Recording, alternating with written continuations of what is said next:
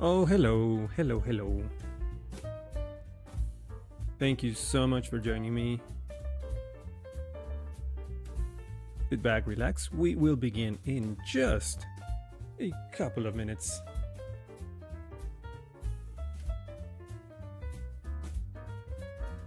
We're going for the long run today. I've had dinner. There's nothing that can stop me. You hear that, OBS? Behave, behave. I'm watching you. Be right back.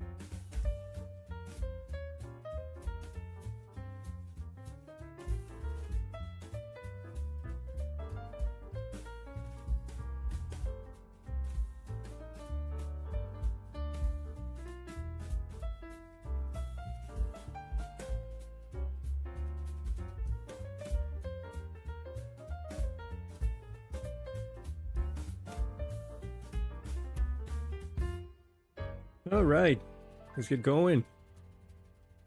Ooh. Yeah. Hey, how you doing? Thank you so much for joining me. Another live stream. We will continue to work on our Twitch API integration with Livewire. We are doing testing. Last time we spoke, we managed to test a little sliver of what the integration will be. Let me see if I can pull the document with this one. No, that's something else. Where is it?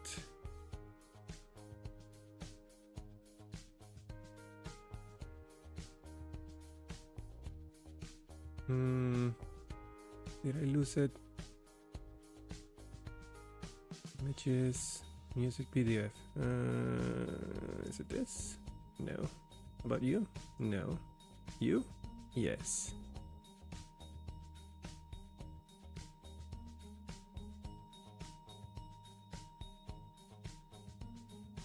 Put you over this side and not that big. Come on. Smaller, smaller. There you go. So yeah, we managed to test the what was it? Oh yeah, the middleware. We wrote a test for this little guy over here. And also we tested the challenge that is all the way over there. The webhook challenge, which it's going to happen after we click the button to connect to the webhook, to the button to connect the webhook or to offer the webhook as a response to any event or a specific event actually. So that's the next part. We should be able to, having that test implemented, we should be able to easily create a test for the other type of event notification that goes into the webhook, which is the actual consumption of, in this case, it's going to be a specific Twitch custom reward, which I have already created and I have the ID already set up. So we can test that the URL can properly respond to an event of that kind. I think the only thing that I want to do is test that it can respond to it. At some point, we are going to test all of the other things that are going to happen when that event happens, the text-to-speech event or the redemption of that. And that's going to happen here in the handle of the event. We are going to test that we can transform the payload that comes into that event into a file, an audio file using OpenAI, and that we can put that into a queue in the database.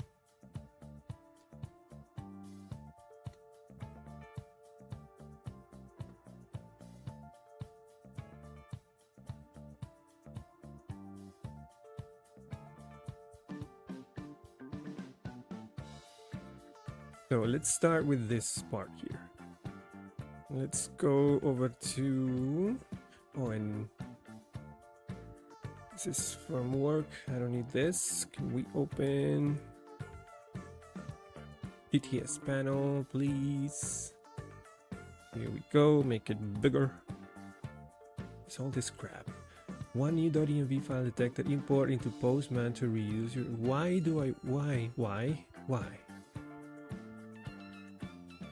No, shut up. And is there an update to the lateral extension by any chance? Let me check that, because this is failing a lot. I would be surprised if there is nothing. There hasn't been any updates to that. Lateral extension. Here we go. It's set to auto update. Never mind. Well, I guess it's gonna be like that for a while. Which is fine. It's beta. We know. There will be problems.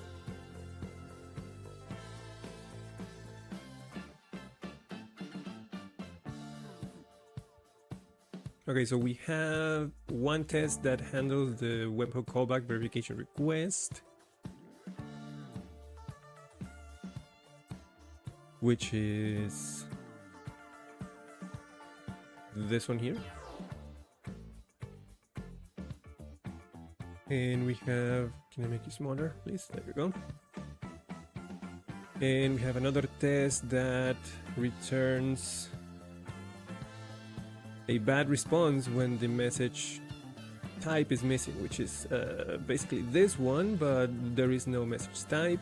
And we have another one when that message type is invalid. We're looking for a message type of verification in this case. But if it doesn't have the appropriate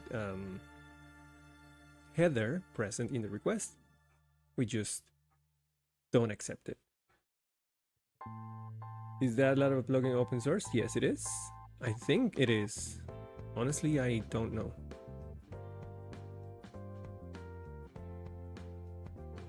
I don't know. I don't. Yeah, I don't know. You'll have to ask. Maybe it's not.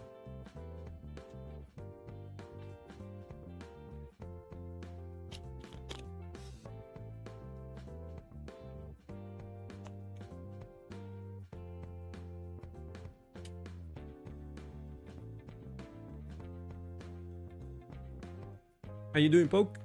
Thank you so much thank you for joining me today. So much. So, I guess the other, what other kind of test do we want to make? Let's take a look at the documentation and see what kind of response it's Twitch expecting when an event happens. I know it's a 200 request, but want to make sure that there's nothing else there. Oh, we have ads. 1 sec.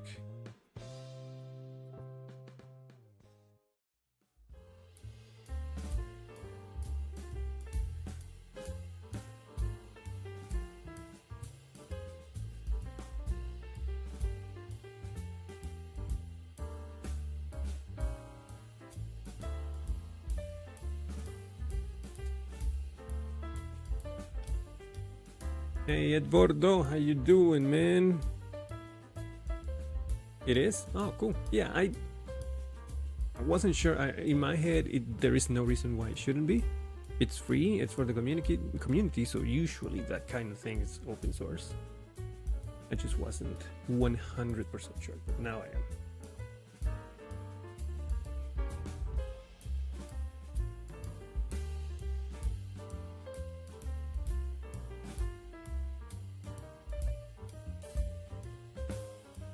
Good morning to you, man. How you doing? And why are you up?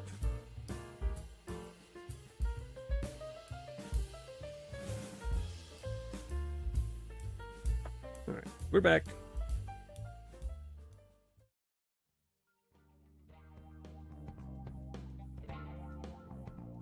Links are not formatted in chat. What do you mean? Did you try to post a link? Post a link in chat? It probably didn't go.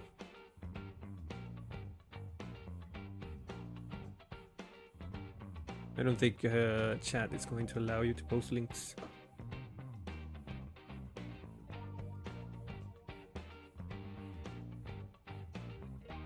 Nope, I didn't. Well, which one are you talking about? The Laravel VS Docs extension on GitHub? That's not a link. But if you posted a link and it's not showing up, yeah, I don't even see it. Oh, okay. Maybe let me do that myself. It'll be nice to have that link. Laravel VS Code extension. Do a search, not a web page. Where is it?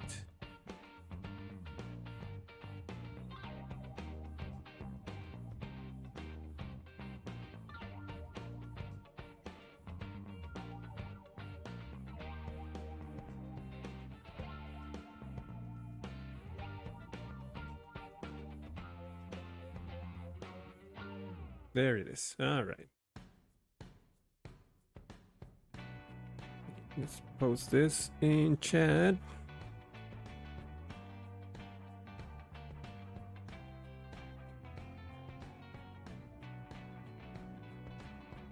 There you go.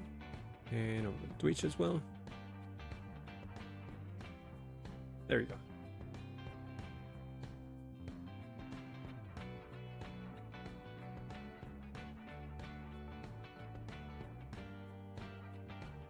I'm actually going to pin that just in case. Pin message. Pin message.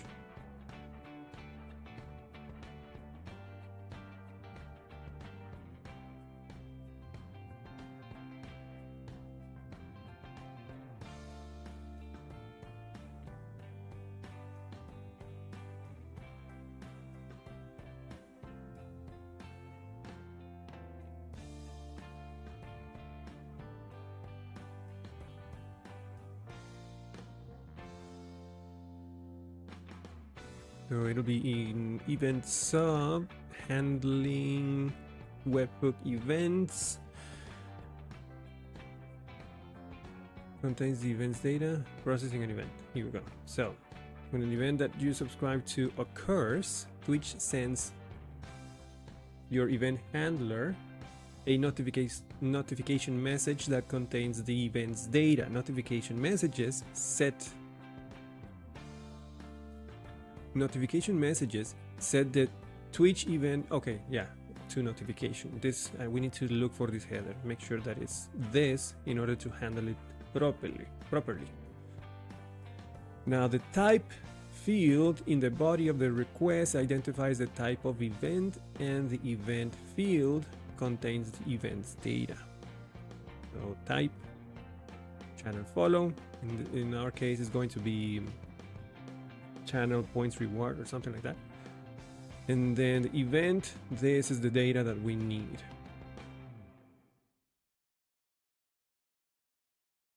Oh, we just have to respond with a 200 whatever status.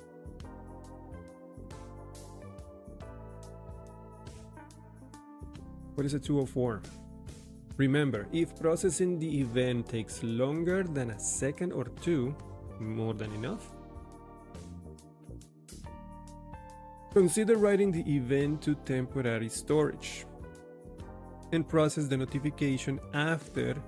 Oh, yeah, okay. After responding to a 200. If you fail to respond quickly enough, too many times, the subscription status changes to failure succeeded and Twitch revokes your subscription. Okay, cool. What's a 204?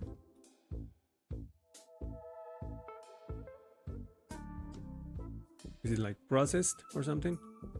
No content. Okay. Yeah, we're gonna use 204.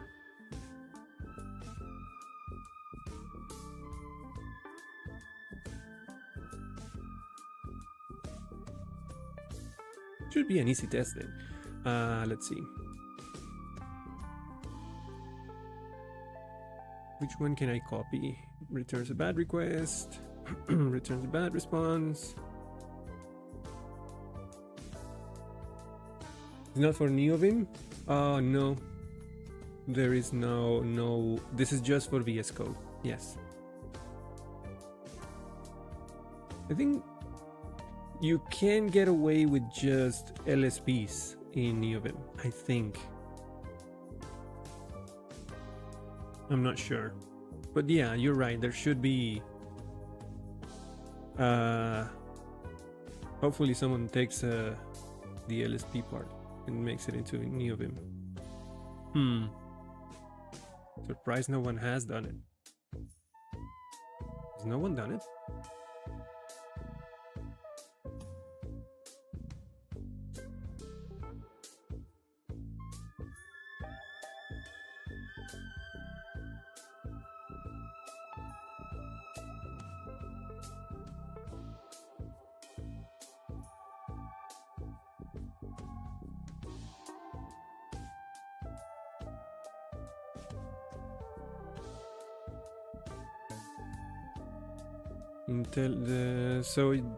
This solution here only provides Blade language support and formatting, so there is no real. Well, everything else should be part of the LSP for PHP. This one does for Blade, like language support. I don't know what that entails, and formatting for Blade as well. Maybe you can take a look at this one. I don't know if this is LazyVim. Is it using Lua? No, maybe this is too old. Yeah, 2023. No, that's too old. Maybe something better. 2024.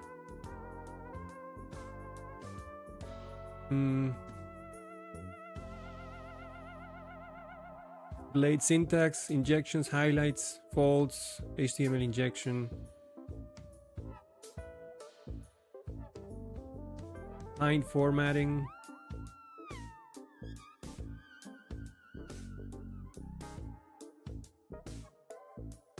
Yeah, I don't know. I don't know why.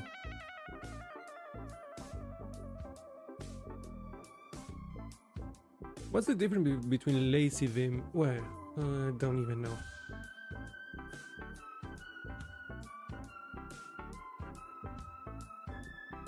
It is using Lua for the options.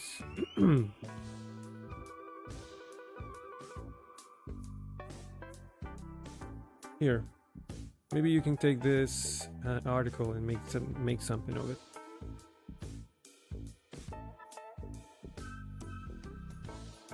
I'm actually thinking about doing that myself at some point. I did have like a fairly decent NeoVim configuration at some point, but at this point I already forgot all of the key bindings and shortcuts and etc. So I probably have to do it all over again. Water, please.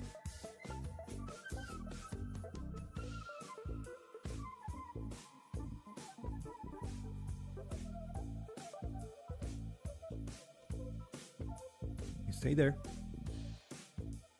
Over there. Okay.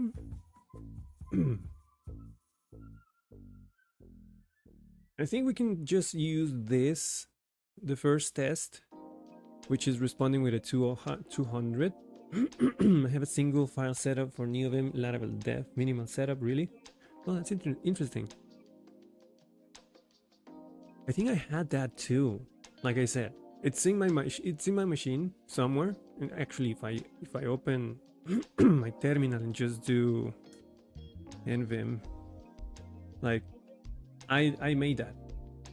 I didn't make it. I didn't make it. I just created it following someone else's advice, but it's there, and I kind of remember some of the key bindings, like FF. No, that's a leader FF. Yes, allow, please.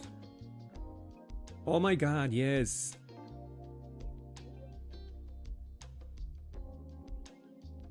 Why do you want my photo pictures? My photos library? No. Documents, yeah, sure. Oh my god. Desktop? Fine. Oh, that's because I'm doing everything. Okay, I see what's the problem. Just stop. Yeah, I do have a leader. I set my leader key to space. So I do have like space FF for finding, or space. Like I said, I don't even remember. I would have to go into my configuration file, which if I remember correctly, no, it wasn't a single file. It was like the plugins approach, where you have a root and that configuration file loads a bunch of plugins. But yeah, it's yeah, I don't remember. I do want to go back to it. I do think NeoVim, now that I'm more accustomed to the Vim motions, I think that it is a nice editor. It will take a while for me to fully transition into it, but maybe one day. So let's grab this whole test right here. Yoink it. Go back, go to the bottom, paste it there, and change the description. It actually, no, let's leave it as it handles the webhook callback. Notification, was it? Yeah, notification request.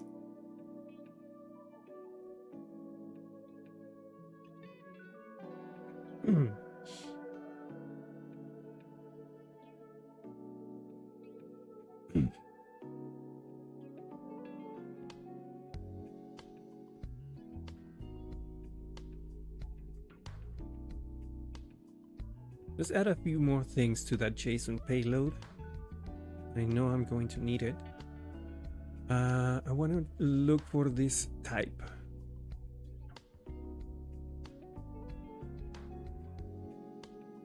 Did I have it on my configuration? Let me check services.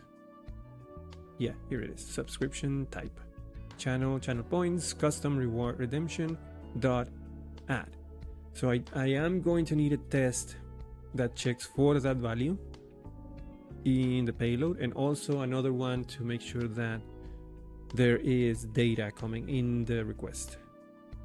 So check both the type and what's the other one? Event. But let's add those two to my payload just so I have them there. Grab this. And let's put them, there is no challenge actually. Let's change this line entirely. No, or no, never mind.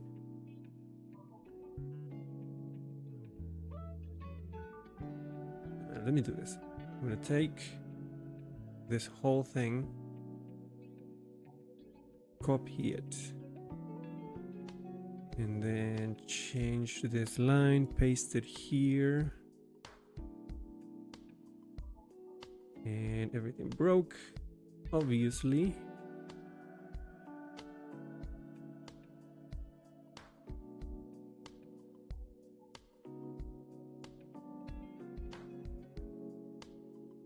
Oh wait, this one goes back one.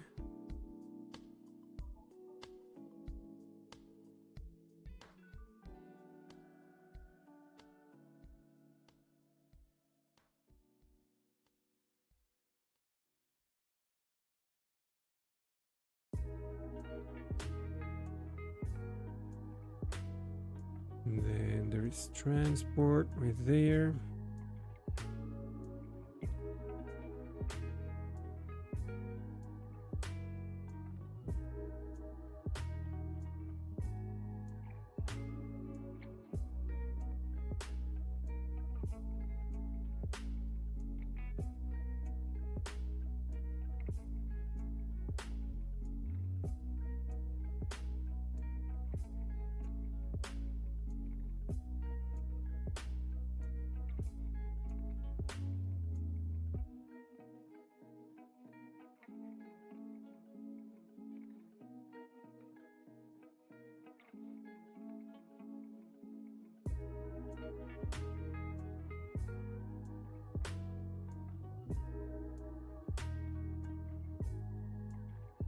Because I need one more level.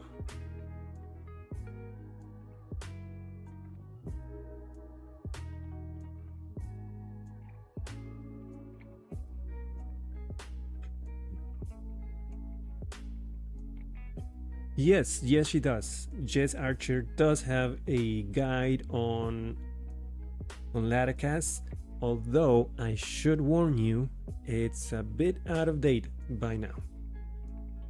There is a after the condition, the broadcaster use ID not correctly formatted. Where is it? Broadcaster ID.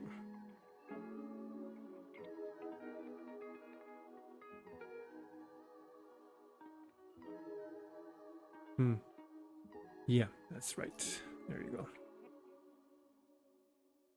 Booyah.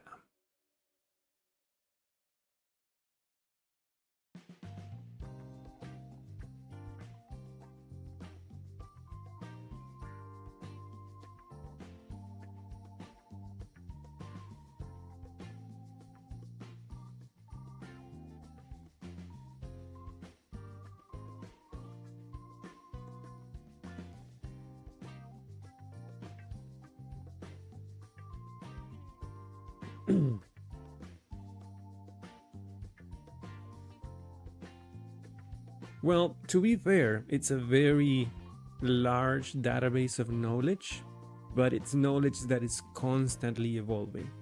So it's not surprising that a lot of the courses right now are falling out of date, because all of the Laravel ecosystem moves so fast and evolves so fast that obviously some of the subjects are going to fall behind if they are not constantly updating them, which, to be fair, they don't really have to. It'll be nice if they do, but yeah, it's a fair assumption that a sizable amount of content there is not really up to date with the latest versions.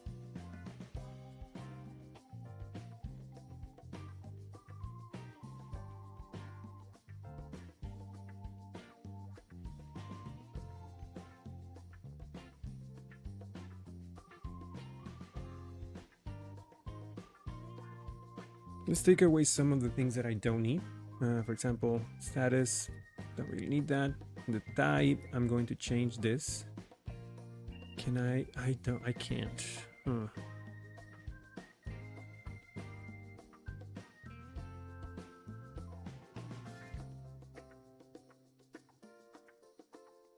Can I do something like this?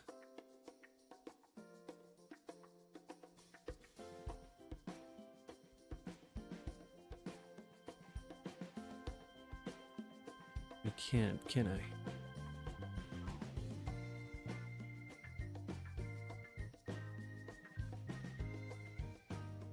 Oh, I can. I was just using the wrong format.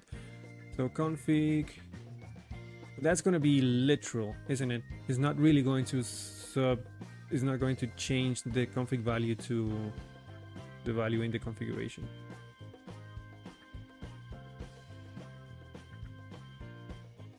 Guess I can try it.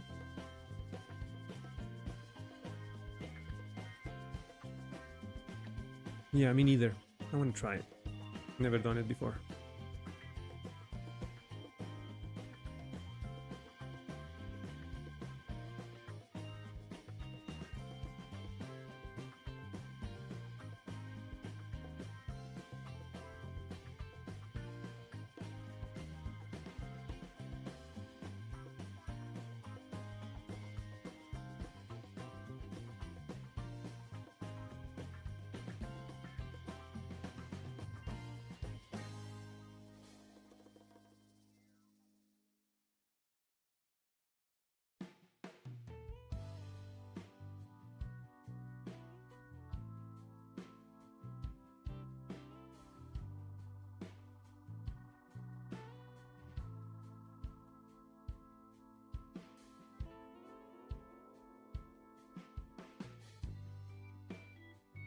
Let's just leave that line, that one line there.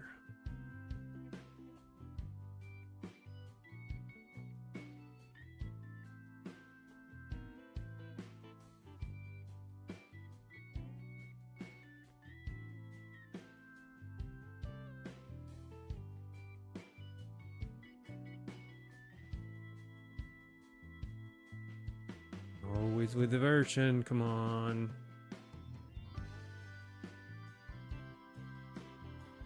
No, it's literal. Change the value there.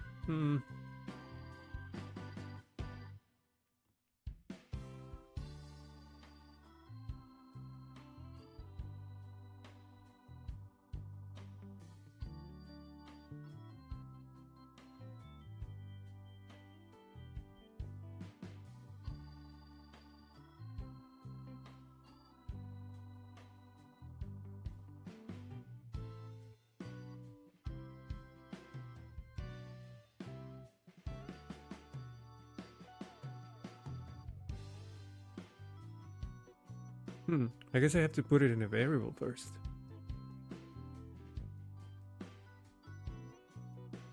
Wait.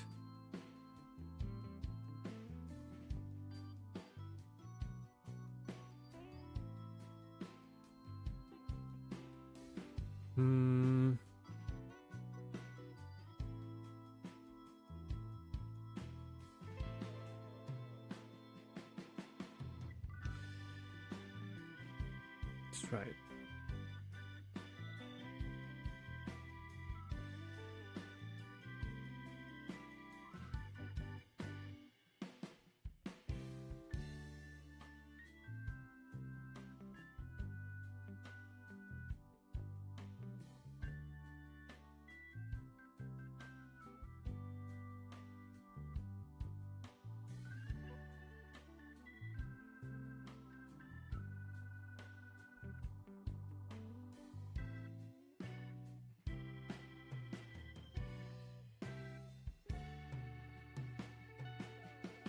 Yeah, there it is.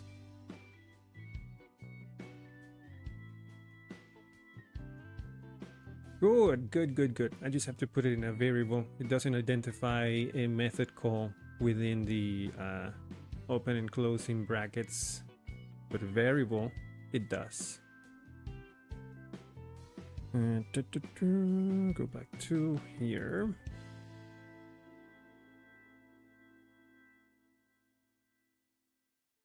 Double quotes? Oh, that was just no, I can. What do you mean wrap in double quotes? Oh, right. Yeah, you're right. Boom and boom, like that. Good point.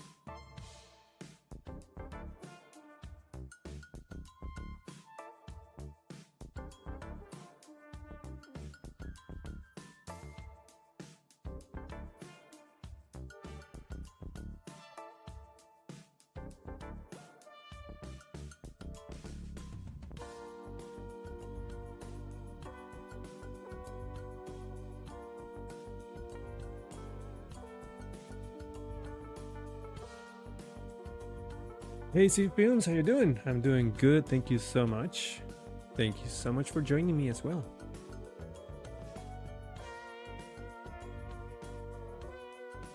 I guess I would like to have the actual event data from the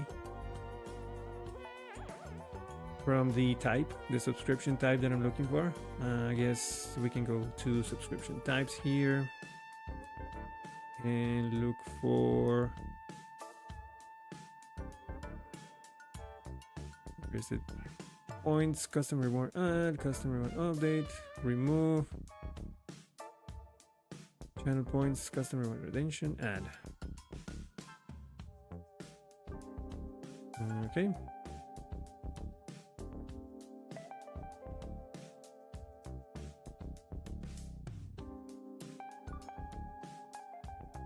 Here it is. So this is the actual event. I'm gonna copy it. Broadcaster ID, broadcaster user login, username, that's fine, user ID, and broadcaster. What else?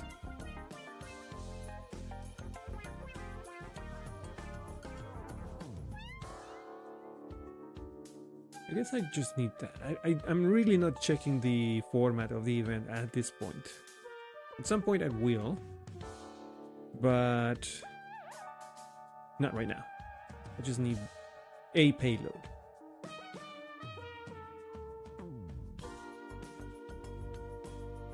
You're not doing 100%?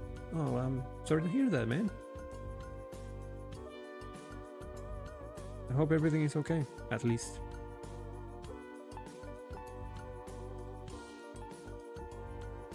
Even though you're not doing 100% right now, you will get back to it. It's okay to not be 100% every single day of every single minute of every single day. Sometimes it's just not possible. You are allowed to be 50%, sometimes 80%. Some days will be 100%, and that's okay. Just cut yourself some slack and be kind to yourself. Give yourself time to be at whatever percentage you feel you're like, whatever percentage you feel you are right now, knowing that it is temporary. Cool.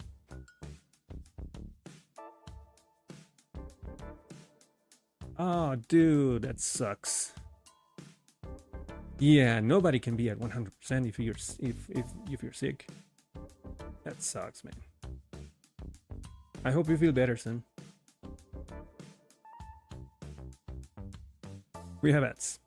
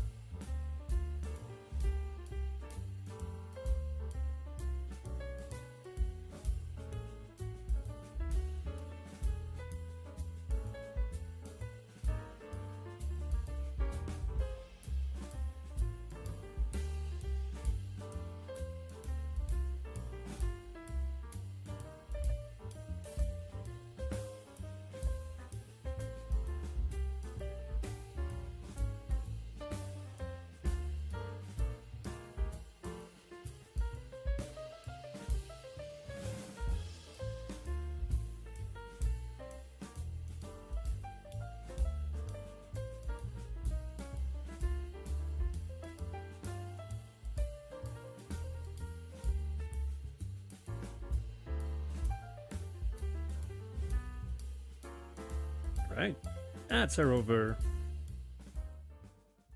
We are back. Okay, so we have the payload. We need to I don't... Do I need to set this? Twitch webhook secret?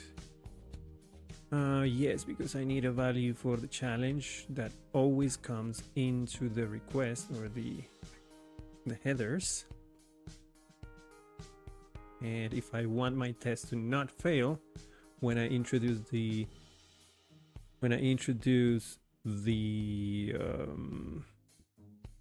middleware in my routes, I need everything here. Should move it into A4 before each at some point. Yeah. Okay, let's keep going.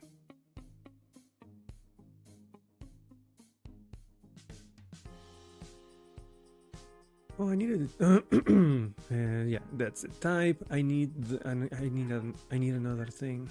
Forgot. That's a type. No, that was it. Yeah.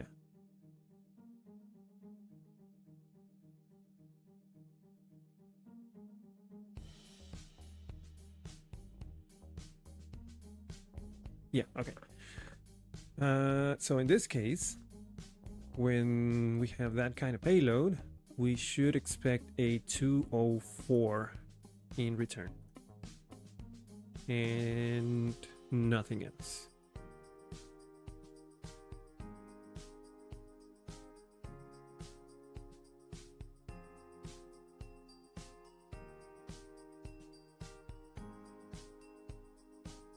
And we don't, obviously.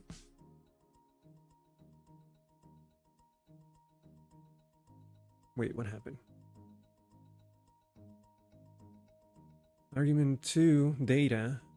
Oh, okay. I think I know what's going on. I think. Hold on. So let's go to the Twitch controller. Wait, no. No, yeah.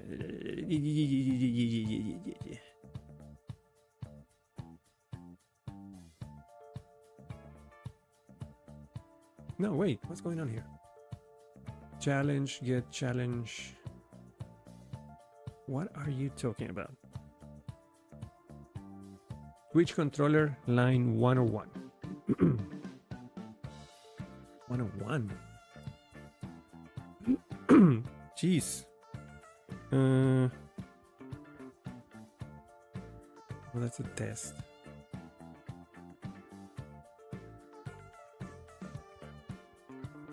Go back to the test. Go to line 101. What do we have here?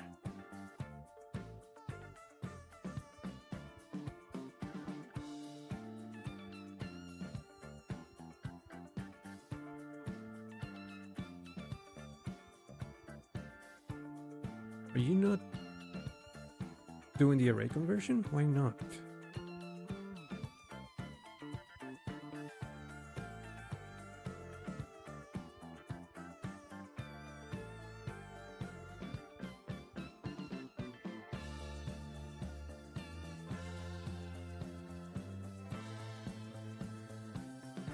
Are you not doing the conversion?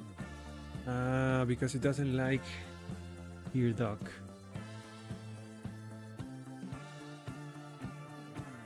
I'm trying to get better so I can stream later this week. I hope you do, man.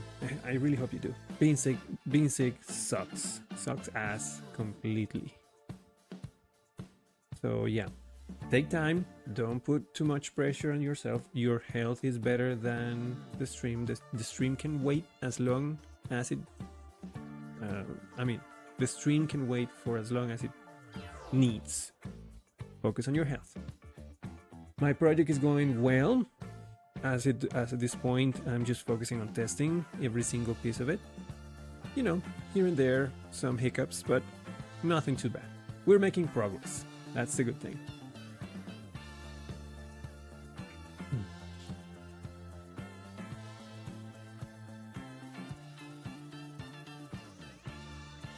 Am I subscribed to your channel, by the way, Films?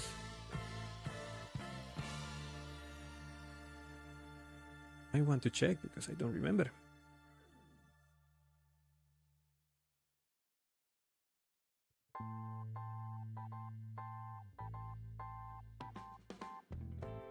actually going to follow you right now so that I will be notified when you do go live. Looking forward to see you.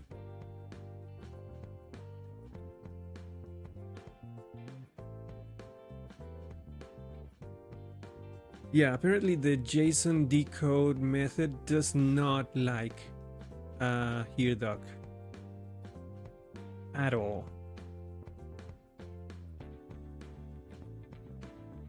How can I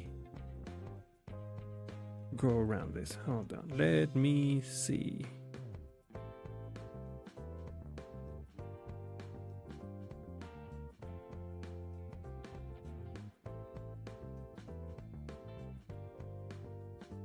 That's cool. That's really cool. Not a lot of people do, and it's a very valid and useful skill. If you don't know the basics, you can't go forward. You can go above basics.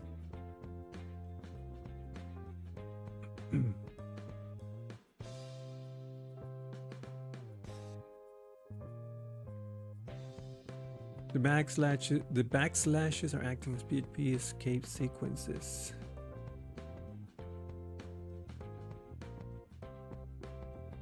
Oh, that's weird.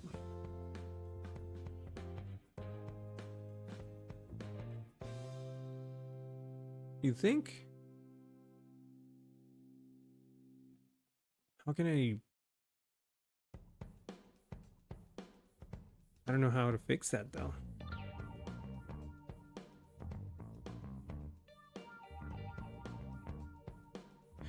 I don't really want to put okay, let me try something. I already have that. Might have to go to regular old strings.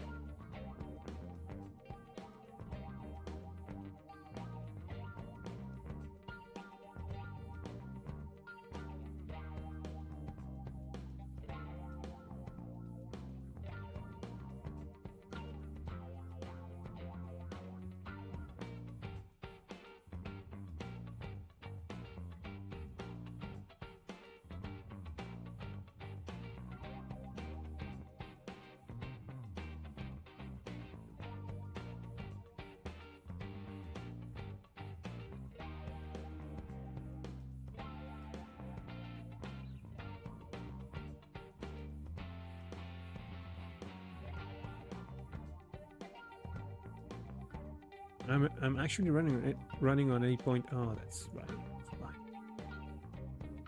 I'm running 8.2 as well. This thing.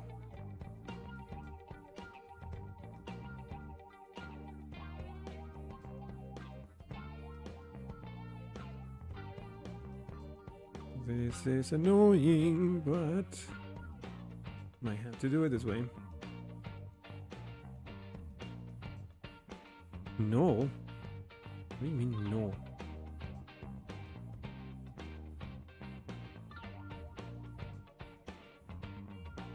Oh, for the love of God.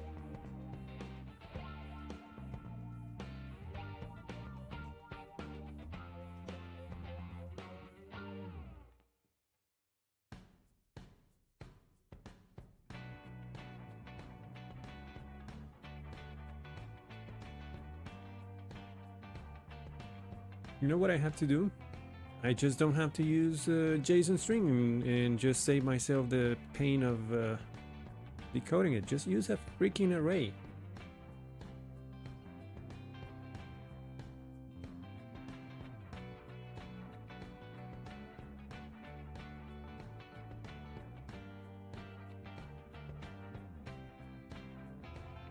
Let's see if I can do this. Hold on.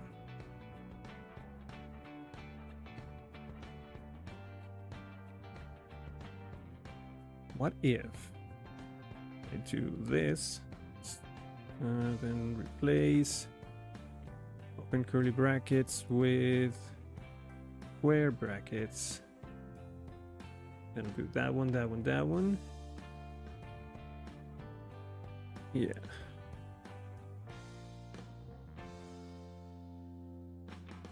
Do that. Now, do another run. And do replace closing curly brackets with square brackets. That'll do that, yep. And then do that. And then one more where I replace that with this.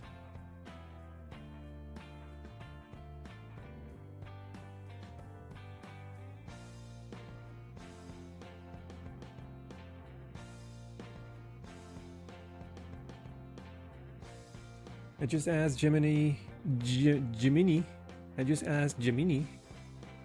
what tech stack do you think is the easiest and best to use to build a database-driven website using MariaDB database? Is it PHP? Is it? I bet it's PHP. $5 on PHP. If you say Rust, I swear to God.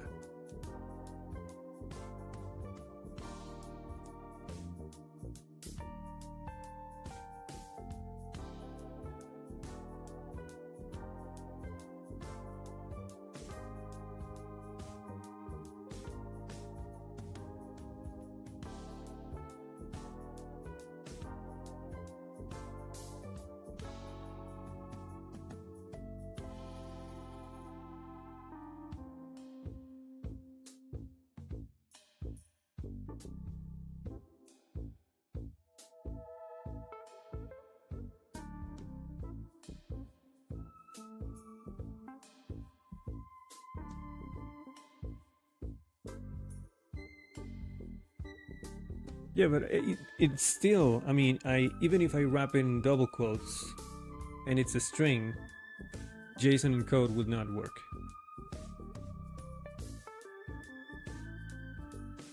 And I don't really need it as a string.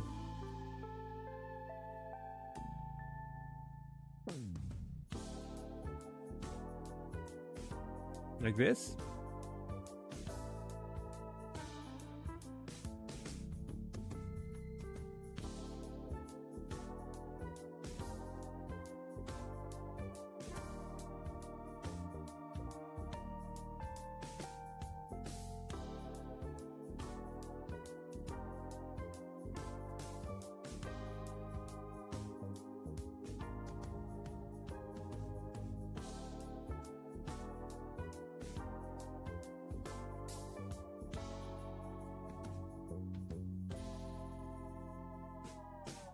Okay, so here's here doc.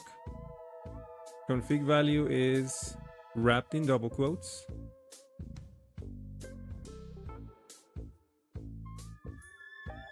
JSON decode, body, and then true for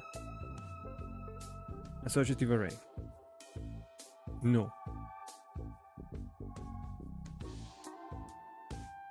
No, I know in project code I'm not going to use it, but I'm just trying to see if using here though can even be done.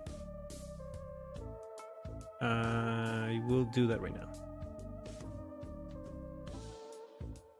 Well, not really. Is this invalid JSON?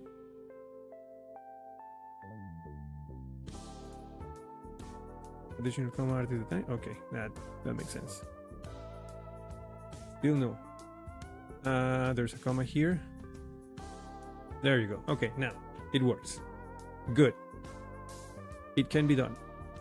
Still, there is no need for me to use here doc in here because I'm going to pass the body as an array either way. And I don't really need the body in string at any point for this test. So I'm just passing the array. No, I get it. Yeah. this could be useful at some point, and I didn't know I was going to go through life thinking it didn't work, but you're totally right, it worked. Just need to be valid JSON.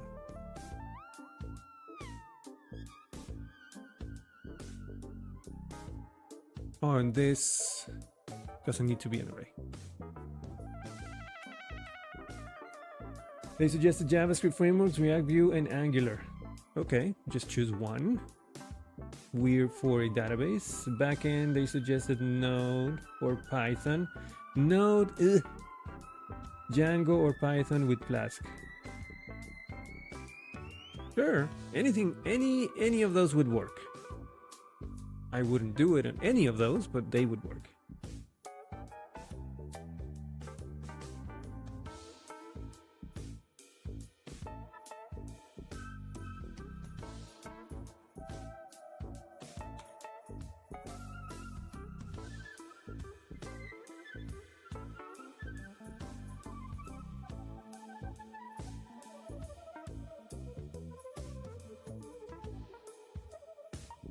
Test it again. Passed? No, sir. No. Should not be passed. What are you talking about? Am I running the wrong one? Is that it? Is that what it is?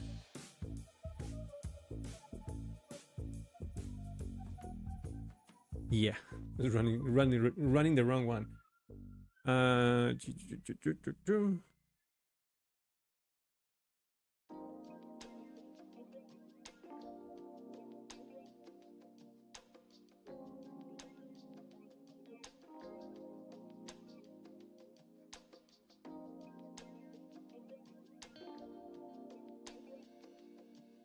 Yeah, that's a good point.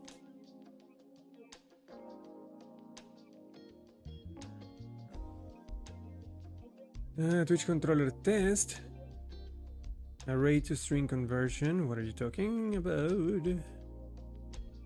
Message ID times and body. Oh,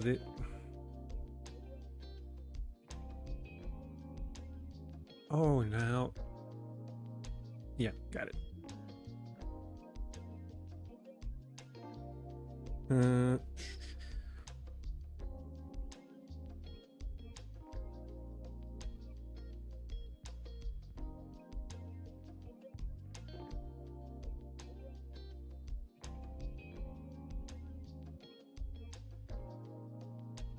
So the problem is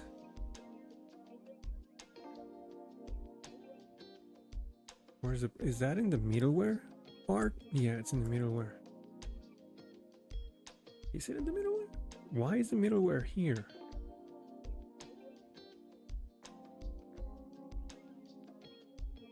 Line 84. In the Twitch controller test. Oh my god. Yeah, I know. I got it.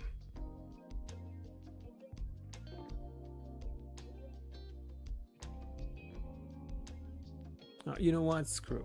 We're going back.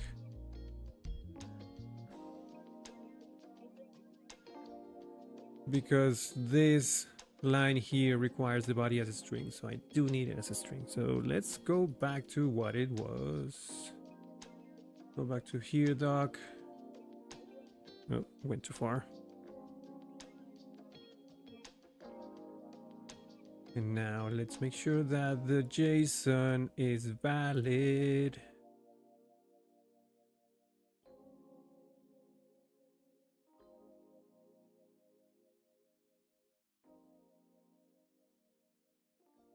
Looks valid to me.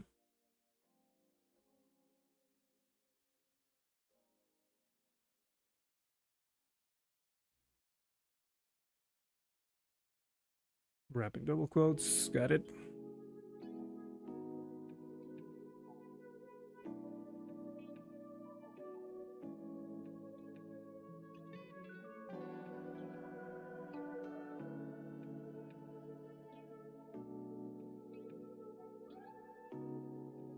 Okay, that's the error that I wanted. Expected 200 for received 200. Okay. We're moving forward. Now we can go to the controller and I need to change the header. It needs to be notification. Go back to the test. And where are the headers? Headers type. Notification.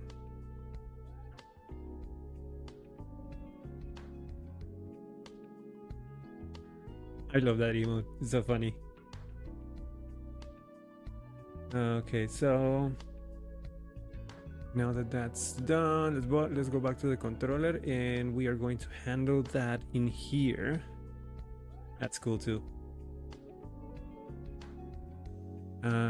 You know what my favorite emote is? Let me show you. This is the best emote in all Twitch. I will take no further questions.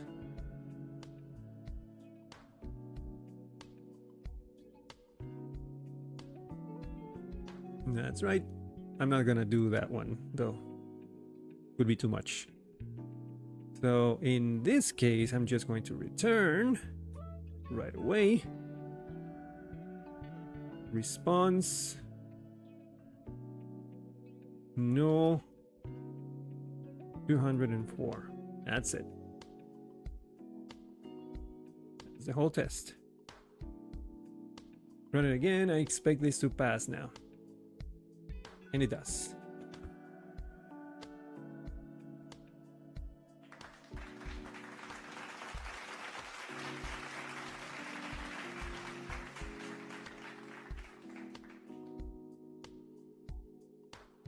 So that covers this part here. We do need to test a few more things though, but I don't know if we should test them here.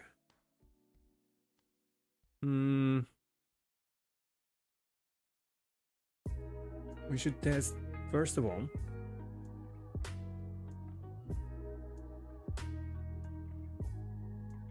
maybe not. I mean, no, yeah, we are going to test this.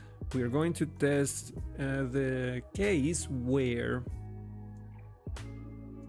the type is not the one that we expect.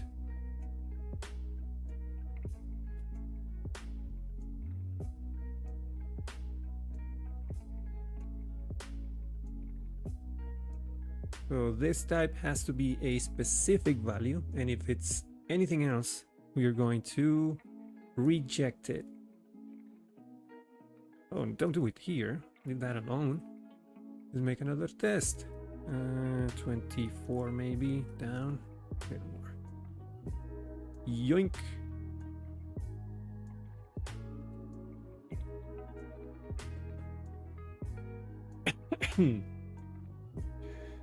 May I interest you in substituting the numbered status codes for using the constants from Symfony response class? No.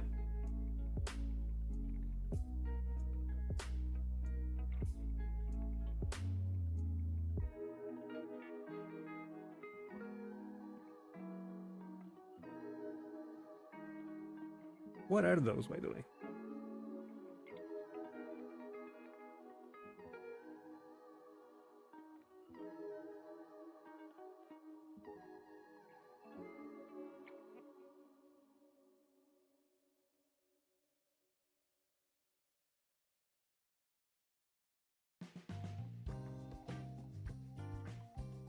Is it this one? Symfony component, HTTP foundation, etc.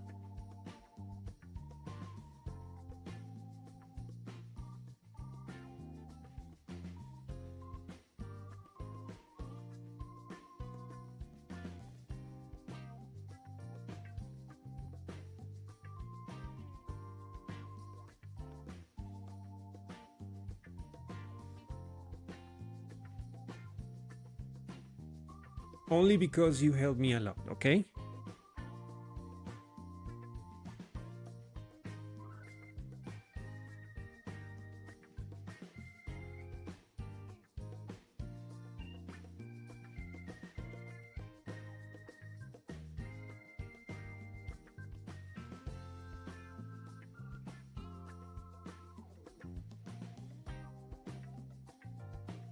No, it makes sense.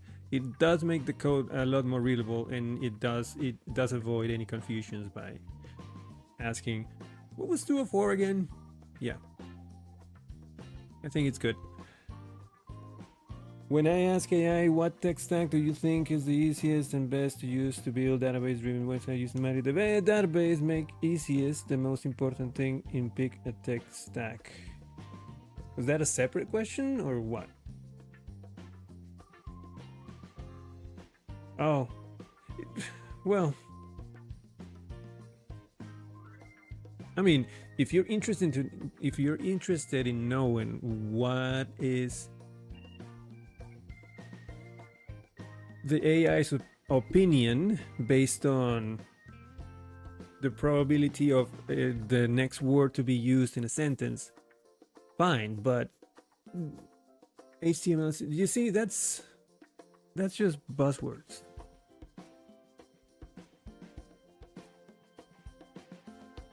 At the end of the day, it really doesn't matter what stack you use.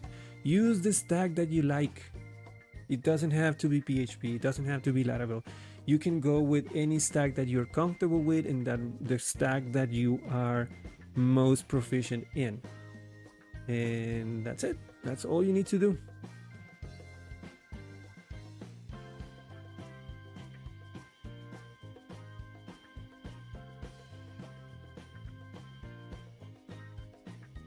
It's interesting to know statistics and what the internet say about it.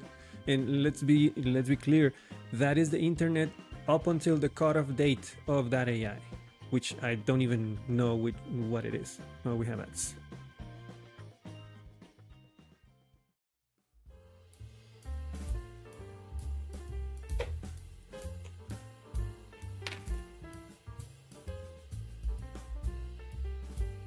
Yeah, I understand. I'm just trying to make absolutely clear that that is not the basis for any critical decision. It's just interesting to know. Never use that as a basis for what should I learn or what should I use. It's just interesting to know, but at the end of the day, just use what you like, what you're good at.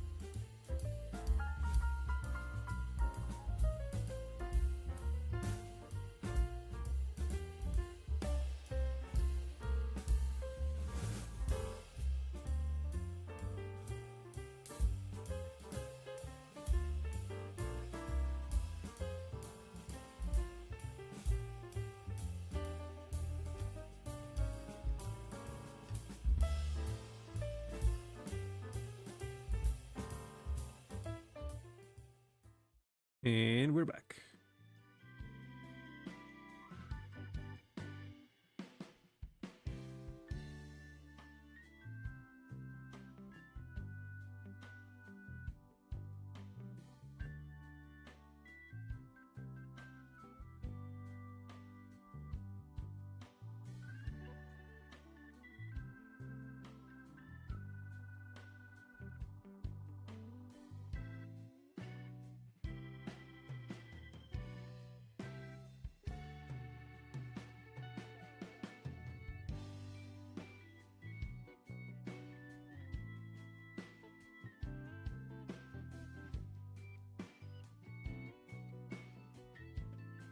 Okay, so the idea of this new test is to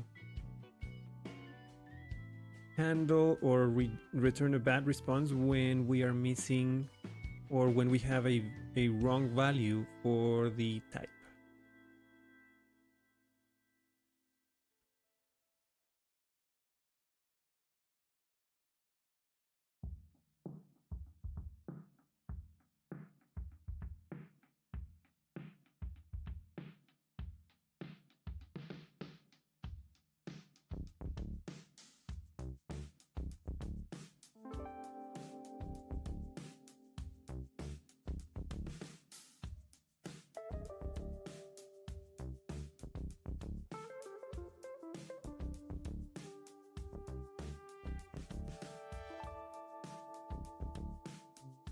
Give it a try.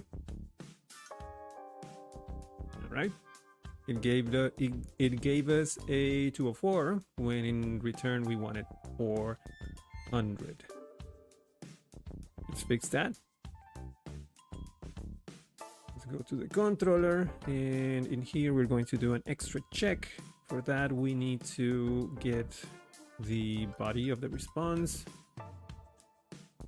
Wait, no. I think we can just do it like this. If request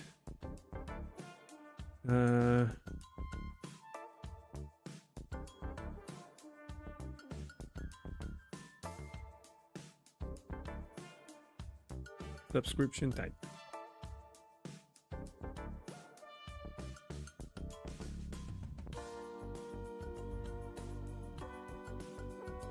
If that is different than what we have in config, which no, services, which notification type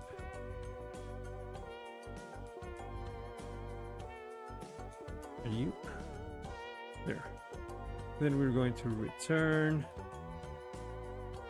the response.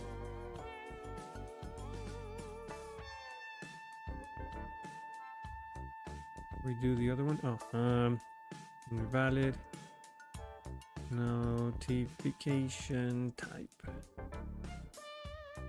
400.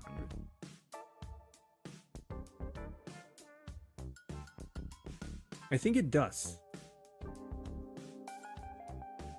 We'll know. We'll see. I think it does, because when dealing with regular forms, the request will turn all of the data or the payload in data into actual properties. I've seen it. I've done it before, so that's why I'm feeling confident. So let's run that again.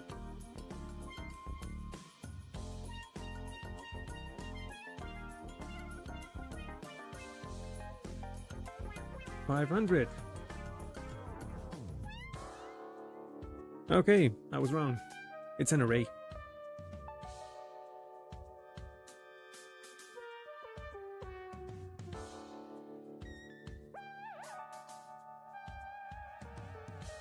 I was half wrong. I was half right.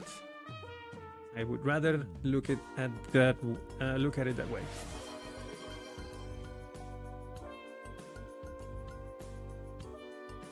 Was that? Posture check. Okay, sure.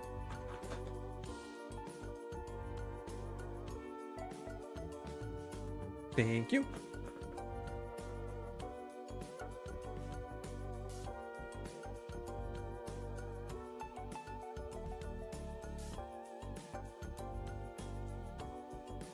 Yeah, I'm gonna try that. That's actually better.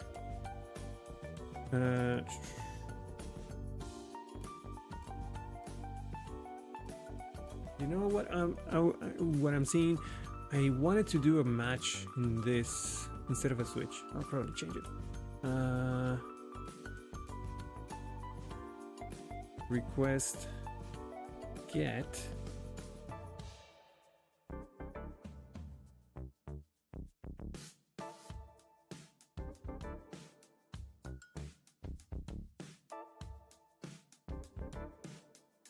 Let's try it like that.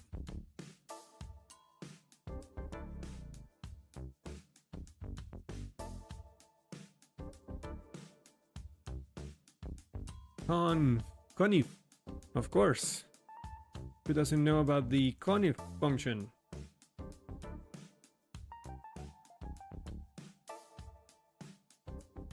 Nobody saw that, huh? Didn't intentionally see if you're paying attention. I absolutely did not fumble that. All right, let's try this.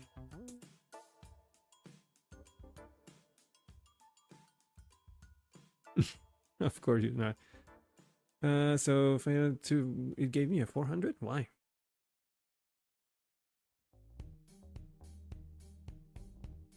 Hmm. I didn't change the assertion, did I?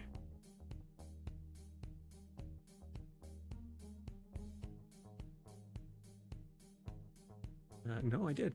Oh, why? Why?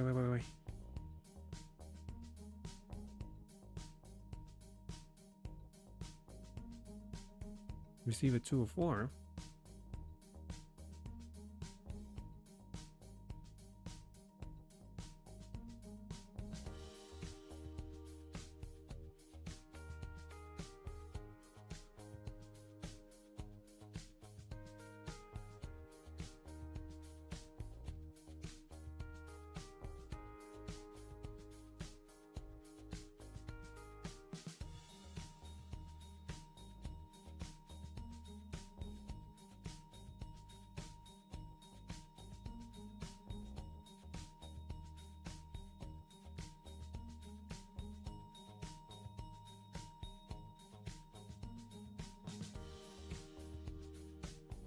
Wait a minute.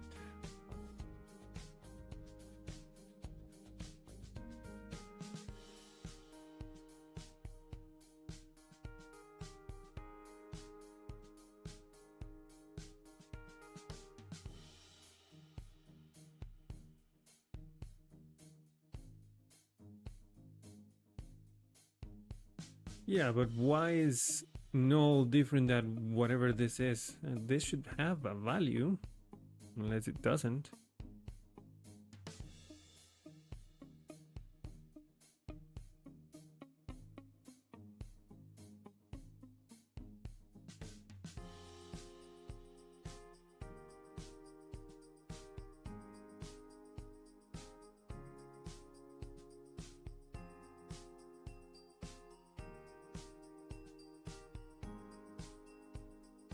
Really? Do I need a .env test for this?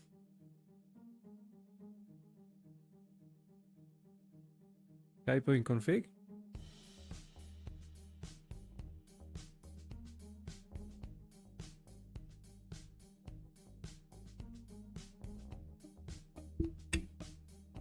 Bruh.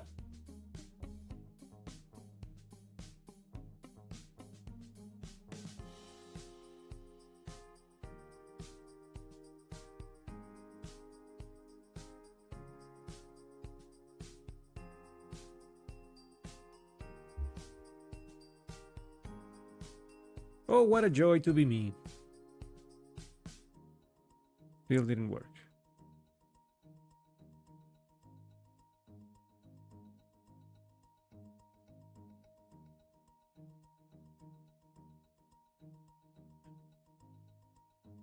Subscription type, you moron.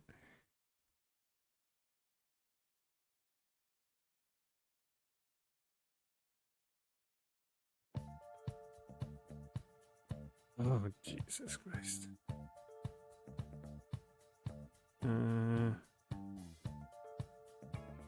There. There. Okay, so figure out the other side of the equation.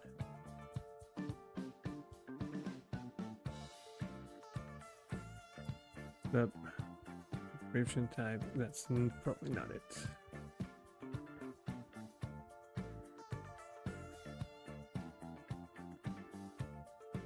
No, it is. It is subscription type.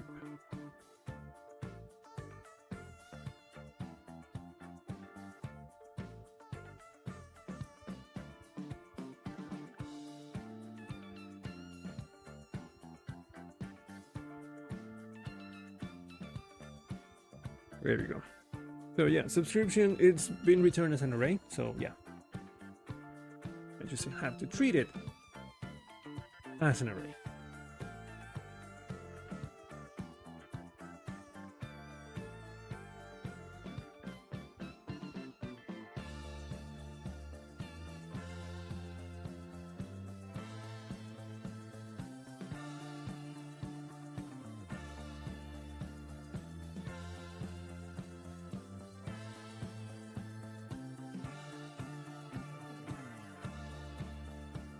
Yeah, I would have. I mean, it sounded very Laravel, like I didn't even doubt it, but looks like it doesn't. Or no, no, no.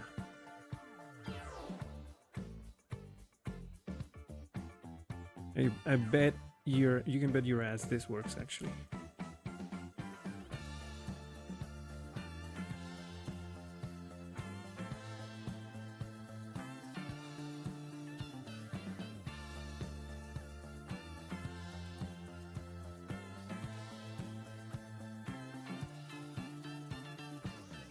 I actually like it better that way.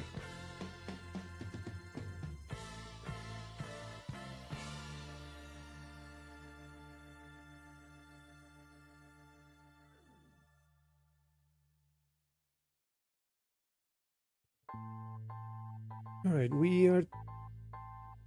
What else can we test? Oh, come on. Don't be picky.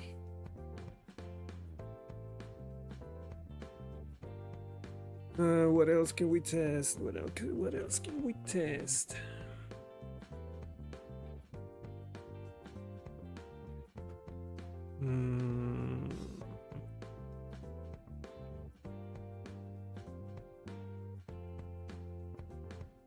I think that's good enough for now. Way too cold in here.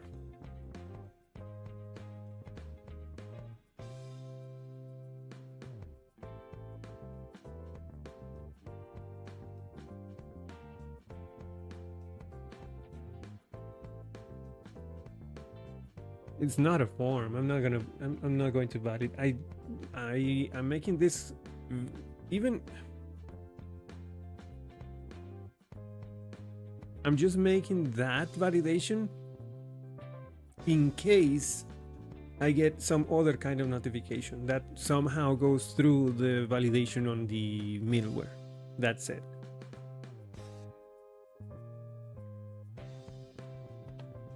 It's not hackish, I think.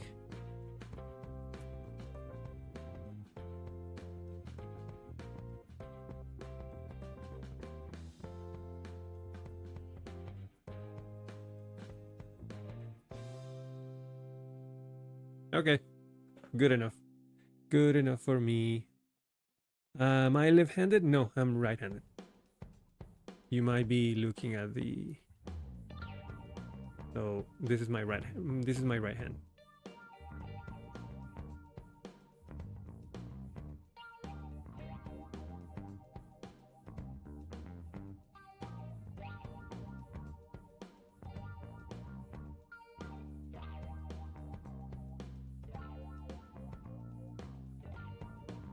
Hello, Willie. How you doing, man?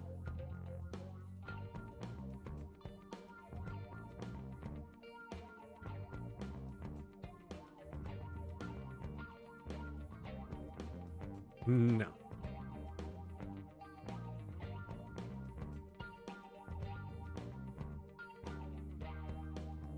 That's not my fault, by the way. That's just how this works. I'm not gonna switch.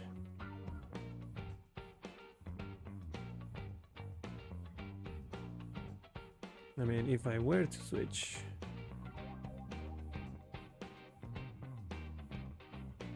Where am I, by the way?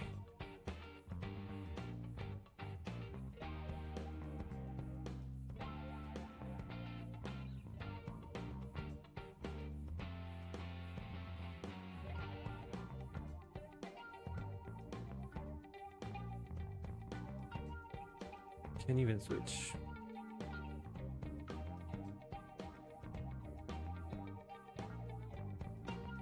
Oh no, I know why. Okay, this is how I look if I'm not switching. If I were to be switched, actually.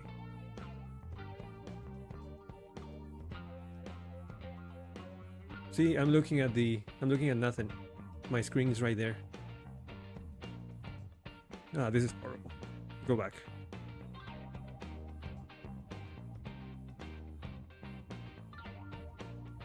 Oh god. Oh dear. I pressed the wrong button. Hold on. Grabbing on my chair. Oh dear. That's better.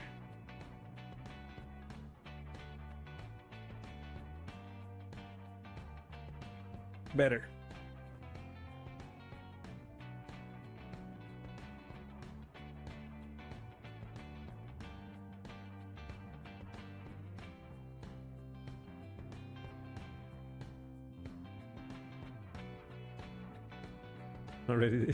I already pressed the button. It's going to be a clip.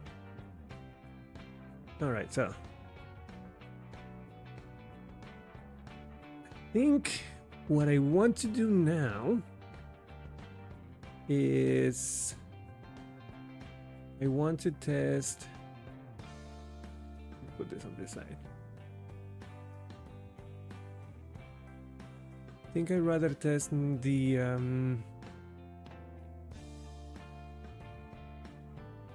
I think I want to test the subscription call.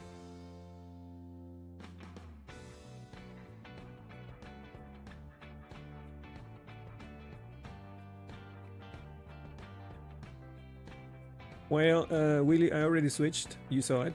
Didn't like it, so I'm staying on the right side of the history. No pun intended.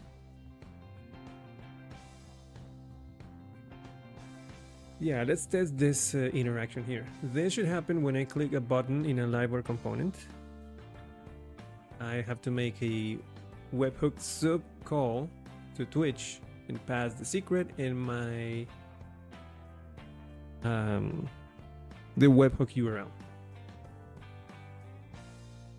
And given that I already tested this part here, so I'm not worried. What I do worry is that I do need to fake the request that is going out to Twitch.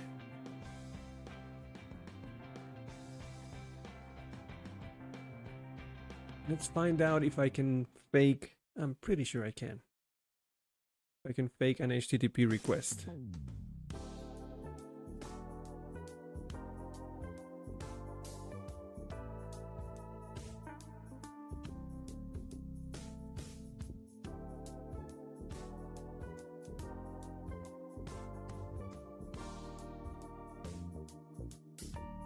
Mocking requests.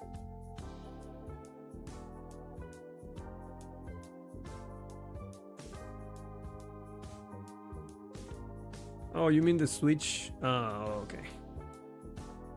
Are you referring to this switch? Yeah, I meant to use a match, but my brain went to the more. My brain just automatically went to switch. That's what I've used the most. I'm gonna change it to a match. But let's change it to a match.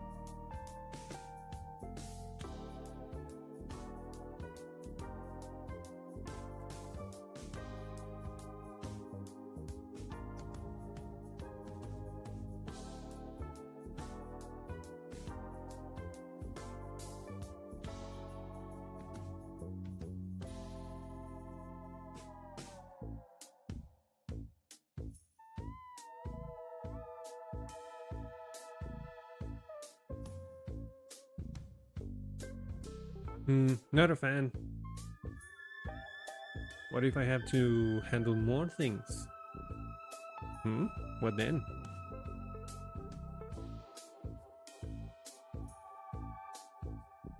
Yeah, what happens here? Multi-lines. What's going on? I don't think I can do multi-lines, right?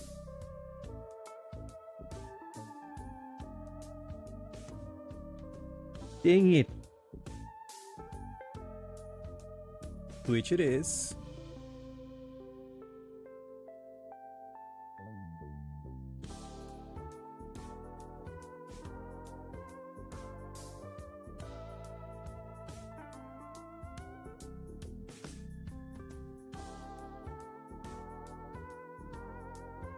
Yeah, switch it is.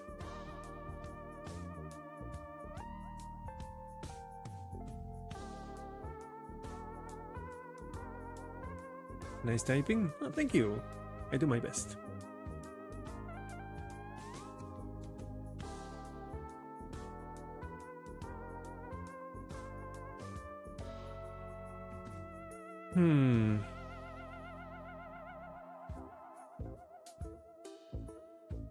I mean, it was like a fat arrow.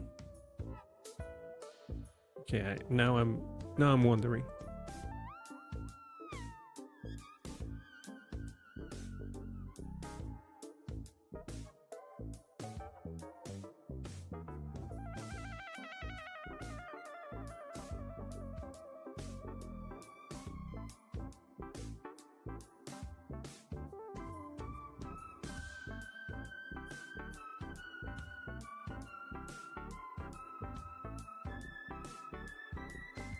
No, it's value to value.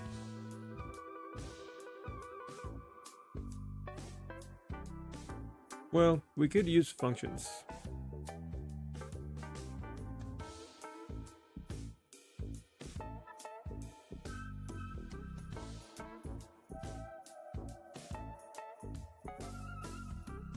I mean, we could always do if we wanted to be fancy if we wanted to be fancy, I could do just function, something like that. That would work, you know. It is a return statement, so it's going to return a response.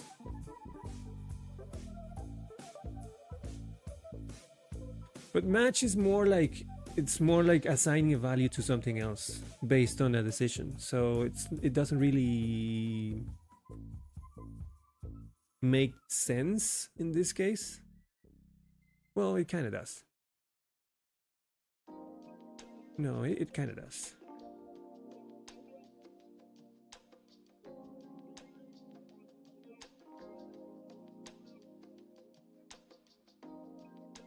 But yeah, I think a switch is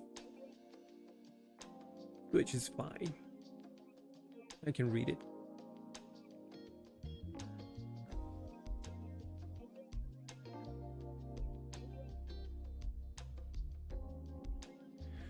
To make requests to your application, you may invoke the... No, that's not what I want. Response. I need responses.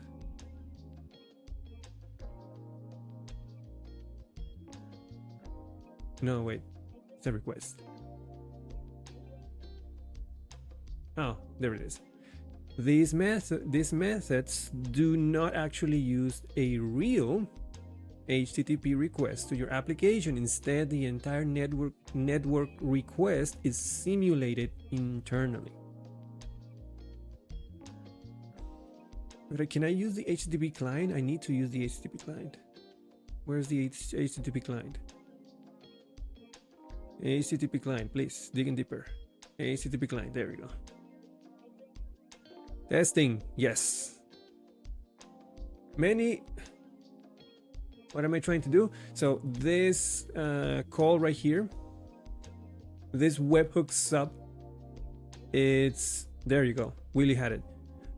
This webhook here is going to be an HTTP call to Twitch where I pass in the secret and the webhook URL, and that will subscribe me to an event, or will at least put me in a pending state. So I wanted to make that request, but fake it like this, so I can make that request. So if I do, it's just one question. If I do HTTP fake in the test, that means that in the implementation of, in my implementation, all of the HTTP requests will be faked, right? Many Laravel services provide functionality to help you easily and expressively write tests, and Laravel's HTTP client is no exception. The HTTP facades fake method allows you to instruct the HTTP client to return stopped dummy responses when the requests are made. And we have ads, I think.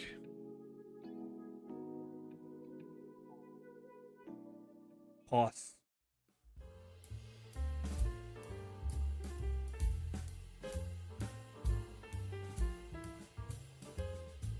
So yeah, I just need to call the fake HTTP fake on the test, and then make a call or make a Livewire test that will call the click of the button that I need.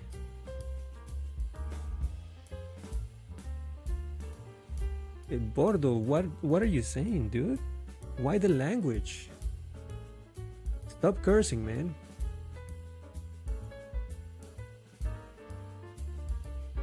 I don't know why yeah, I don't know why that that's Twitch, by the way. I have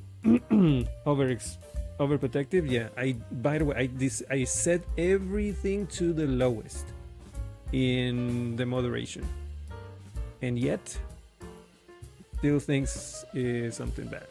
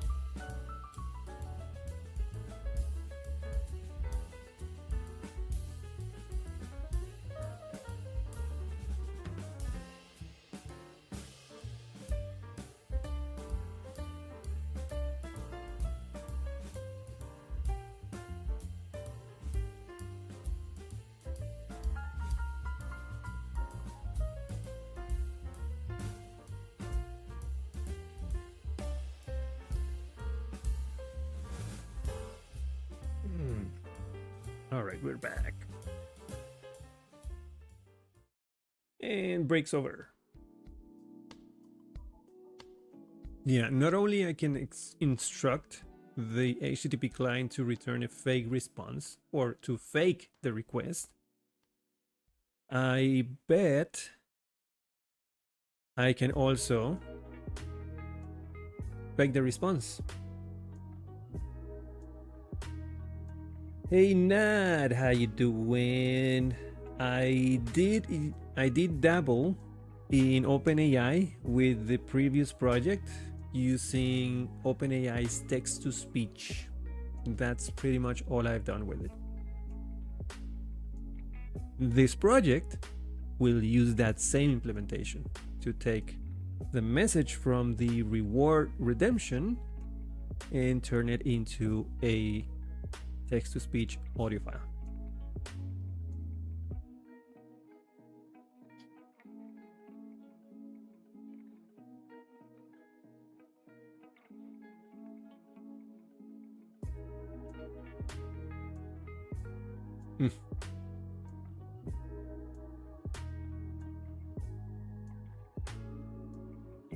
Yeah, that's dumb.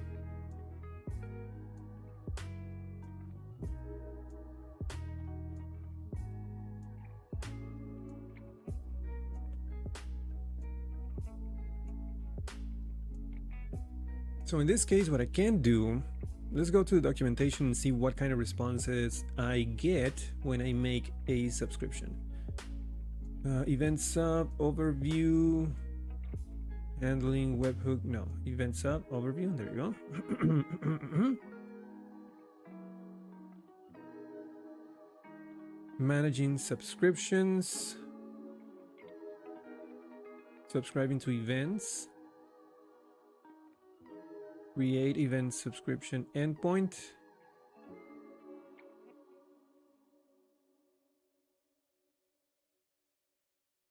So the response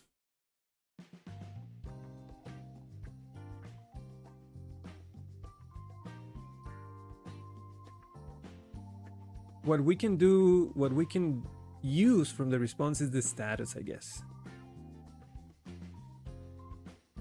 Everything else is just an echo of what we just requested. So we can use the status to set something in the database that will reflect the connection status of our account.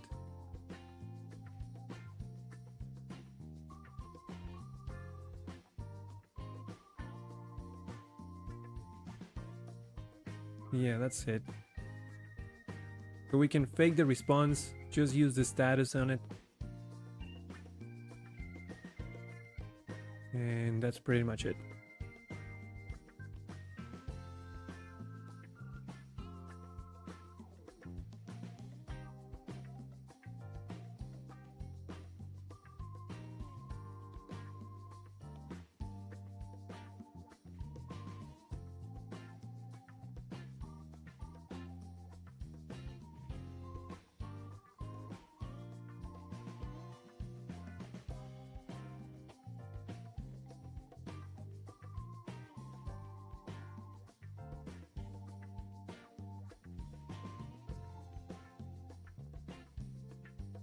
And then when we handle this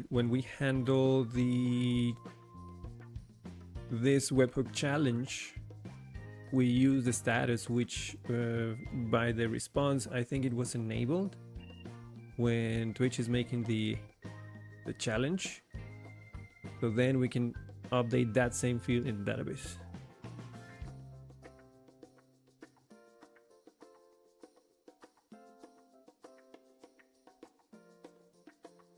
Yeah, YouTube doesn't seem to care, does it?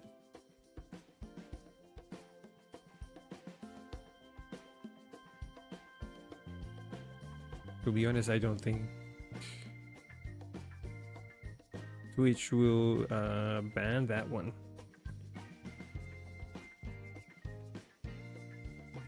But that's me. I guess it will let me. Can I do ass?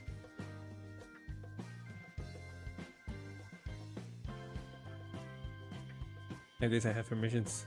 Yeah, it doesn't seem to. That's not a bad one, I guess. I guess we're sure. You may use your ass.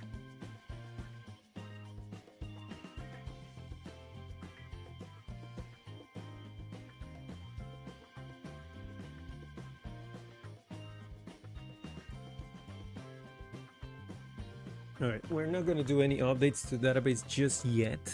We might, though. We can do an assertion on the database. Do we have a field for that? I don't think we do. No, I think we do. What was the migration? I don't remember. Database, migrations, Twitch accounts.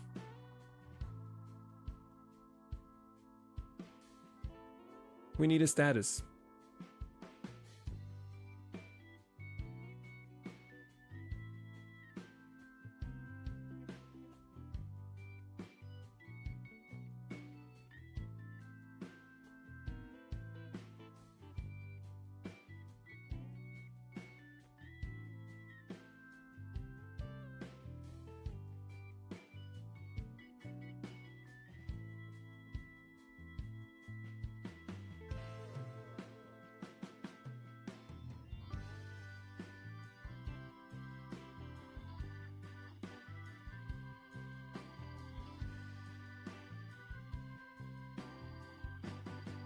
Yeah, let's do it there.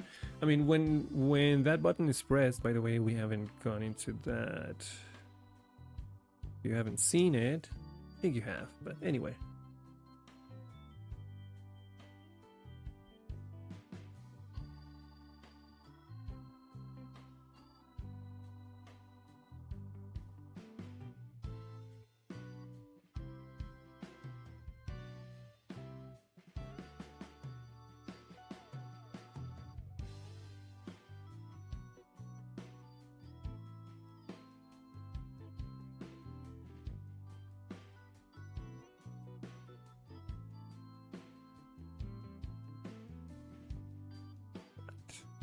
What?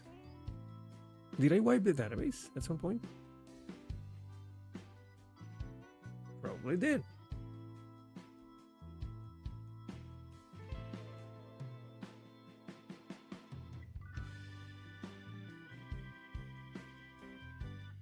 Are you going to be subscribing to multiple events? May not be a bad idea to handle that. Doesn't have to be like that right now. Are you? You might not. No, I'm not. Right now, I'm just subscribing to one, and I think I'm just going to be. It's just going to be the one. Right now, I'm using channel points, but I think I'm gonna switch once it's working. I'm gonna switch that event to bits. Probably 100 bits would be fair. And that would be it. I mean, that's all I need, to be honest. Just redeem 100 bits, and that will turn your message into a text-to-speech, and that's all I need. Might expand it at some point, but I don't see it in the near future. So yeah.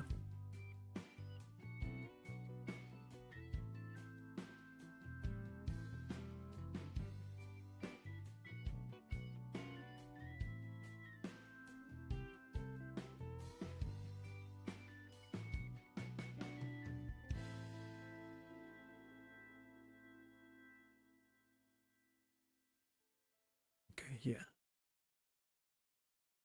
So the signing happens here. That's good.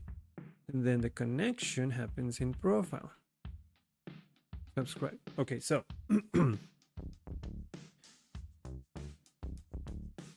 this here is going to show subscribe.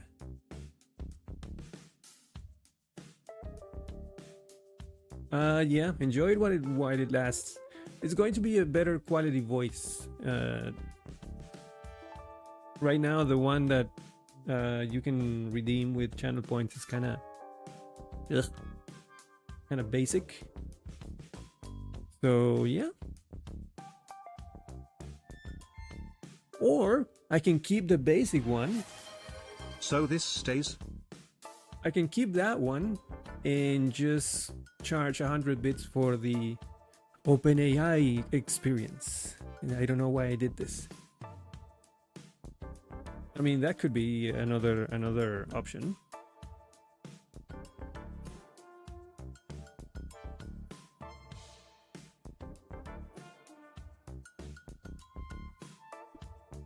That would be the free tier for the basic voice.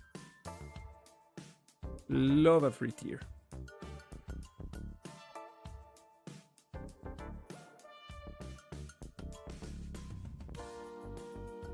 So when this button, oh, actually, we do need a field in the database. We're gonna create a field in the database for the status. So the status, let's give it a default value.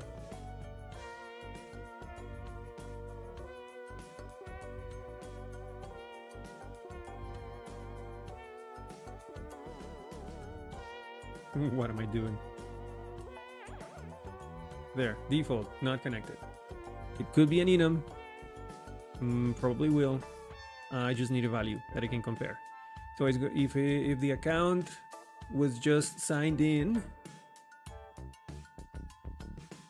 Also, I'm at. I want to hurry this up so I don't waste my points or make the cost more. I guess that's also an option if you want. No, how much points does it cost right now? The TTS. I guess it's what, 100? I don't even remember. Yeah, 100. Go nuts. I'm not going to increase that one. That's going to stay there, no matter what.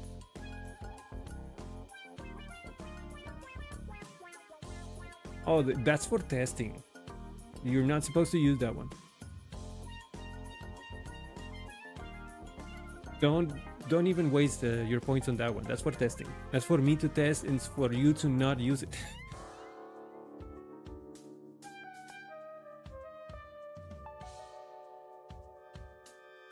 Supposed to? No. Will I? Absolutely. Okay, it's your points. I'm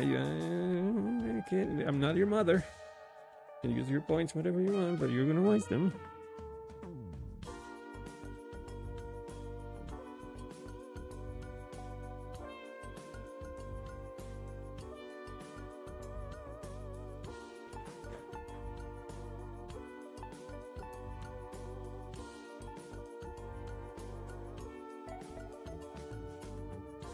I need to wipe the database again.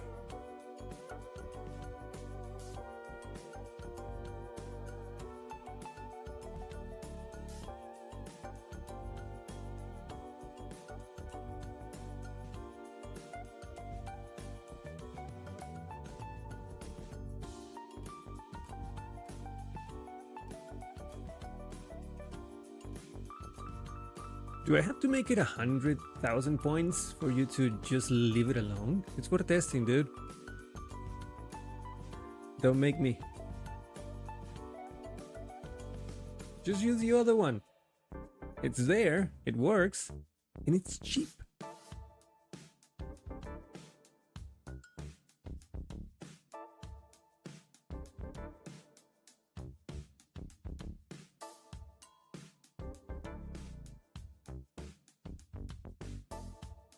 Also, what if you use it and it doesn't work? Down the drain. What then? That's why it's for testing.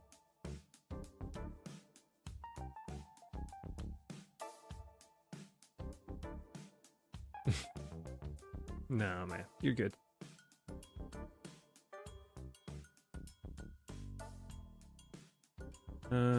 Okay, so we have a status. It has a default not connected. So we can probably also make an assertion. When we click that button, we're going to fake this request. We are going to take the response. Thirsty Pooch, Laravel at night. Greetings. How's hanging? It's hanging. It's hanging good. Hanging there. Hanging. So we're gonna fake this request. We're gonna take the fake response, take the status value, put it in the database in the status column, and make an assertion of the database when we're done. And then this button is going to show when that value is there, like verification pending. No, it's going to show when the status is not connected. It's going to change the message when it's verification pending, and once the verification has happened, this will show that you are connected, like this. The page really expired? Okay, yeah, because I wiped the database. Dummish.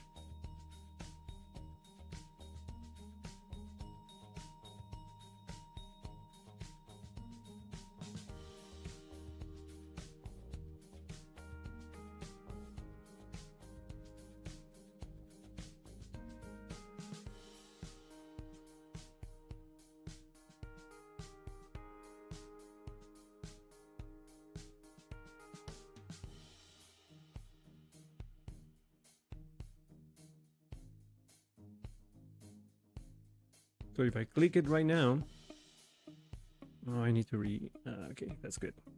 That's still working. That's going to be the final result when the database value changes to verified.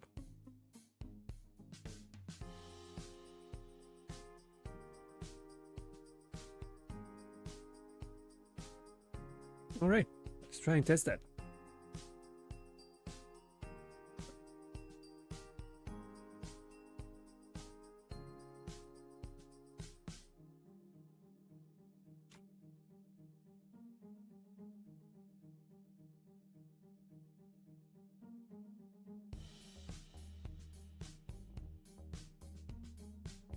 this is going to be a test on a Livewire component. How did I call that component, by the way? No unsub button. I don't have a plan for it because I honestly that's going to stay subbed at all times unless Twitch decides to revoke the subscription. At that point, I'm gonna have to re-click that button. But the unsub button, I don't think I need it. I mean, I just want to be, as a one-time thing, be able to connect to the event that I want, and it's just going to be one event, and that's it.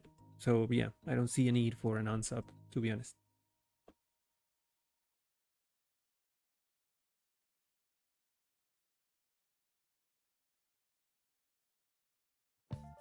And I think Twitch should take note of that. I mean, why is there an unsub button, to be honest? Should not exist at all. You click the sub button, you made a decision, and it's final.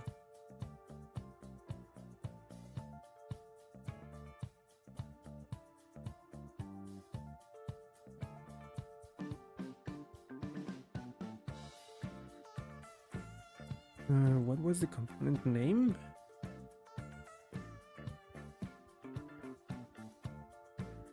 Twitch event subscription form.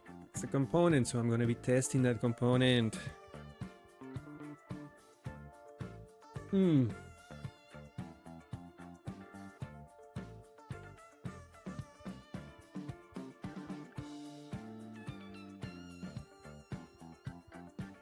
Yes, testing is for breaking things, but not for wasting points.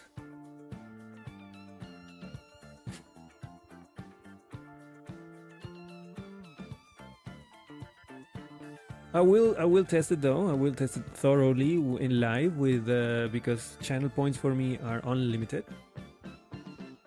Once it's working and I'm comfortable, then I'll switch it to bits, and that'll be when it goes live. Feel free to waste as many bits as you want when it's live. Wink, wink.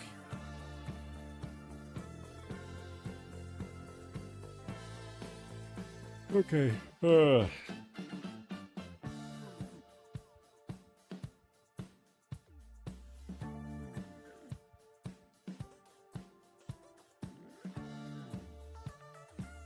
I honestly don't even remember how to test Twitch, how to test Livewire. I'll have to go through the docs again.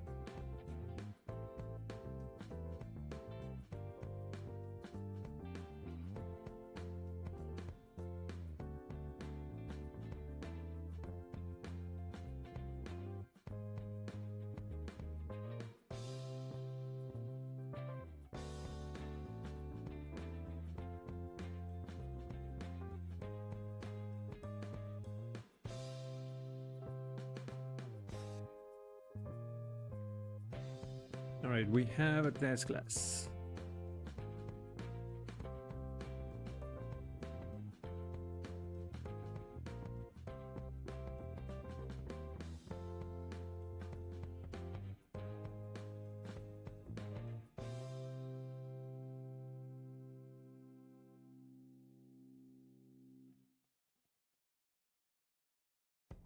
Let's make a smoke test just to try it out, which we just need to do. Does this work now?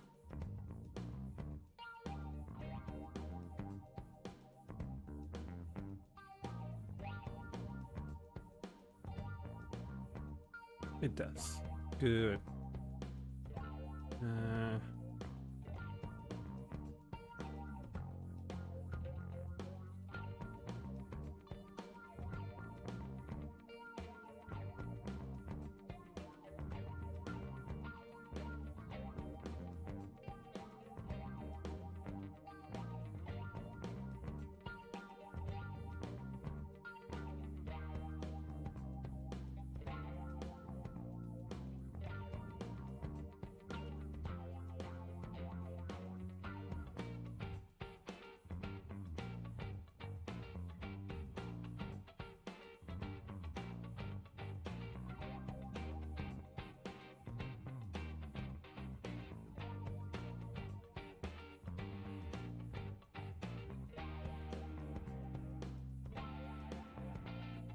All right, cool. All right, next.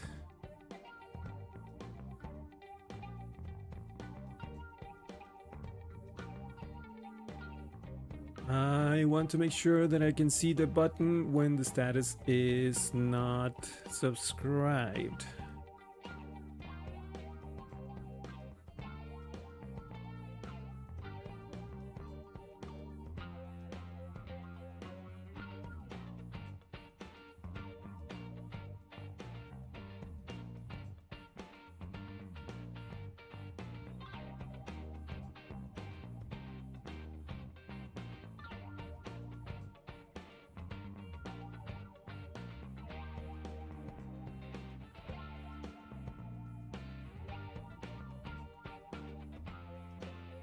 For that, I need to create an account connection.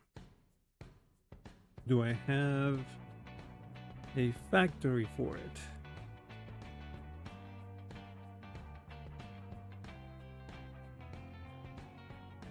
I do.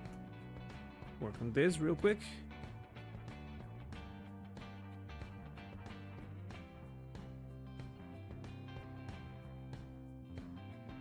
Account ID.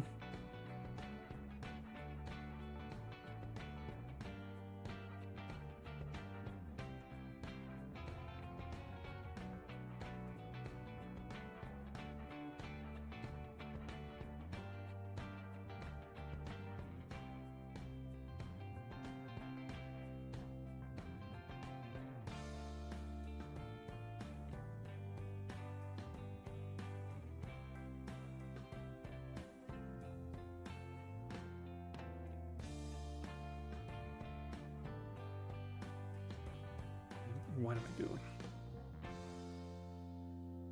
No, actually I do. Hold on. Fake number, whatever.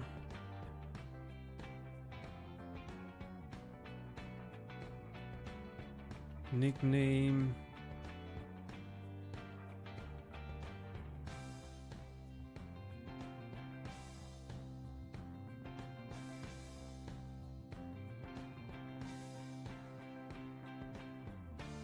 Is the random? Yeah, that could work.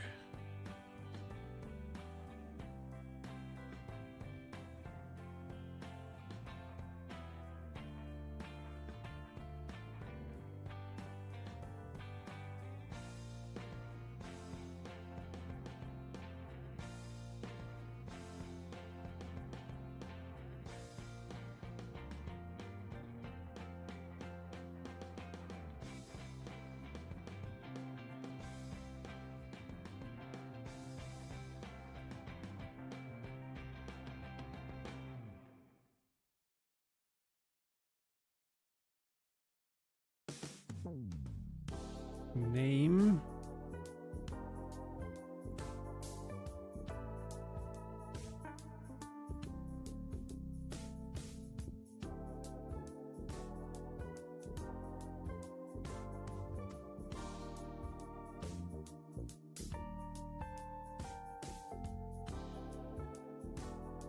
Okay, we have ads. Take a break.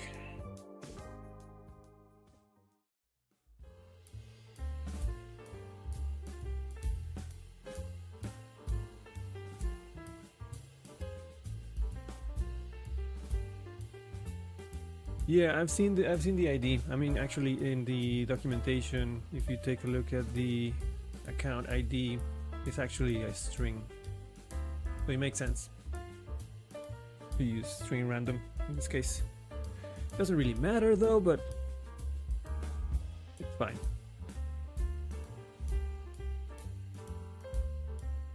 And you're not seeing the documentation because we're in ad breaks. But I'll show you in a minute.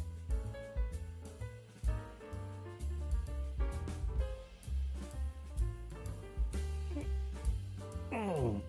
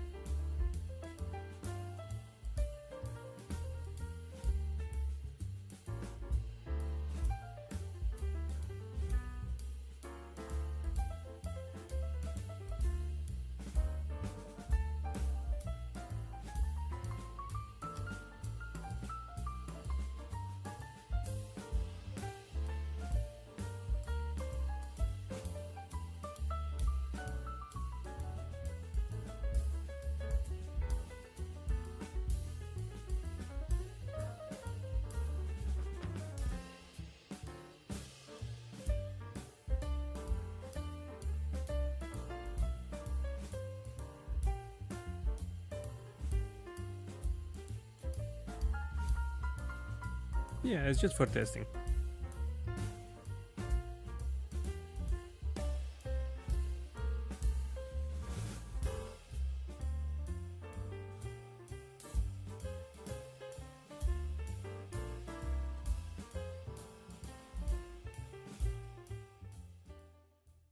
All right. So yeah, that's the number I was talking about. That's considered an account an account ID. But this is just for testing, so it doesn't matter as long as it's something fake and random. Right, so we have the name. What else do we need? Email avatar.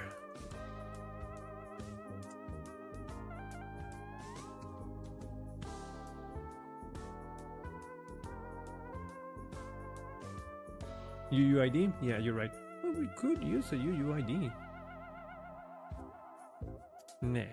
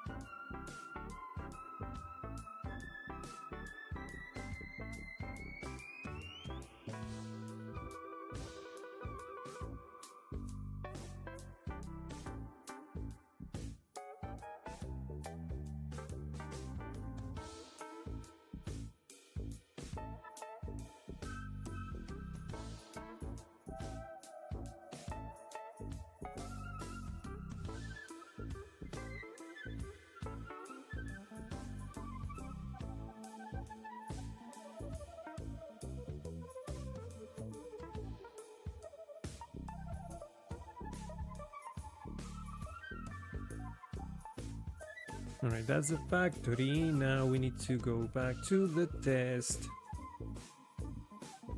And let's create one for the logged in user. So we need a logged in user.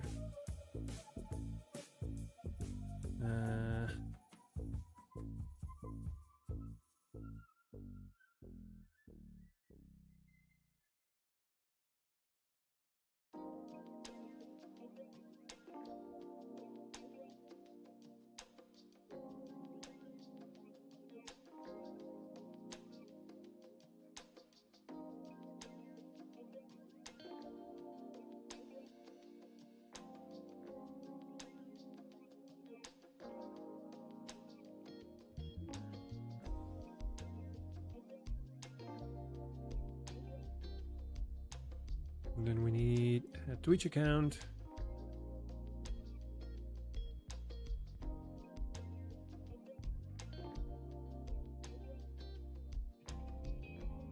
Factory for user. Create.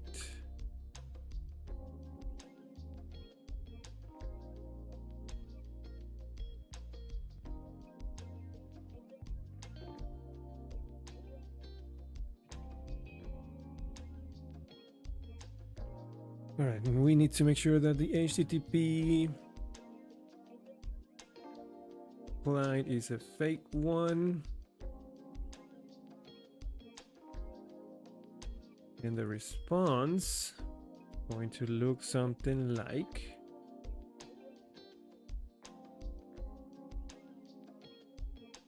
Well, all I need is a status. So we're going to respond with a status of this.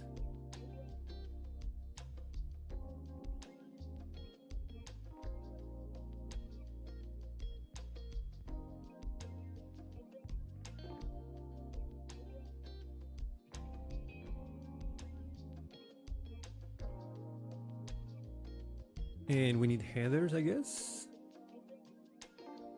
Yes, because... no, not really. Just that and then the status. Should be a 200. And everything goes well.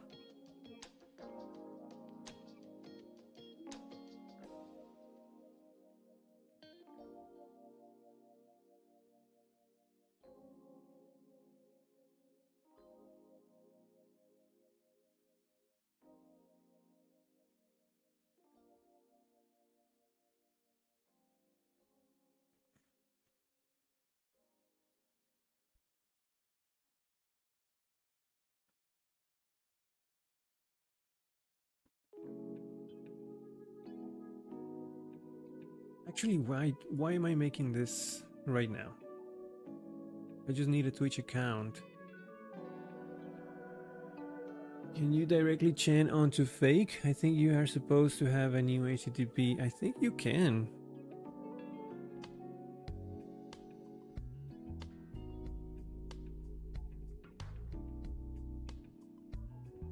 Oh, no, you're right. You can't. You have to have the URL that you're making a request to, and that will give you a response. And yes, I have to log in the user. I'll do that in a second. I just don't need to fake it right now because all I'm doing is asserting a text on the component when it renders.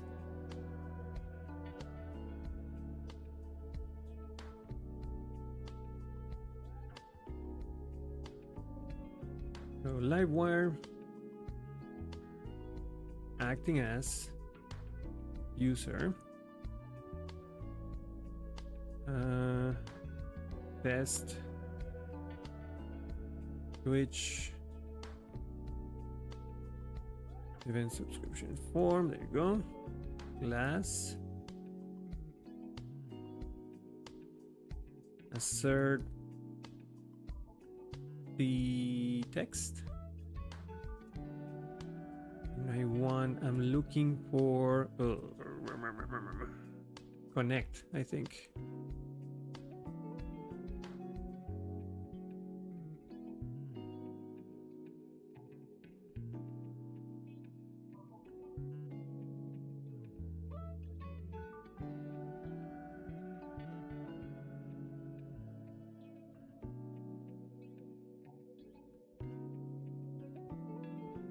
Subscribe, actually.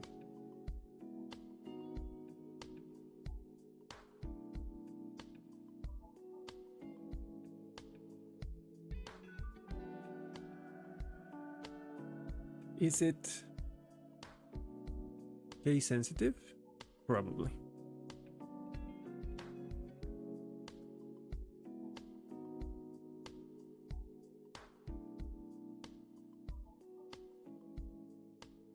We'll see. So all I'm doing is just testing that on a default state on an account that has not been subscribed to any event. I can see the button, basically. Let's see if that's the case. I don't really need a variable for this, so let's remove that.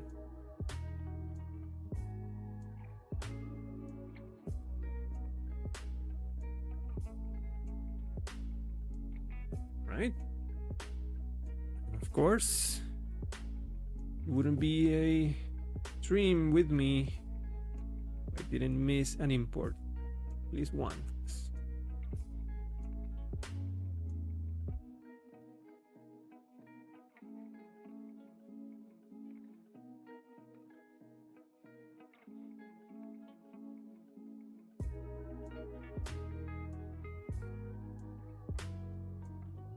What?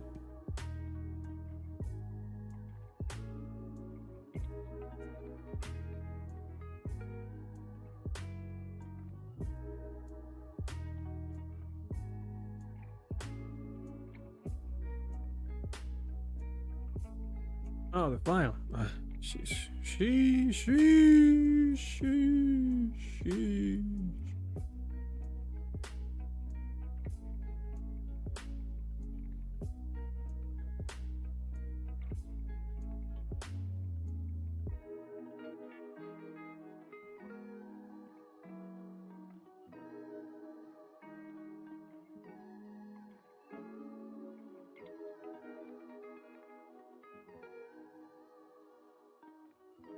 It's not showing? Huh. Okay, let's try with... Oh.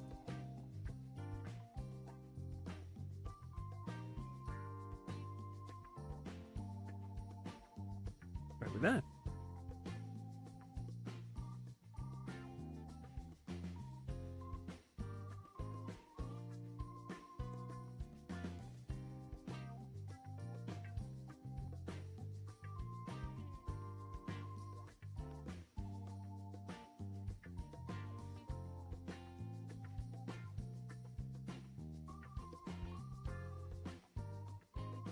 There you go. So it's sheesh. So the problem was that it shows as capital case, but that's because of a class in the button that turns the text into capital, and it is case sensitive. So subscribe it is. All right, that's one. Next. This is the big one. This is the one. Yoink. Paste. So what are we testing here? I want to be...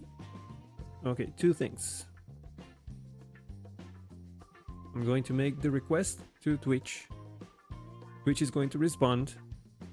I'm going to update the database with the response, and that is going to be the test. That I grab that and update the status, and the button disappears.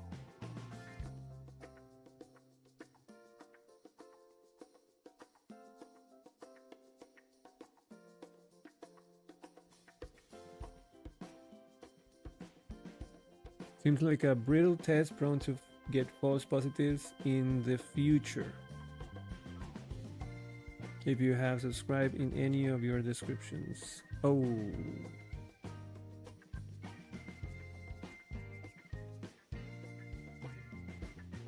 Well, no. I mean, yes and no. It's contained to the component, not the whole page. I don't know if that's what you mean, but I just need to make sure that the word subscribe is not present. There is subscribed, okay.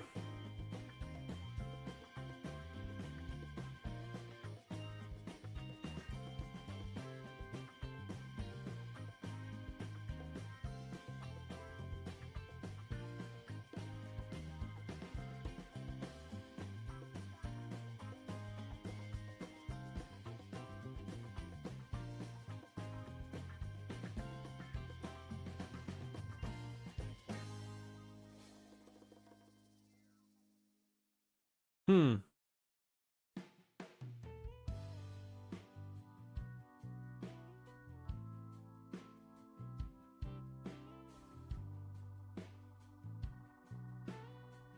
The good news is we are all nerds here. Barbs.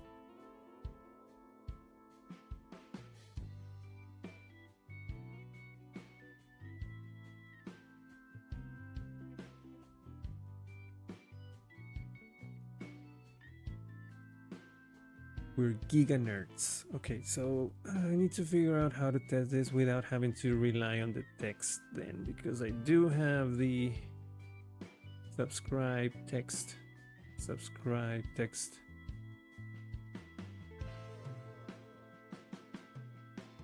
Because I need to.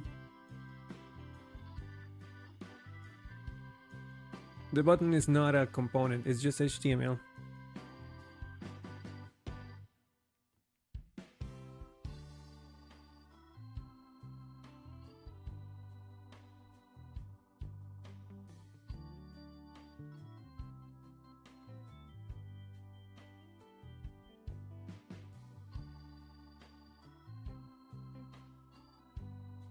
Let me see.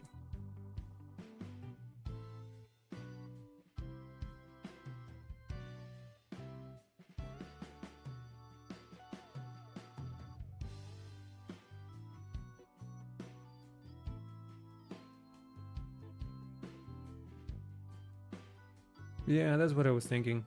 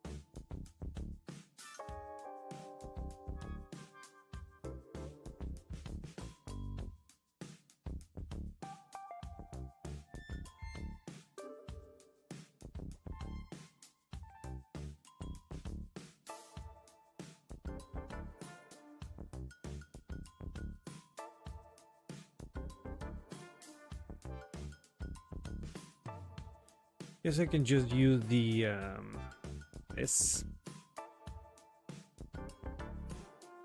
If I can see X button, that's good enough. I guess. Let me try it.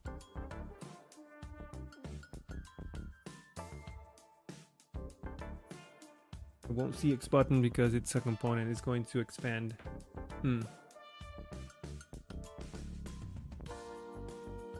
Yeah.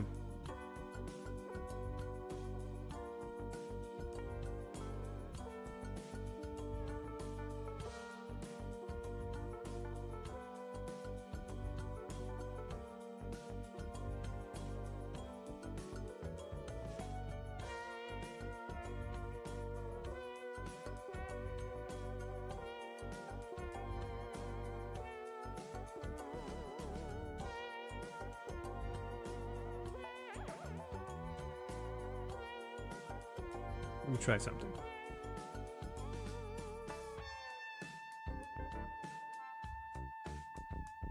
So, what happens if...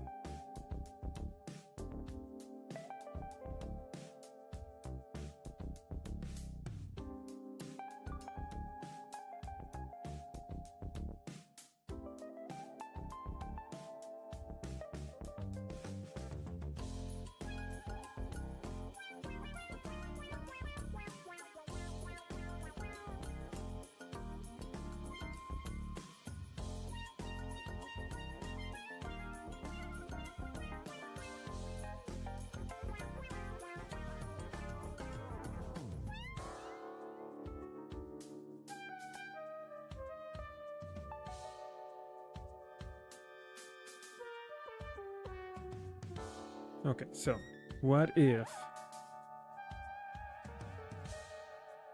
I set enable to true?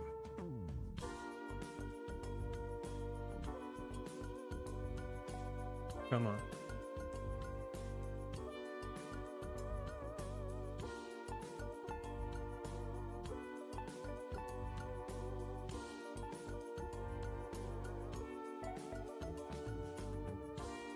Yeah, that could work.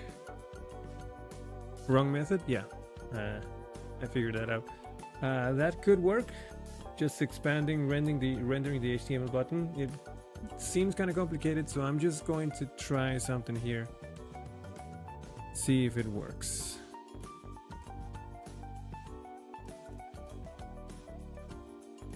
Legal offset. Why? What?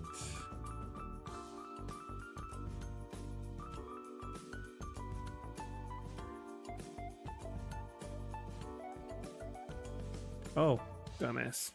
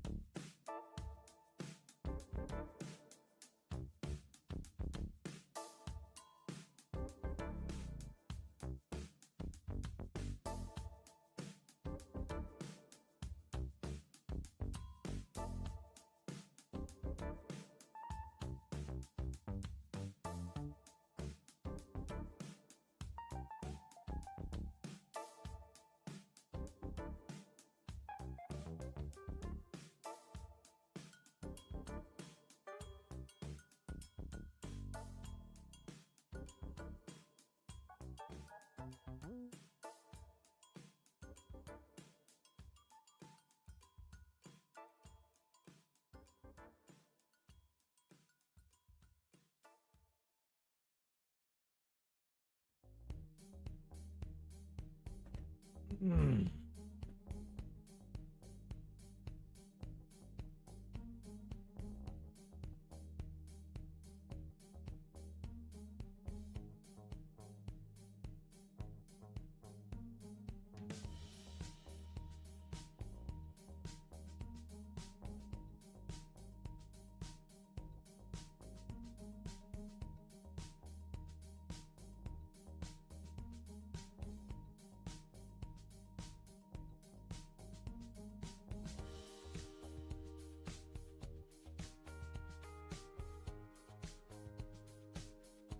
Come on, dude.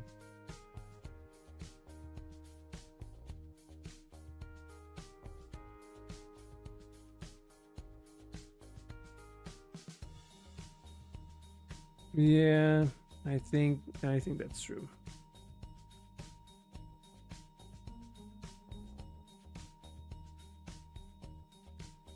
Let's try that. So assert C HTML. I'm gonna try data.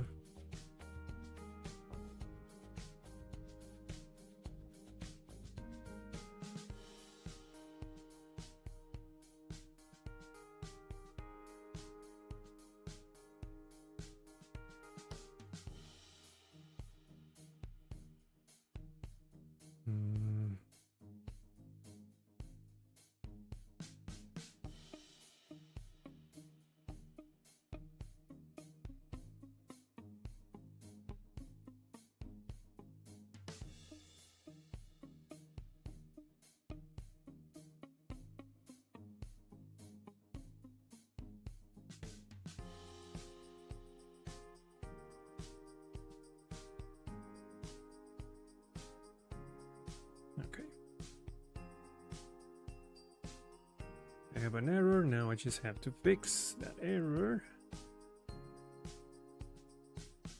by just putting that here.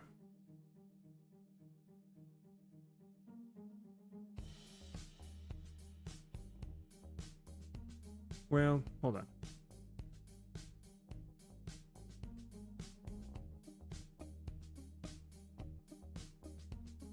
No.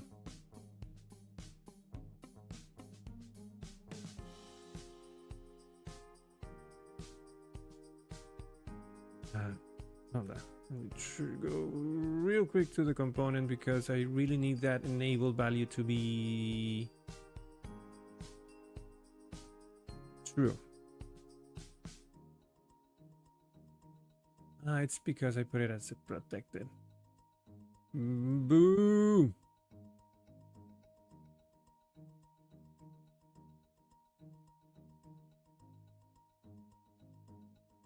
So when that is true, by default, the test should fail.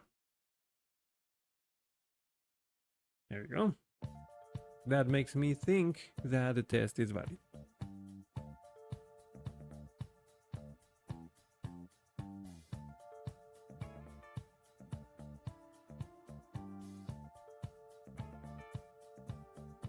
All right, cool.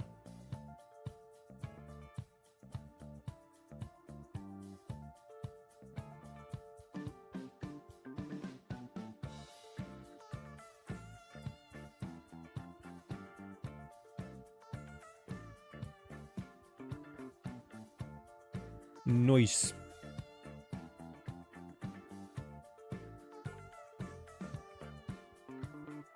All right, we have ads in a minute. I need to go use the bathroom, so I'm going to take this chance right now while we have ads. So, be right back.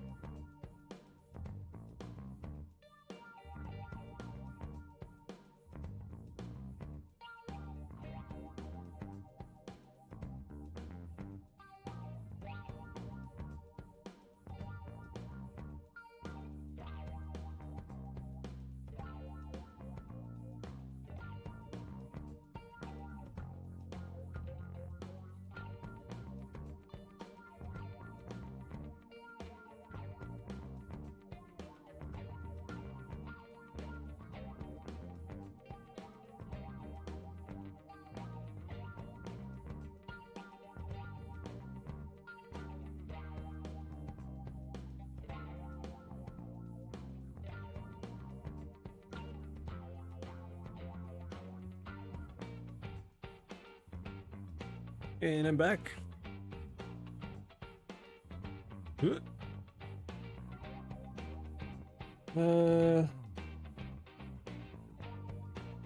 I just saw the component. Why are you complicating your life like that using protected props and computed methods? Doesn't matter much. It's a component in progress, so nitpicking too much. Also in the test, I won't nitpick too much.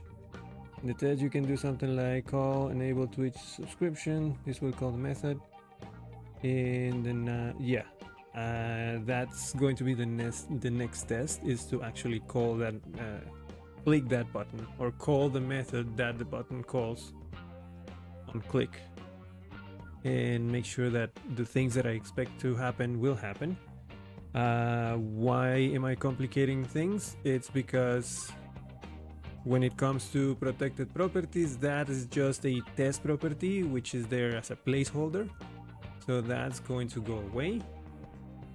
I just needed that to switch the visibility of the button with the computed property. The computed property I do like and want, because when you click the button, I'm going to change the state of the component, and I'm going to start a poll to constantly check the status in the database until that status changes to enable. At that point, I'm going to stop polling, and the component is going to reflect the new status. But in the meantime, I want the piece of code that is going to show and start polling to be dependent, the visibility of that be dependent on that computed property, which I need it to be computed so that it renders, or it updates on every render.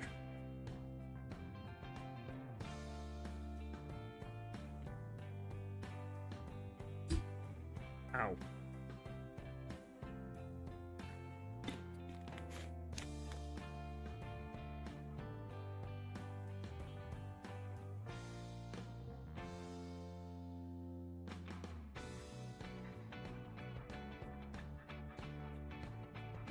All right, so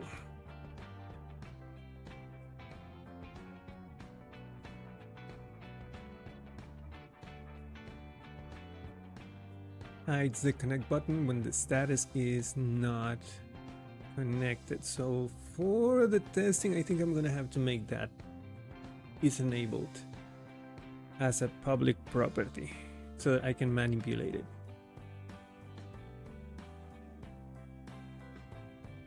Well, no.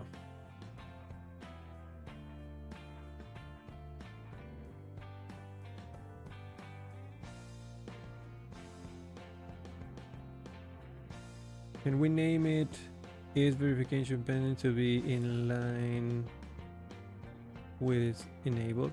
Yeah, it's kind of confusing, isn't it?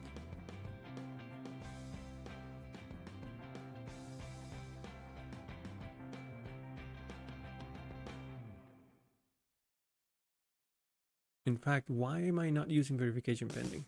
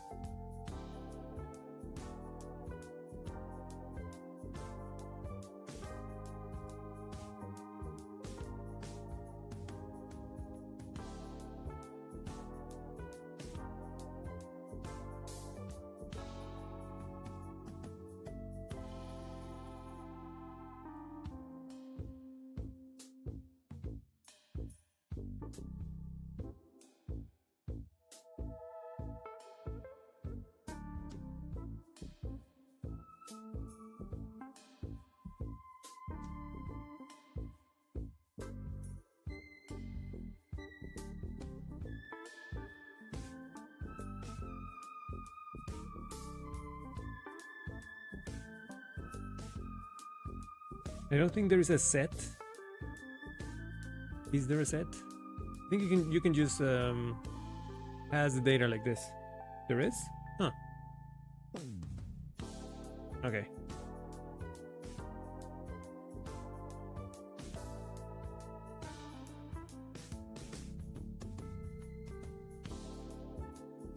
Oh, there is, yeah.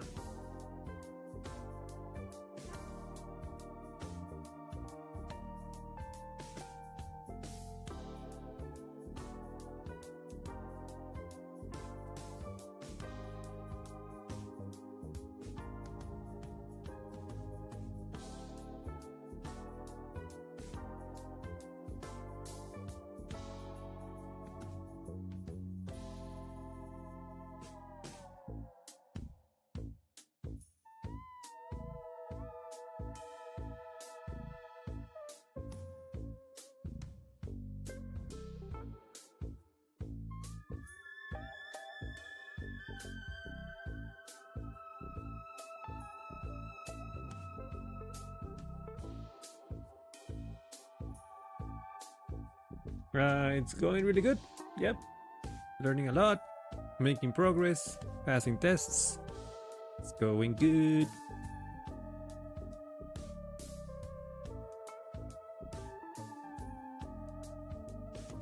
Let me make sure that this is not a false positive.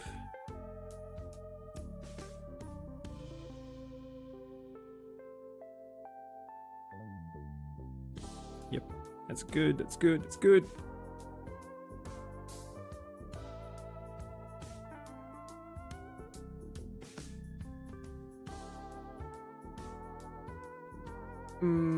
Let's change this naming.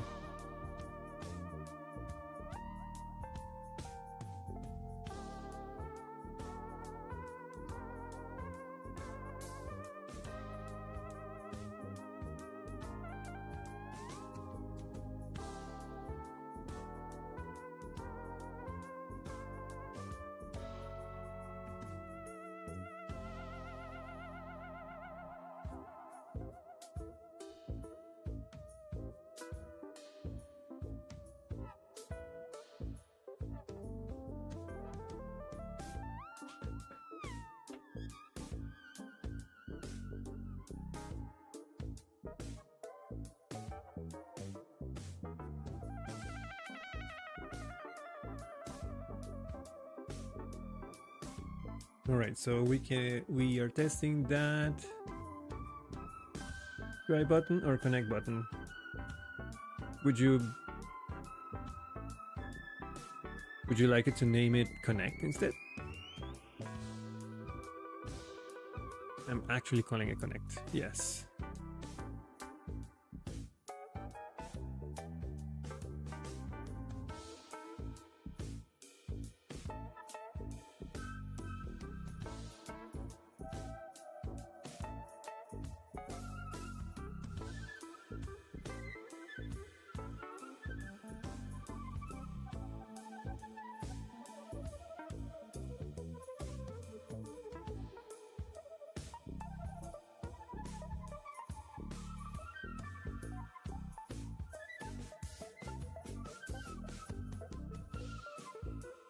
Well, I changed the button. I think I think connect makes more sense. So now it's connect.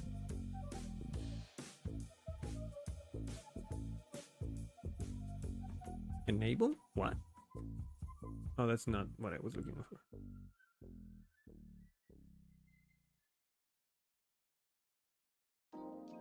Oh, what happened to the button?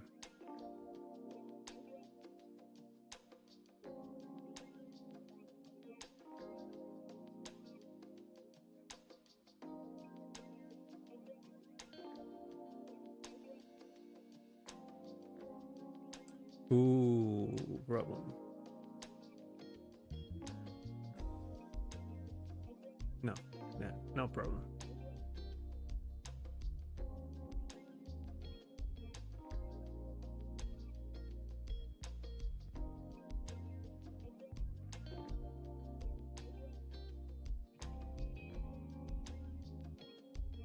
There.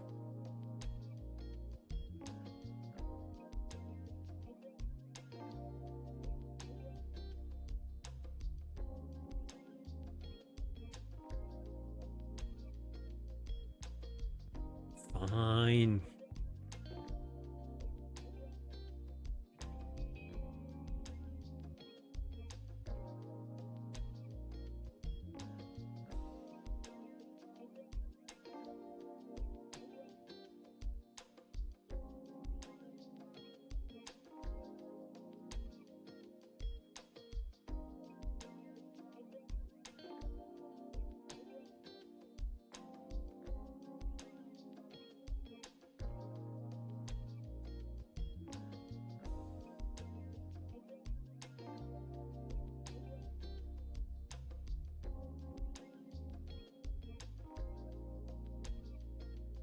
All right, subscribe it is.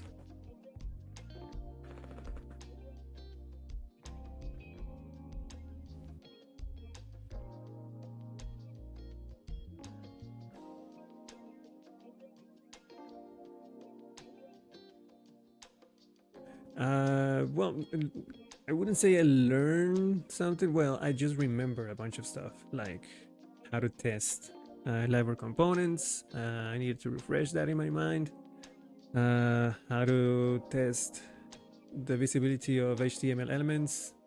Usually best practice is to add some kind of property to it so that you can test it in the HTML code.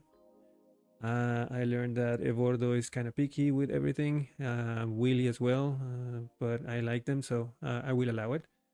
And yeah, that's not really new information, but yeah.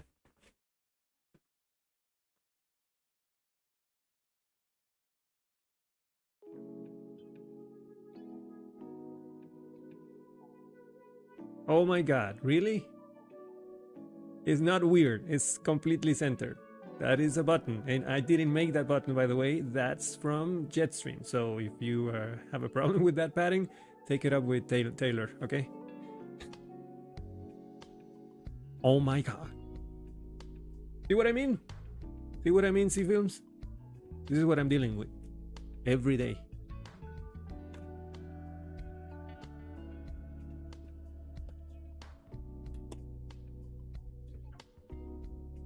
All right, so next test. Clicking the button. It's the same button. It's the same button.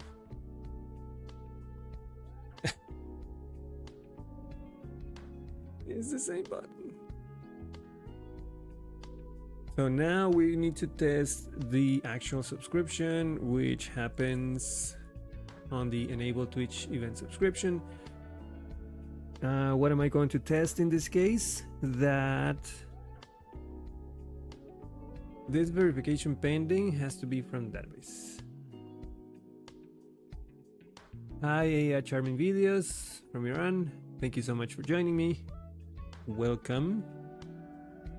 And message deleted.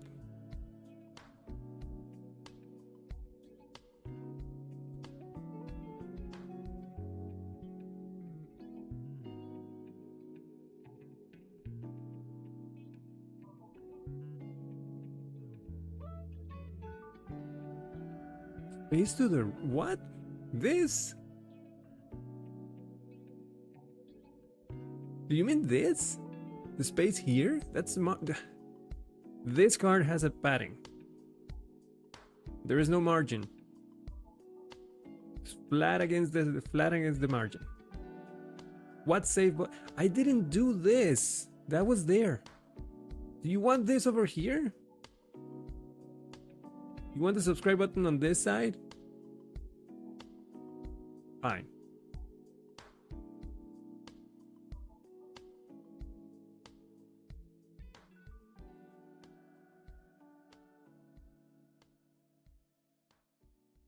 No, you don't? Okay. So save is here, subscribe is here.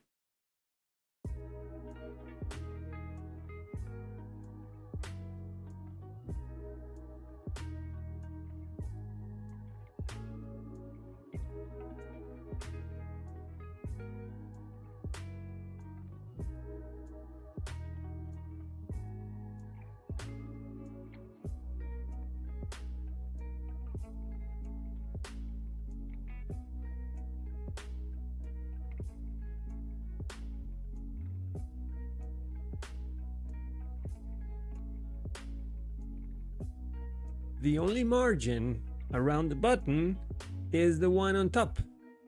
That's it. Margin top 5, so that it's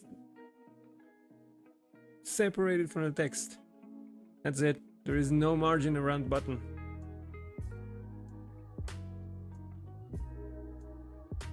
And then there is the padding Y, and so the padding of the card.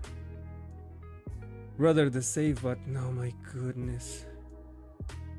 Okay, so you want it closer to the card. I get it. Okay, fine.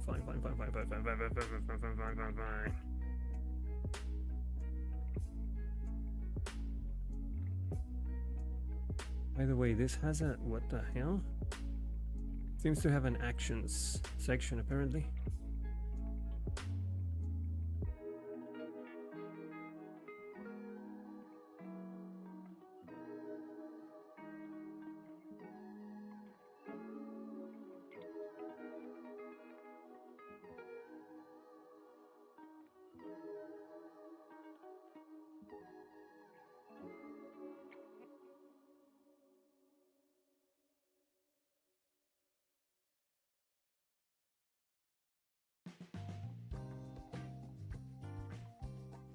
Yeah, I think so. Let me see if I can find it. That's the action section.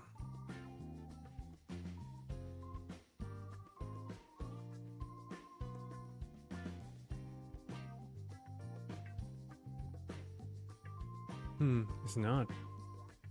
How is it done then? Profile, update profile information, form. No.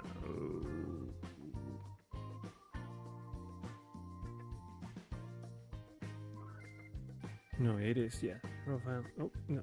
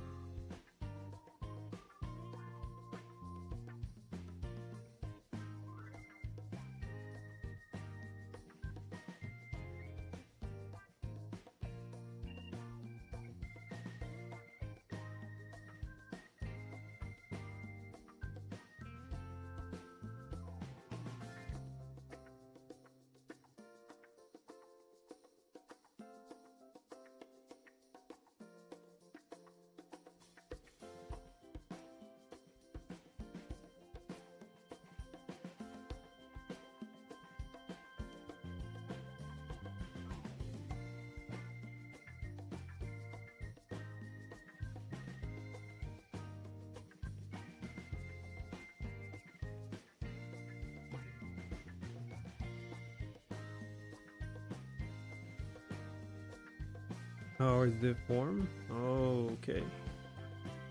I don't have a form, that's a problem.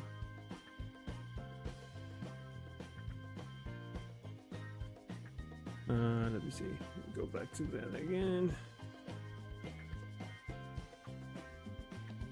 X form section. Okay.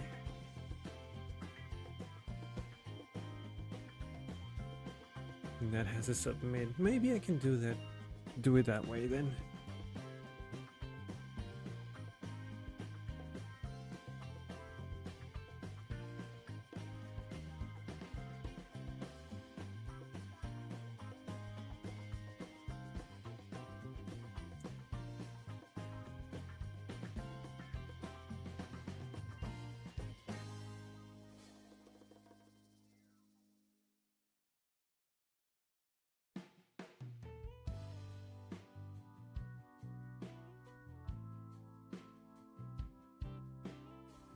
Then I don't have the shusha. Can I not use a submit?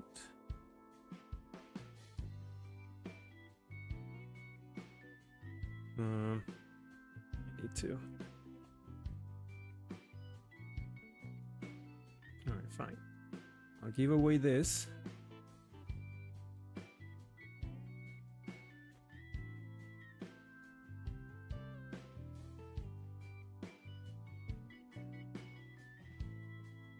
make this a button. And then on the submit,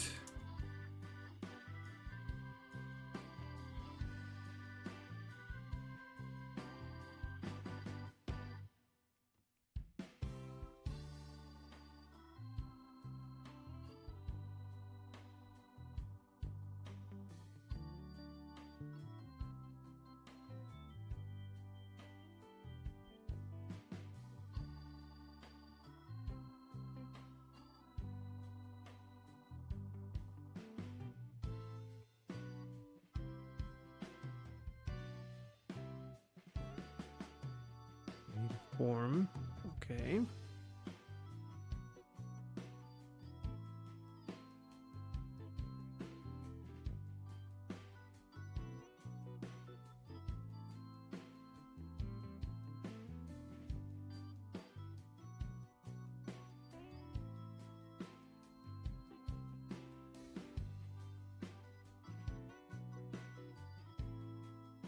I hate it.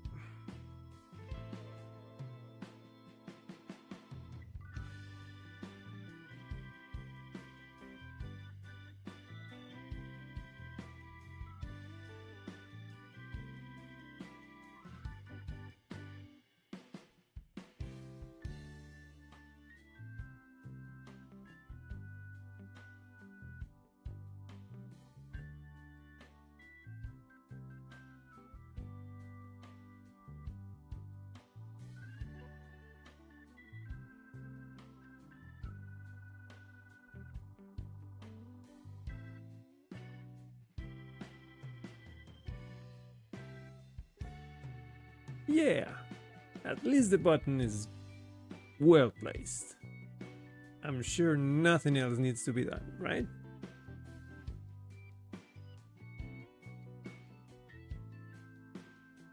Why is it changing in the layout like this?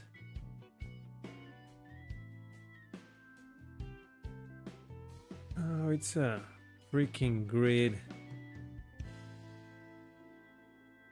Why?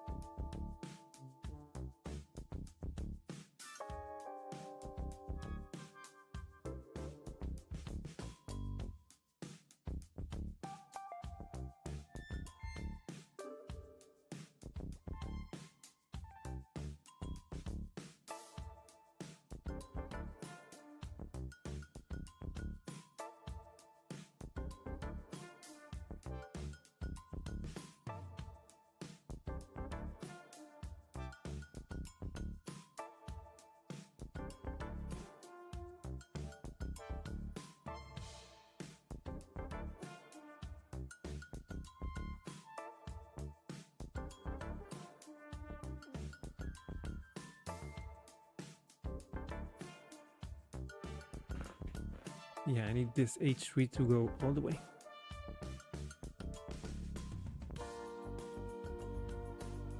Grid goes 6, gap 6. How do I make this go all the way?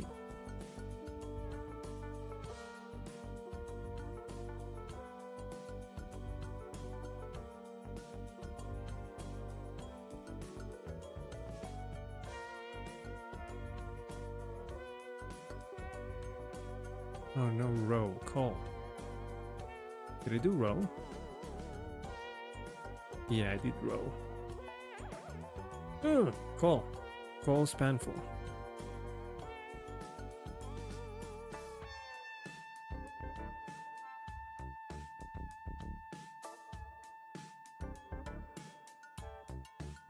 There!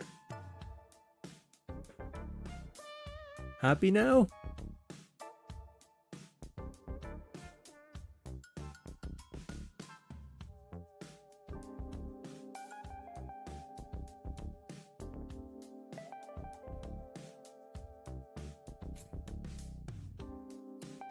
Why are you like this?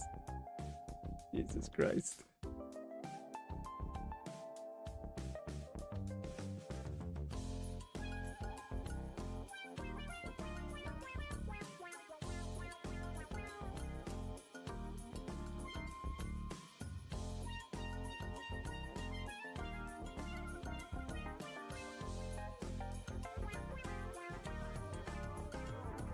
Are you going to complain about that too? Look, that's the default. That's what I should be using. Really? Now I remember why I did it that way. No, we're going back. We're going back. This is the way to do it. We're going back. Screw that.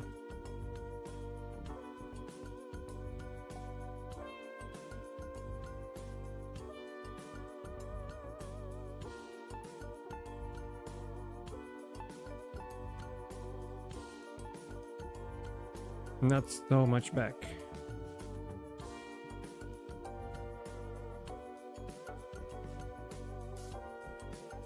Well, that was a nice tangent, wasn't it? Not at all wasted time.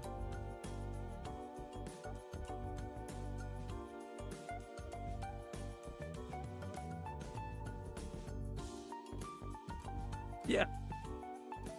Was a good exercise. An exercise in futility, but an exercise nonetheless. You know I'm joking, right?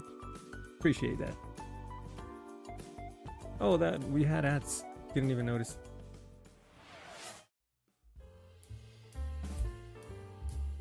Fine.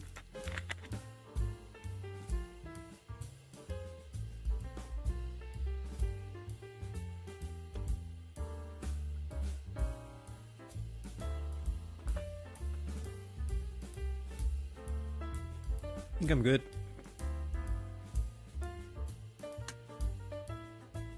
I don't really have bad posture per se. I mean, if I was like this the whole time, maybe. No, I usually try to be straight up. Except when I'm like this.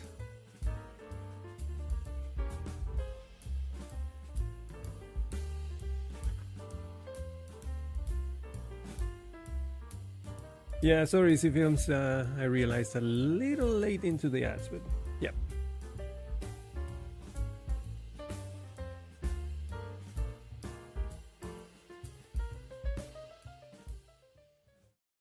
And we're back.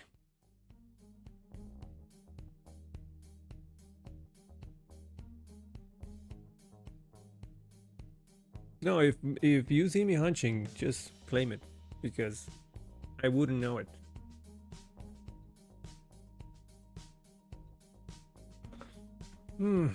Better to preemptively solve that problem. All right, so next test is the click of the button.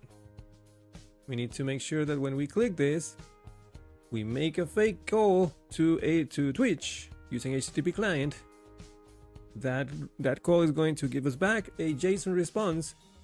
We need to take the status of that and set the value in the database and then assert that the database was updated.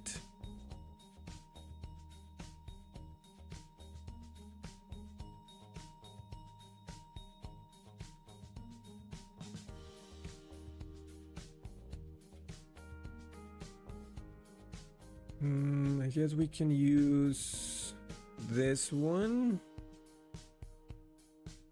Yoink. Paste.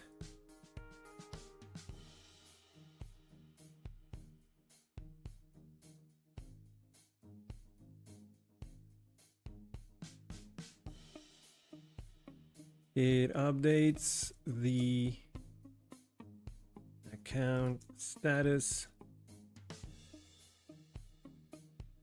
after event subscription request.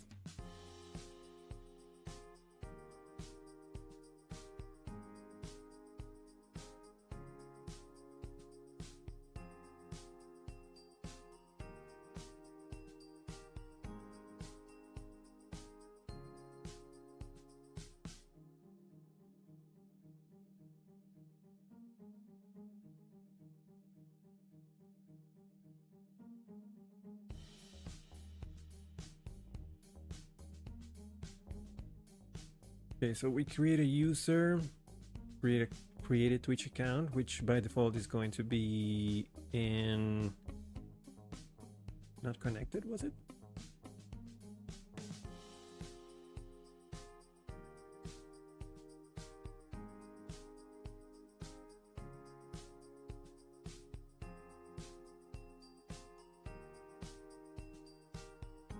Not connected. By the way, 1 second.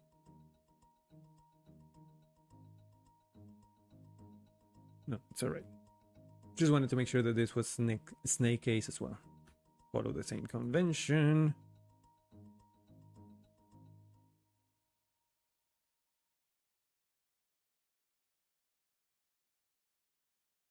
All right, so we have that. We mount, and we need to make sure that we call the method.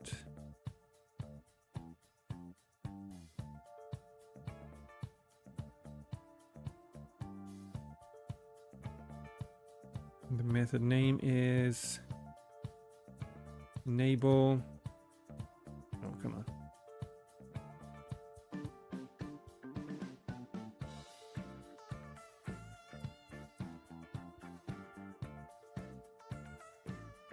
Enable Twitch event subscription, no parameters. And what I want to do next is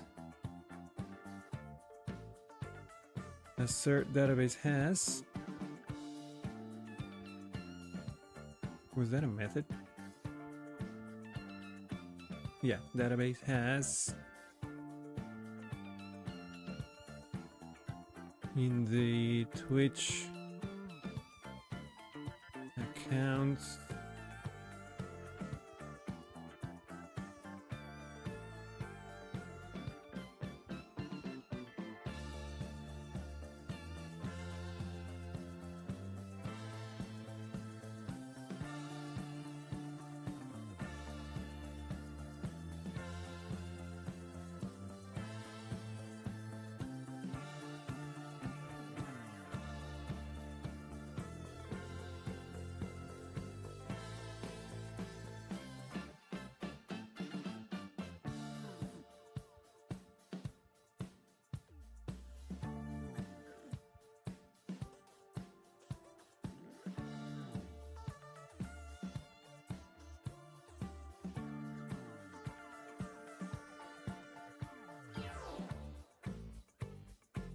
I don't think a database has is going to work.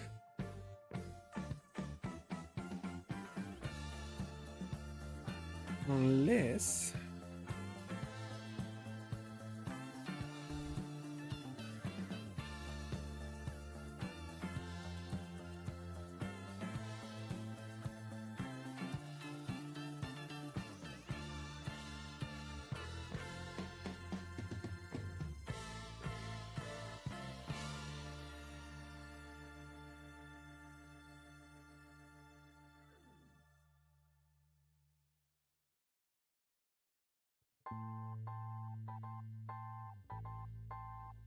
maybe we can do expect account status to be, and the status that we need is that.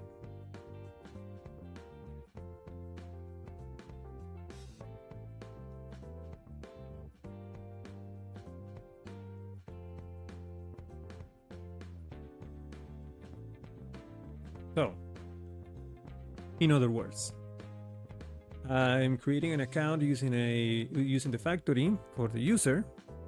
As soon as I call the Twitch event subscription for method, no, that's not the the enable Twitch event subscription method on the component, which is what the button is going to call.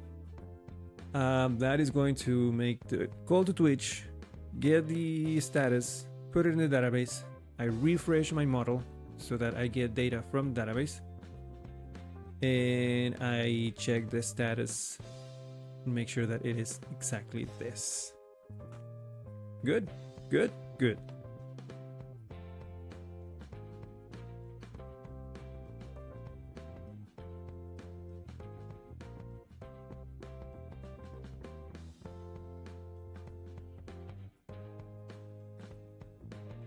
Fail a certain that no, it should not be no.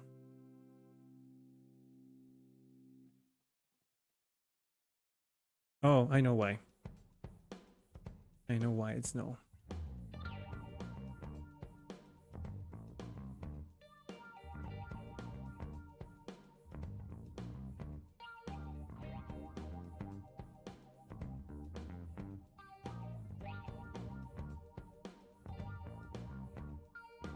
Why is it no?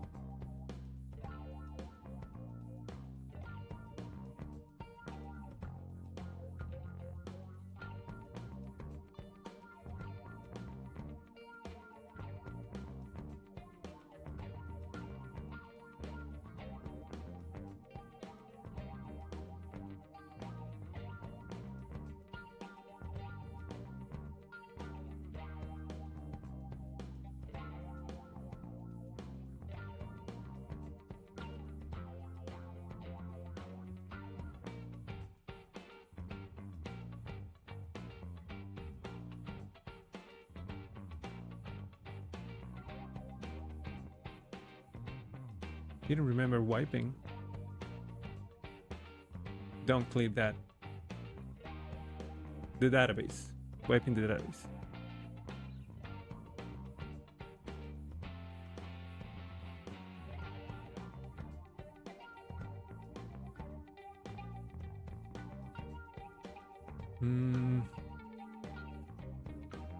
Oh, expired.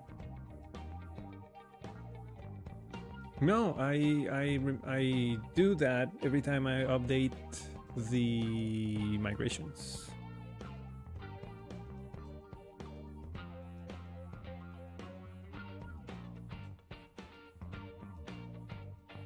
I just don't remember doing it.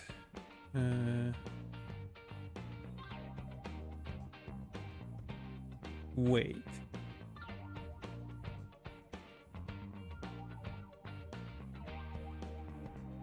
You know why? You know what? I think the database is being wiped.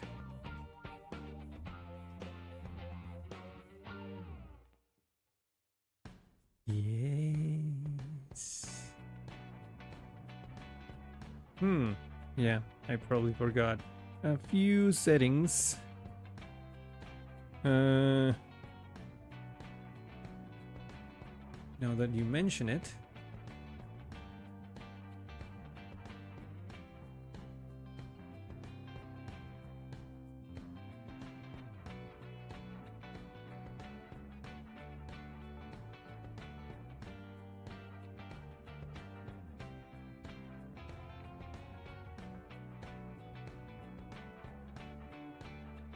Yeah.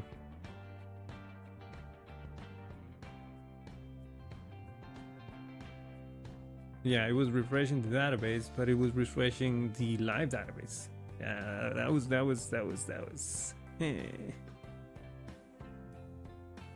Yeah. If that is commented, this should be too. I mean, if this should be commented out by default, I think.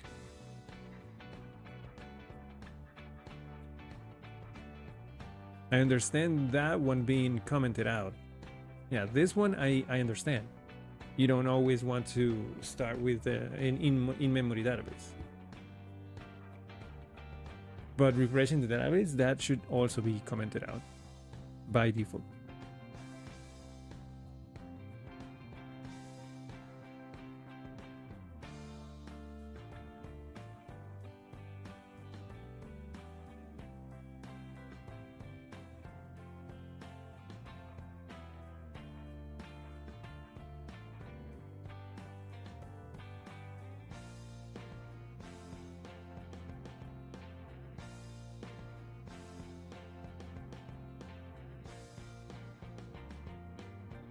But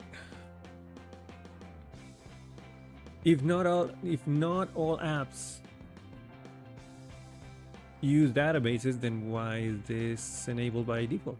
refresh the database. I mean, that's going to wipe the database clean on every test run, which should be disabled by default, I believe. Yeah, I didn't touch this. It was there by default. I started doing testing and I didn't even look at the pest configuration. Yeah, it was there by default. Yeah, that's pest.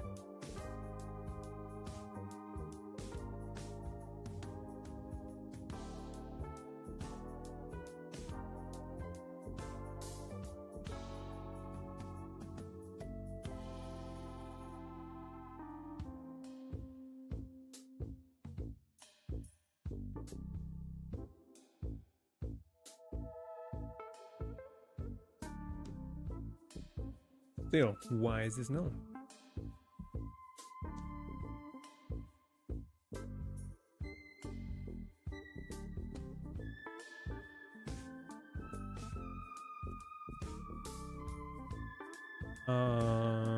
I think I know. Factory. No, the factory will have value.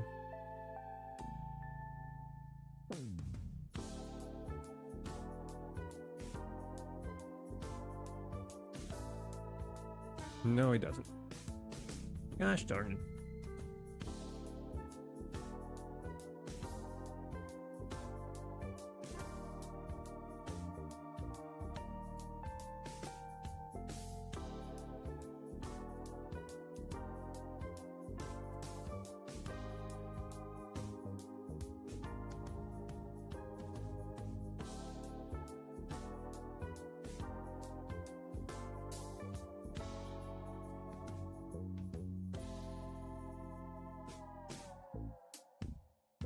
Yeah, I thought that having a default in the migration would set the value when using factories, but apparently not.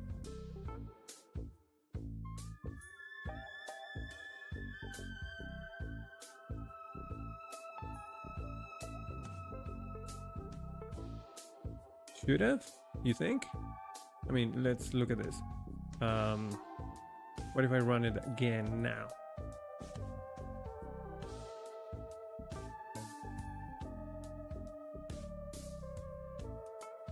See? Apparently not. I mean, it is in the migration. I'm sure of it. It has a default, but apparently factories do not respect that when creating records. Yeah, it's there. It's right there. And in fact, if I register,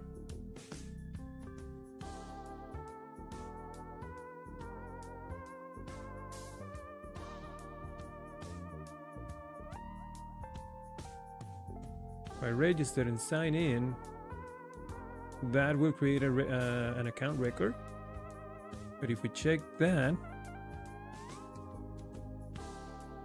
yeah, the value is there. SQLite maybe? Both databases are MySQL. Sorry, both databases are SQLite. I'm using an SQLite database for testing and for production.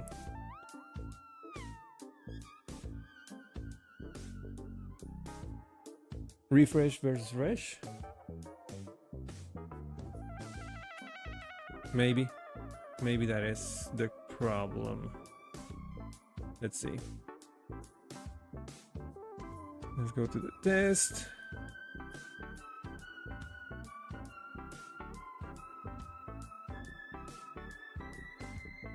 Let's go to the migration, sorry, the factory, and let's comment that line and run it again. That was it. I was using fresh instead of refresh. I guess fresh was returning a new model, while refresh updates the current model. I think that's the problem.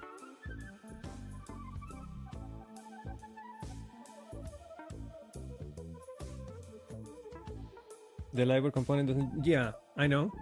And that's a good error, because This is the default value that should be in the database when the factory creates a new record without any help from the factory. The factory does not have a value for status, but that's the default value for the column.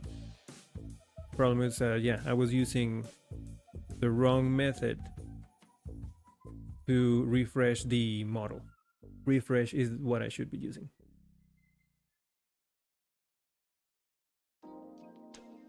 In fact, just to confirm, if I do account equals account fresh, no, that just gives me a fresh model with no data.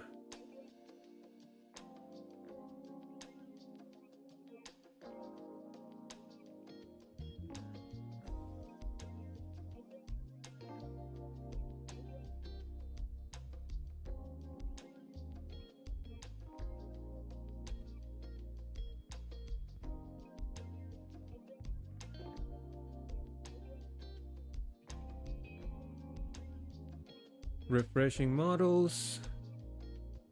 You already have it. You can refresh the model using the fresh and refresh methods. The fresh method will retrieve the model from the database. The existing model instance will not be affected. So that's what it is. So yeah, I was right. This will retrieve the model, but I do need to assign it. So if I do that, run it again. Now I get the same good error. So yeah. Let's go back.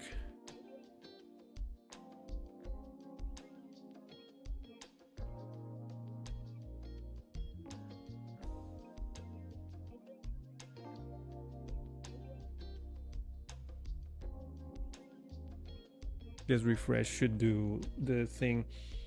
Not the problem with the default though. No?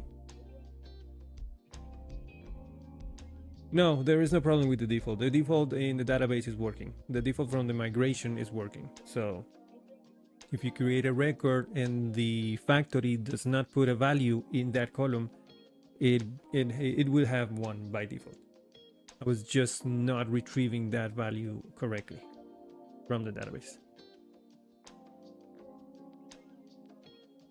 All right, so we have a good error. Now we need to fix it. Now the value that we have is not connected, but the one that we are expecting is webhook callback verification pending. So first of all, let's make sure that we don't make a live call to the Twitch URL. HTTP fake. Let me check the documentation again to make sure that I do it right. Dig in deeper. HTTP client testing. So we make a call. One sec.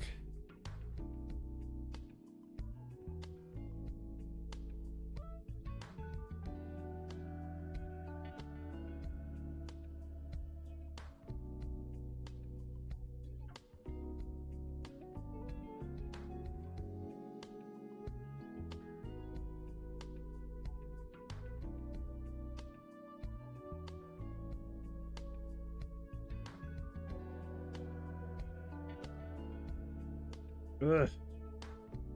She knows. Okay. Yeah, me too. Took me a second to. No, I didn't sneeze. It's just it's kind of cold, and my nose is like complaining about it, so it's just itchy. But thank you. So we create a stub response. Actually, let me go grab the URL real quick.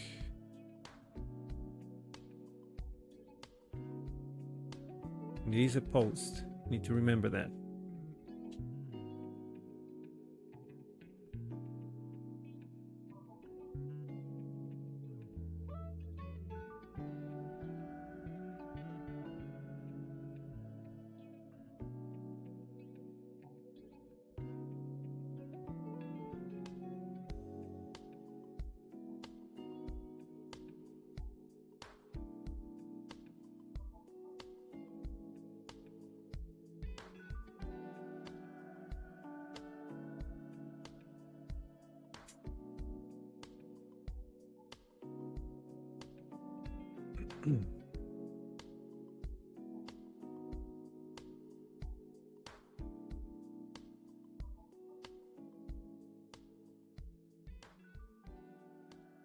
Okay, so now we can bake the response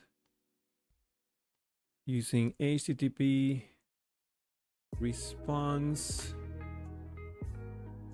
and the response is an array. Just need to fake the structure, which I just need one field in this case. Now,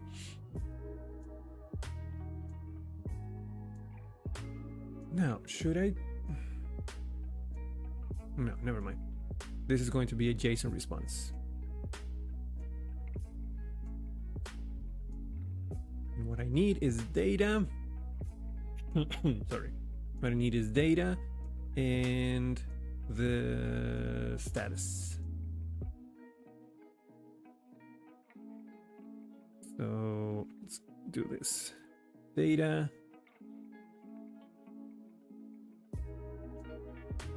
Status. And let's grab the value from here.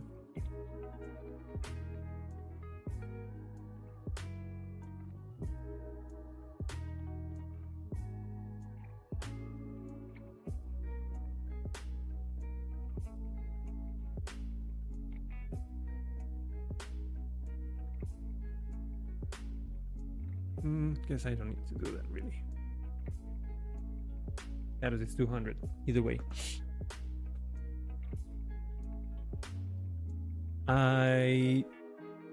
Wait.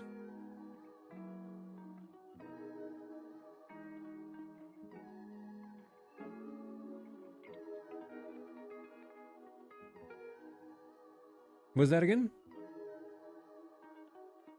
Back to my question from 20 minutes ago, you said assert database has would not work. Why? Because when you do assert database has, you need to pass the exact in the array. You have to pass the exact table structure or data structure that you want to see in the database. Which means that if I just pass the status column, the test is going to fail saying I didn't find that, but I find a similar record with all of the data from the table. So I just need to check one column with one value, and I don't think, might be wrong, but I don't think assert database has would let me just check one. It works with partial data. So I'm wrong.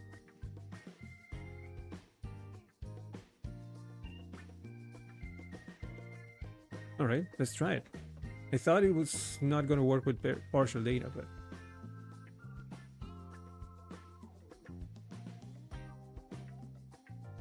let's give it a go.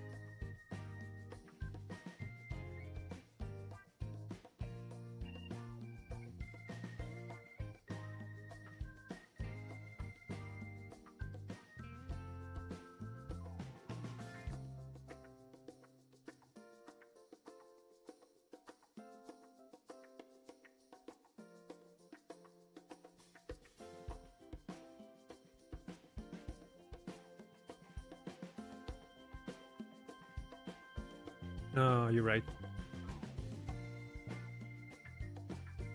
I think my mind saw this error once in similar results, but I was doing something completely different in the test and just assumed that I needed complete data and just stay there forever.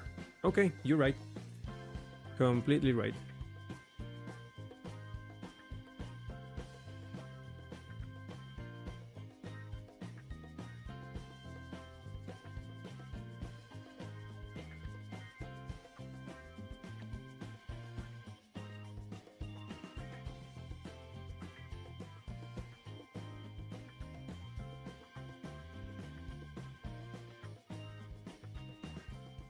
And we have ads.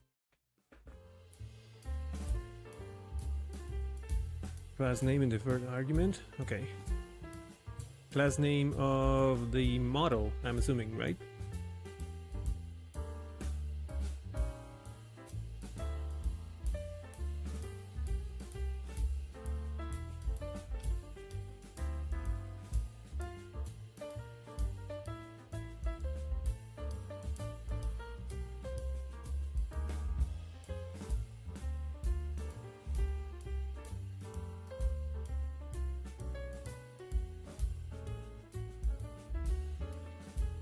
Yep.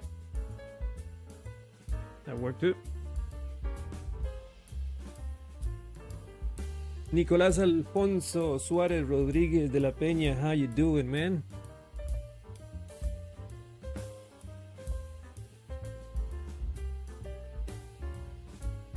Thank you so much for joining me. Alonso, sorry. Nicolás Alonso Suárez Rodríguez de la Peña Montero Aguilar.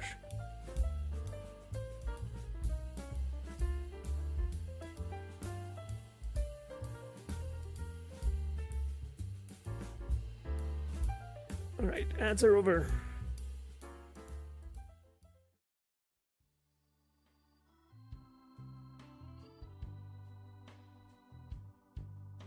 All right, so we have the fake response. Now we need to go into the controller, sorry, the component.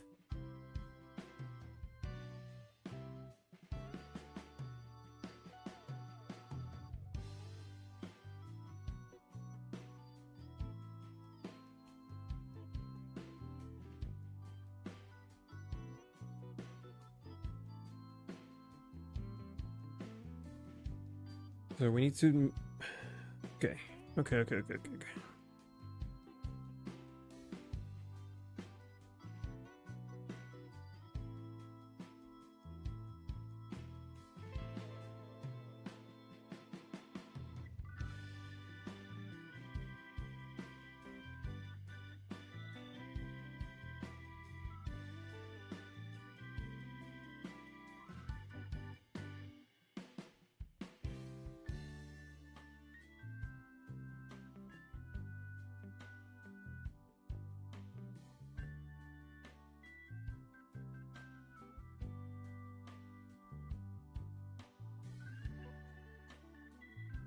All right.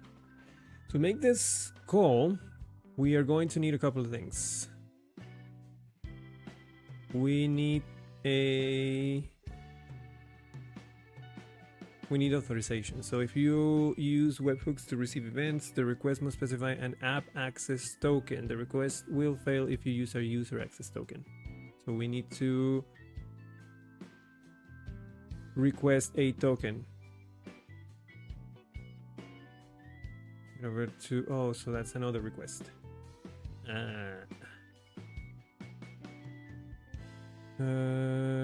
Authorization, where is it?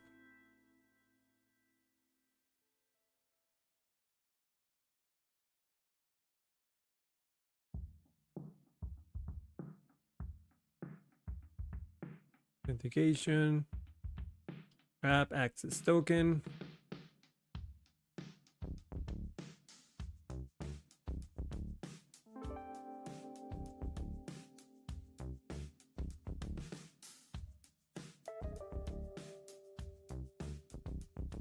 Client credentials grant flow.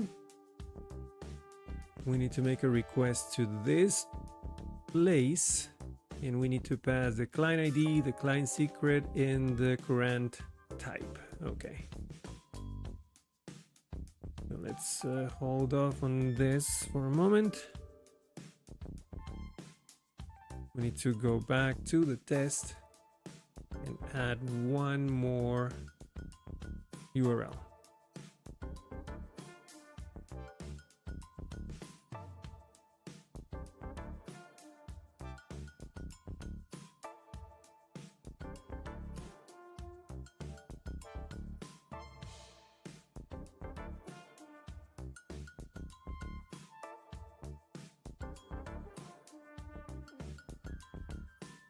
Now the response is going to have this access token, expires in. I just need the access token, to be honest.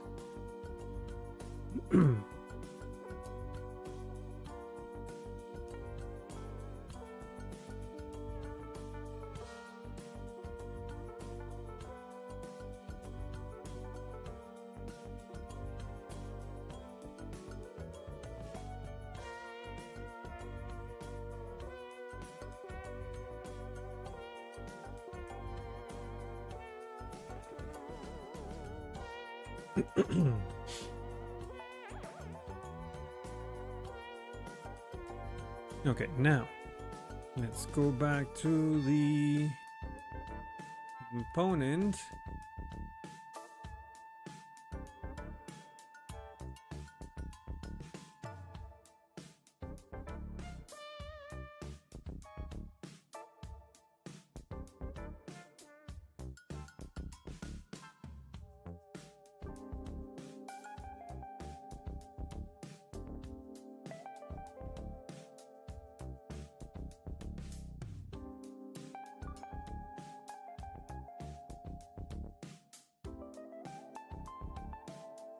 Need the client ID. We have that in config services, which client ID, if I'm not mistaken. Let's go and check real quick. Yeah, client ID, client secret.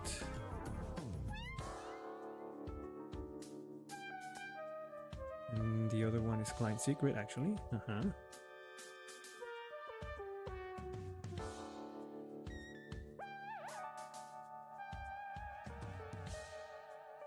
And that'll be again services. Let's bring this value from here.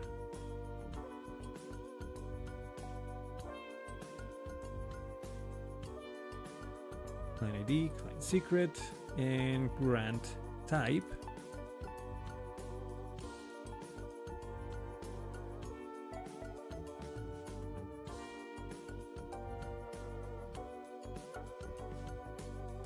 This is client credentials.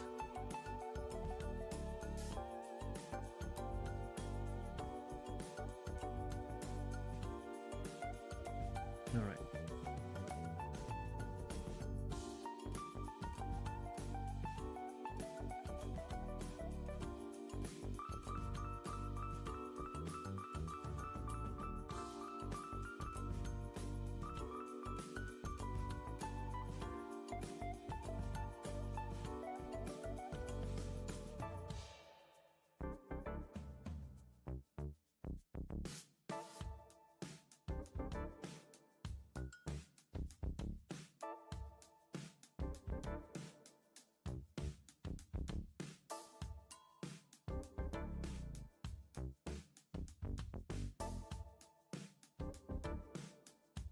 And then using that access token, and I know I have to validate that, but we're doing testing, so that'll be another test.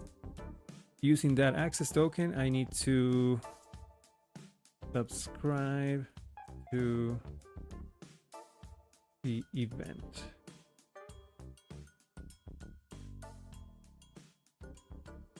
HTTP post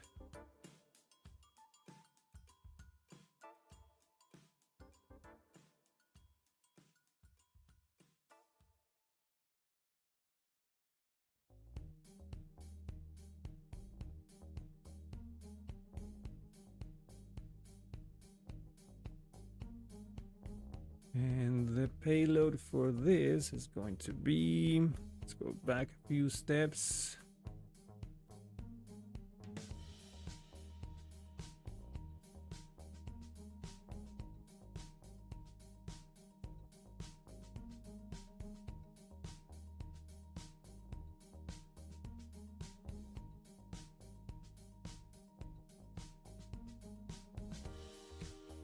I had this example in another place. Hold on.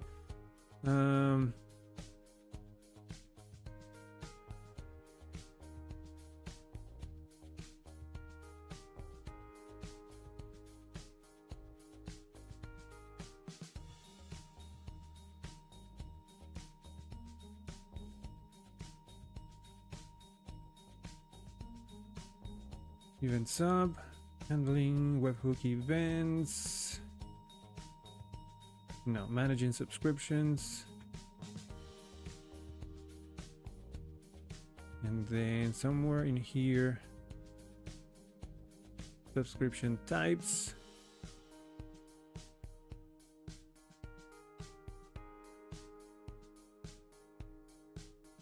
Channel points, custom reward redemption ad. And that's the request.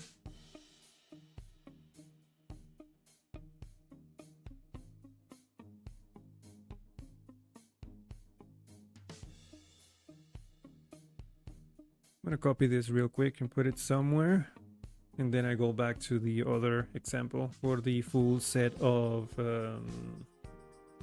headers. Copy this.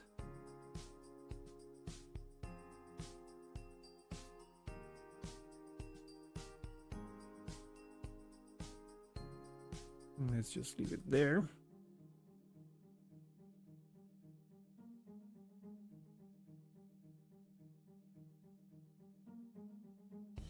Now, let's go to Twitch API reference.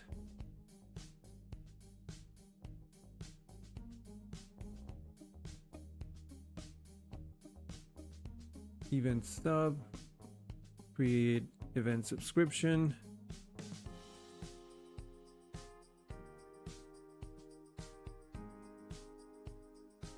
All right.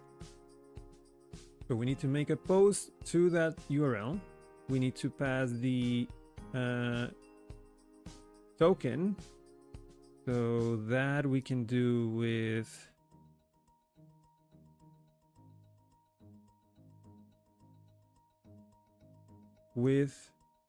token.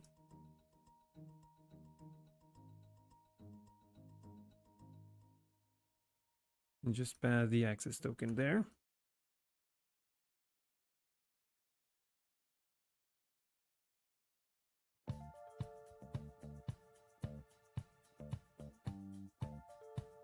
And then we need to pass a client ID header and a content type. How did I pass headers? Is it in the post?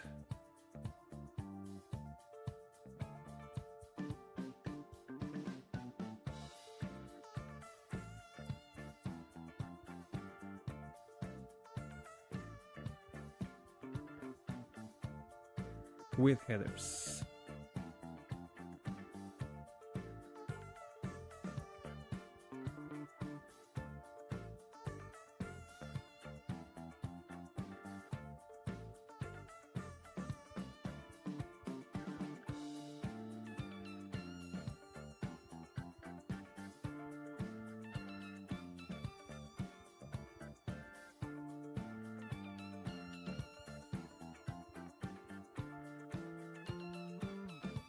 Alright, let's just pass an example client ID here. Let's just grab that one. It's not gonna matter.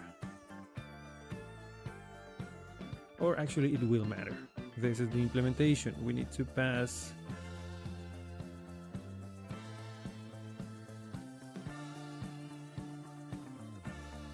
config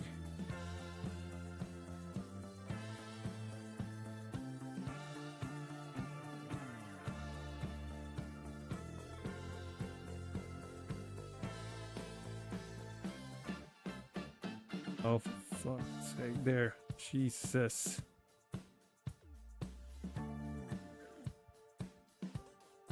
Okay, that's the client ID. What else? Content type.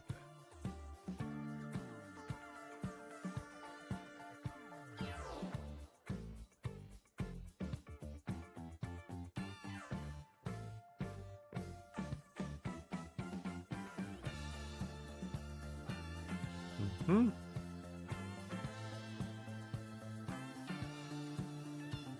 Right, and the payload, it's basically that example. The type, version, condition, transport.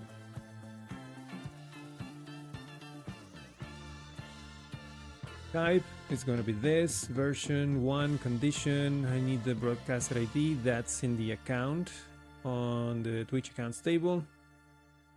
The reward ID, that's in the configuration file. And then the callback, that's my URL. All right, let's just make this into an actual array.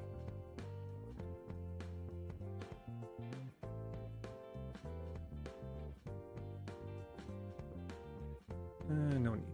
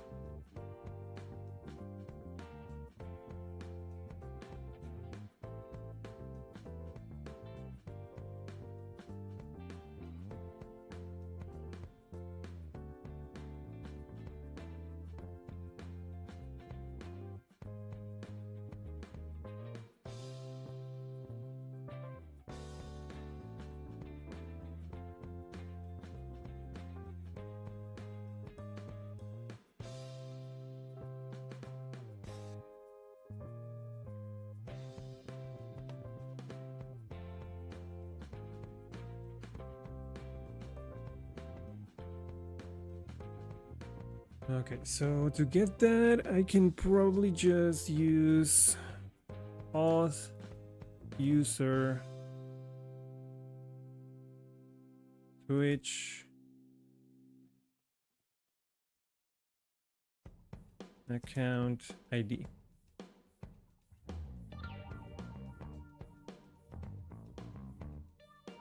Let me make sure that that's the relationship name on the user model. Yes.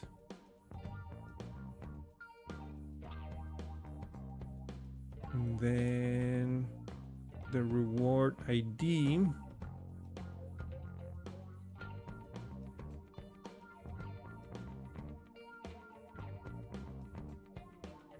That's in config, services, Twitch,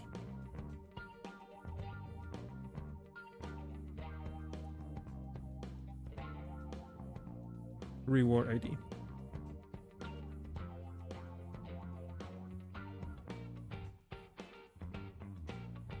That's it.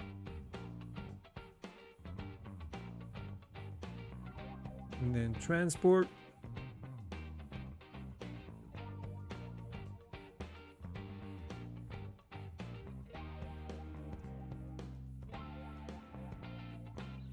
Method webhook.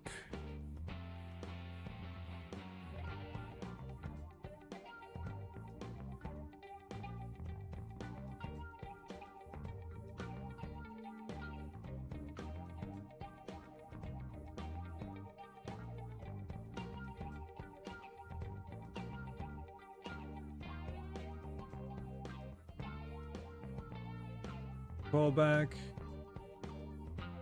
as my URL.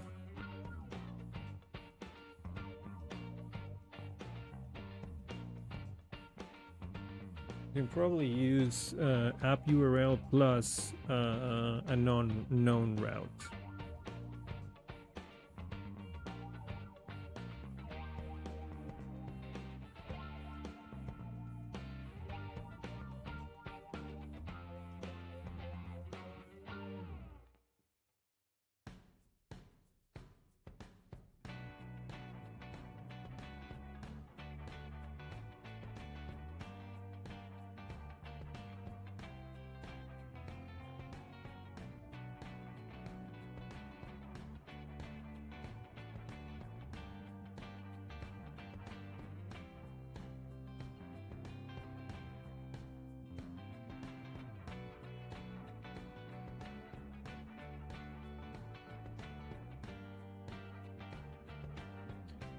If I use route, will route give me the complete URL?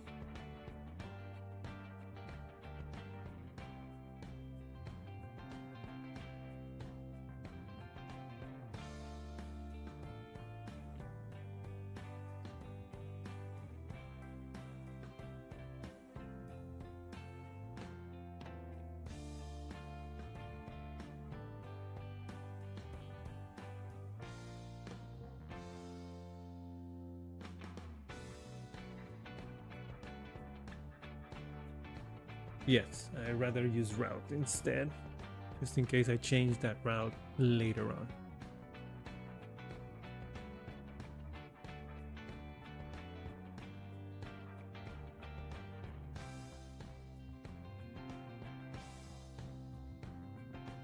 Much better.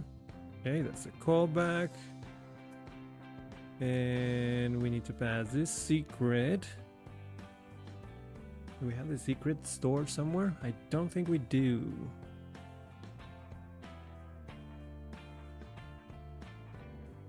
Do we? Oh no, we do. There it is.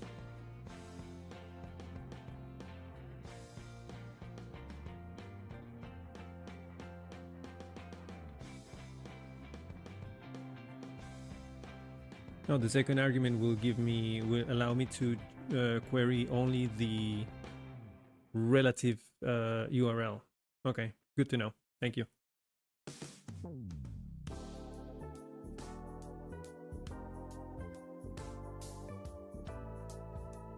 Okay, so callback and then secret,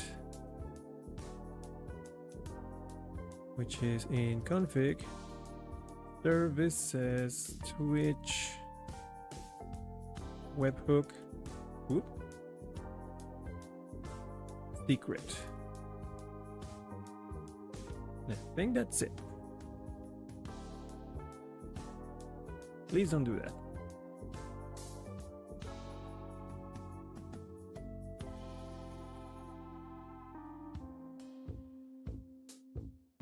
You know what I'm going to do?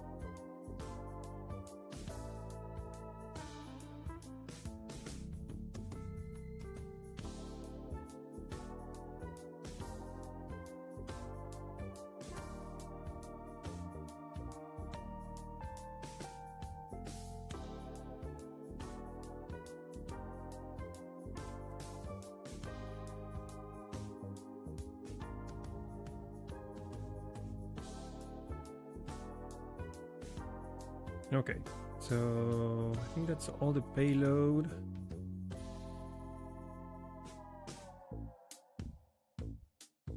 How do I appear in Twitch? Here, let me help you with that. Hold on a second.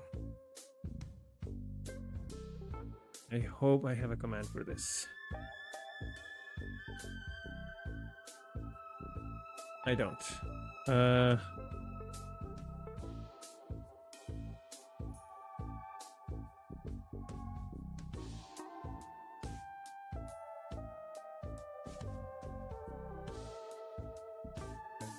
Note to self, make a command for Twitch.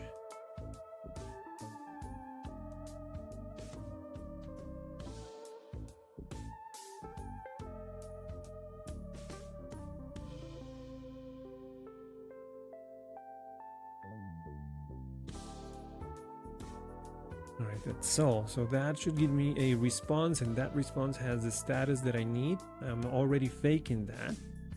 So I could just say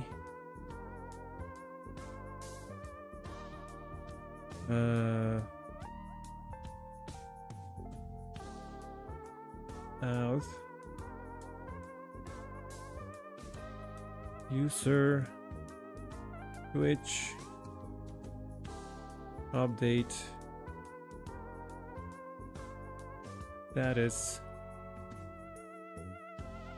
request. Ooh, response actually. Response get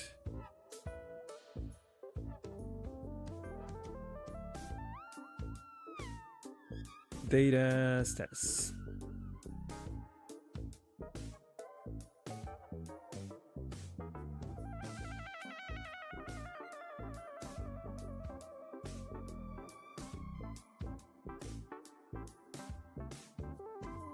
Now keep in mind, I'm not writing pretty code, I'm not writing secure code, I'm just writing code to make the test pass. That's it.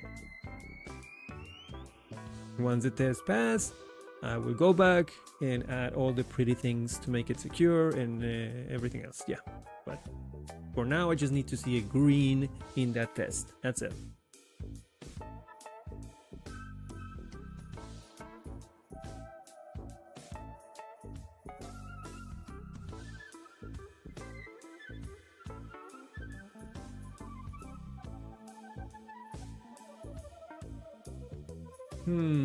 Okay, let's give it a try, I guess. Well, hold on a second. No, it's fine.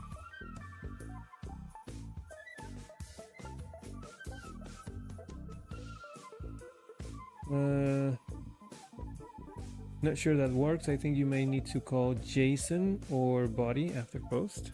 Oh, I think that's correct.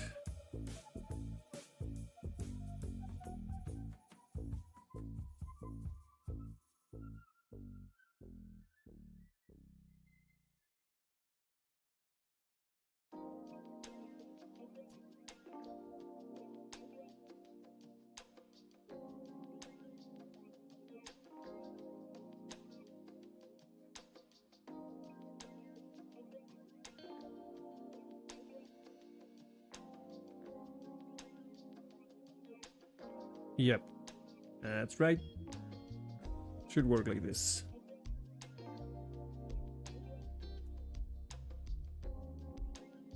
Of course.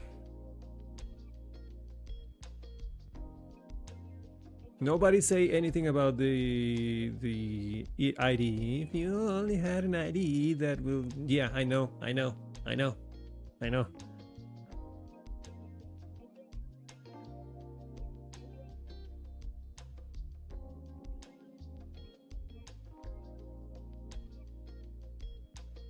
You can do JSON status. It's also really?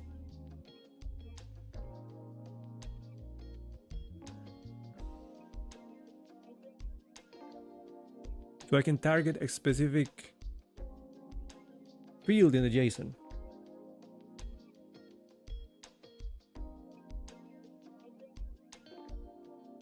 Yeah, me neither.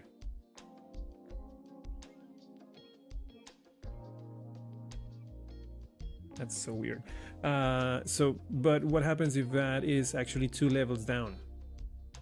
Because it's actually inside data status. I don't know if that's going to work.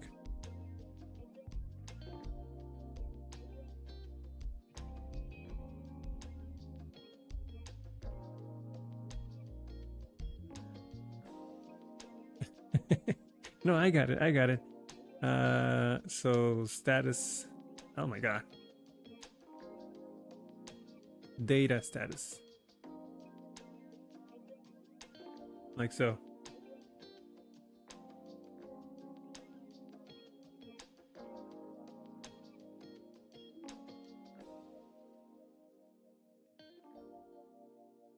And just do that.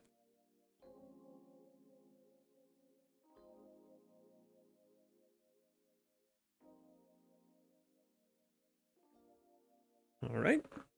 I believe you. I trust you.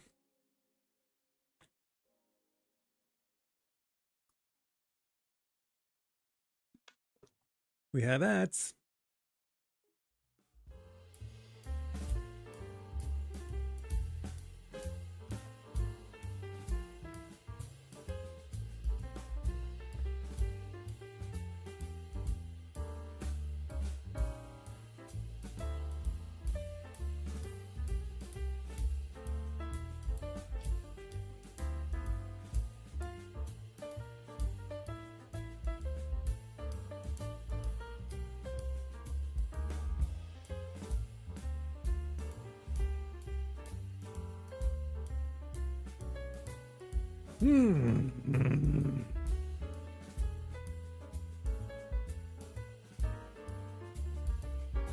This is usually the hard part for me. I'm writing code and writing code and writing code, but I'm not getting, other than the passing of the test, I'm not really getting any gratification, like when compared to when I am writing code and refreshing the page, writing code, refreshing the page. That's usually more rewarding for me than writing code and seeing a test pass. Because yeah, it passes, but I'm more of a visual person. But it is necessary. We need the tests. It is good. We need to solder on.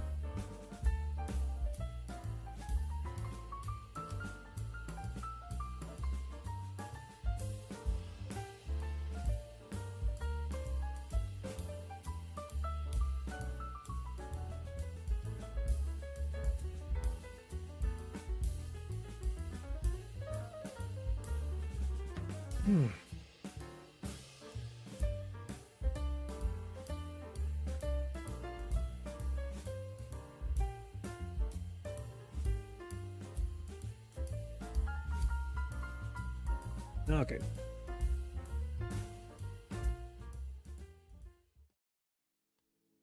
I think we have everything that we need. Let's run the test.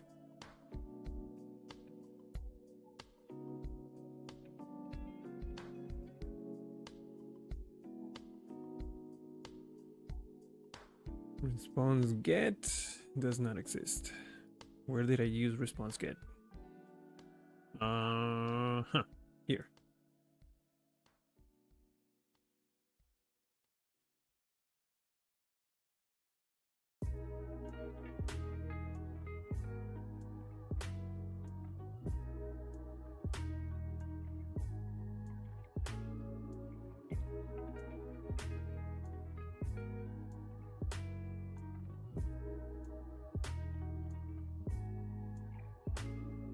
Any other?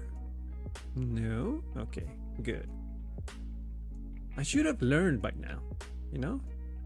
You would think.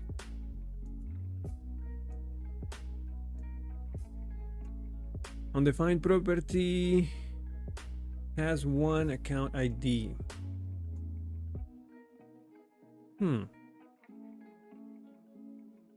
Oh, did I use?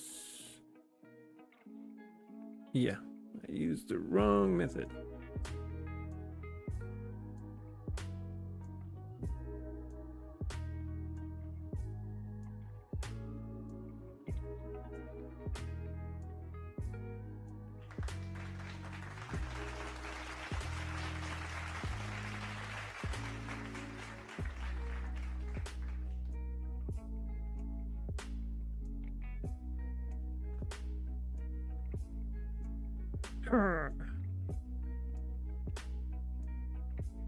I'm going to say that's a good pass.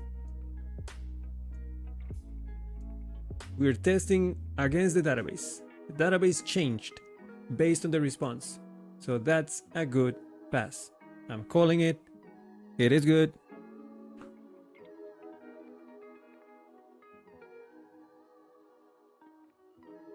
I think that's the most amount of code I've written for a test with just a couple of errors. Mostly on my part. All of them are my part. I mean, what are you talking about? We're all yours. Okay, so number one. So now that it's passing, let's go back and do some refactorings because we are doing a lot of things wrong here. We're not validating responses. We're just trusting that everything is how it's supposed to be. Blindly. Okay, so first thing I can do is put this in a in its own method.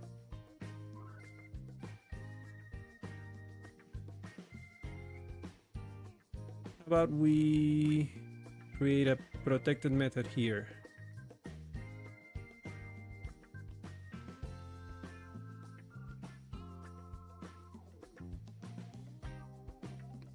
get access token.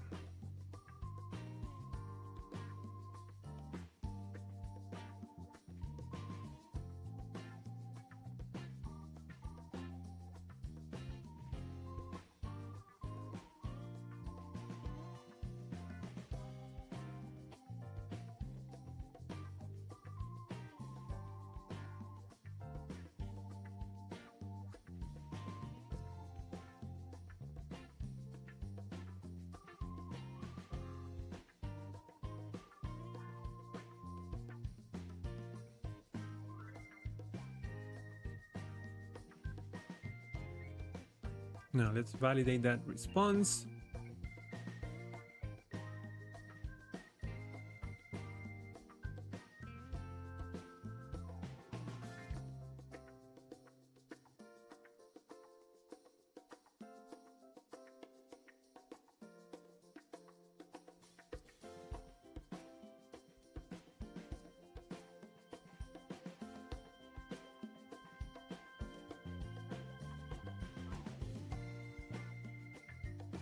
What do we do here? Throw an exception. Yes, we should throw an exception. Or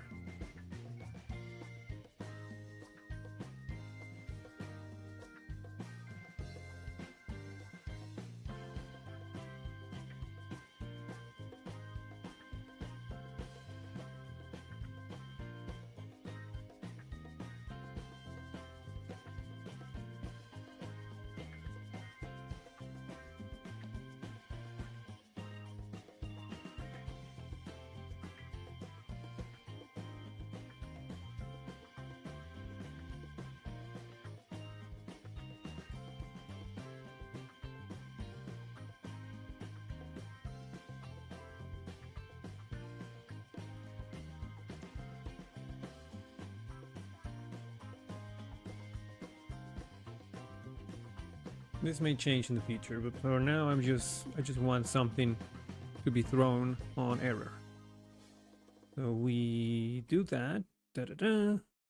Response.json, that will fail if anything happens. Now I just need to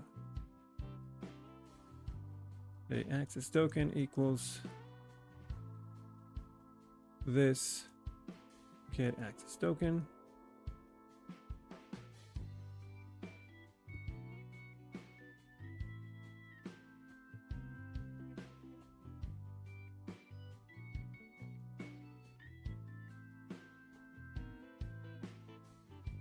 Thank you.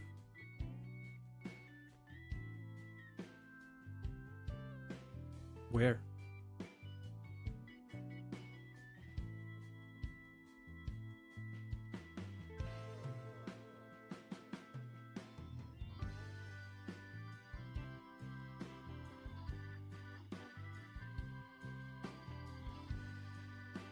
Where did I write aces?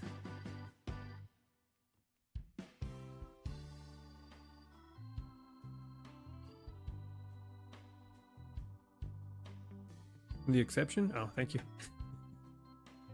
Dear Lord.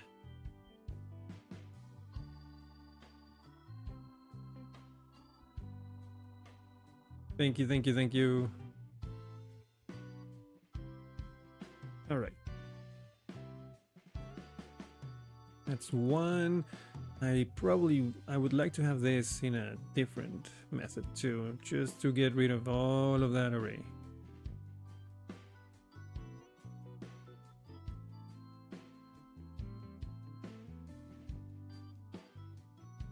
Might be overkill, but let's do it. Let's do it.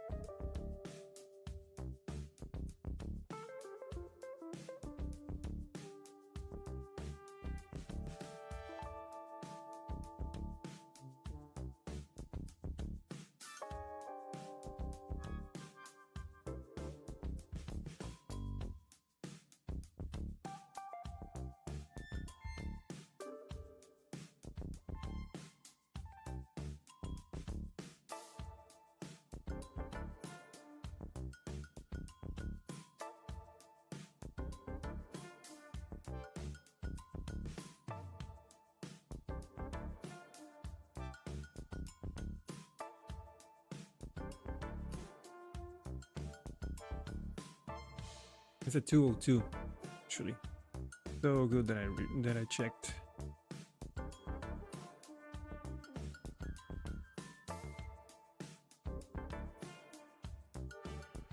How about the other one? The authentication.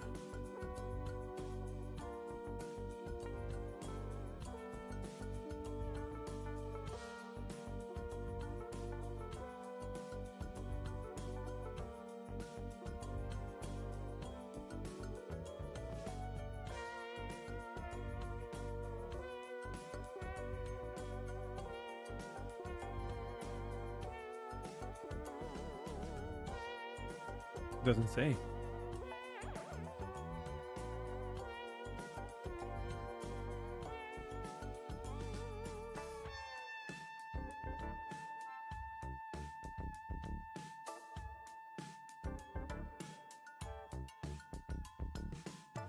The hell is this?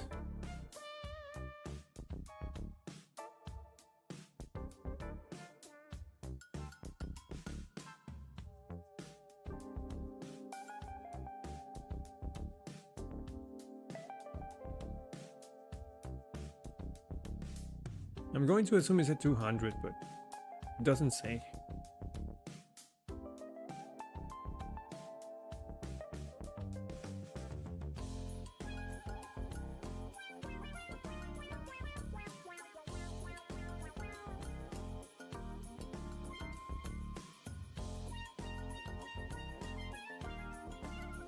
Yeah, doesn't say.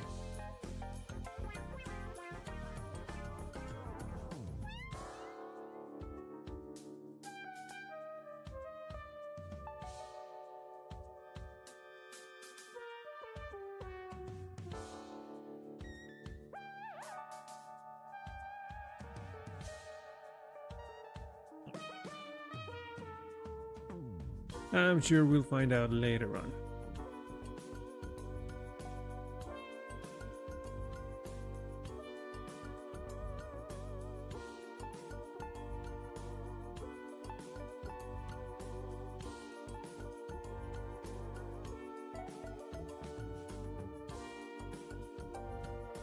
I broke something. There is no get status on the response. Earn it.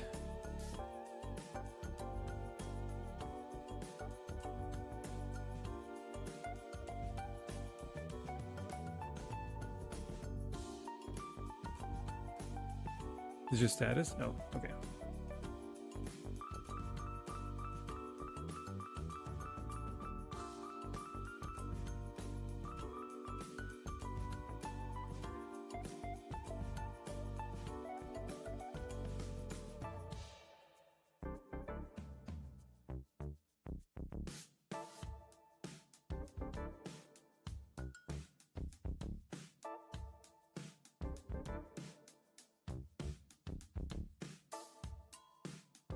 On string, what?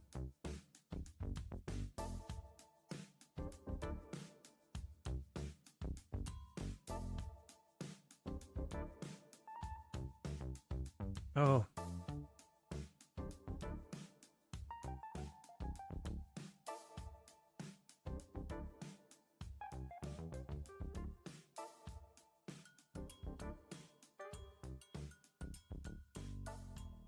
Also, I'm going to assume that this JSON thing is going to give me null if that key does not exist. You would split it? Where?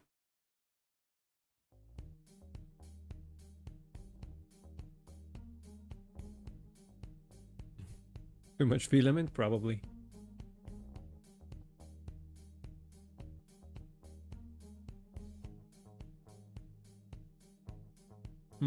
Yeah. You're right.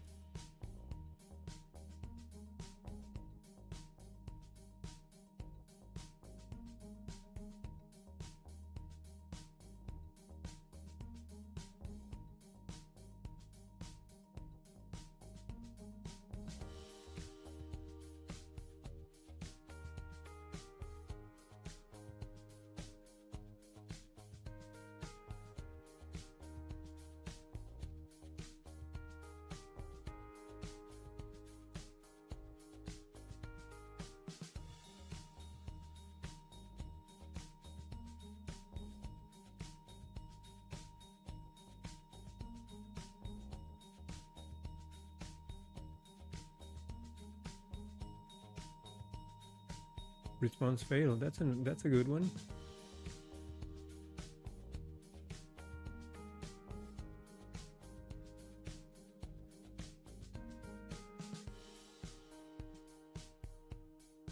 Because the triple equals, it's a bit overkill. I would just do response failed.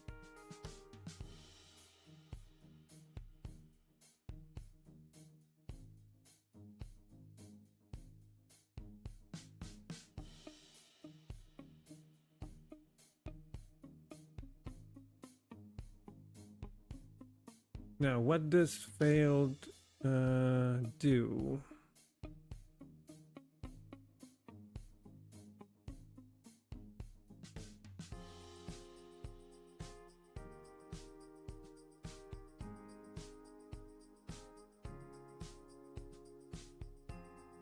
Really? I never do triple equal, dude.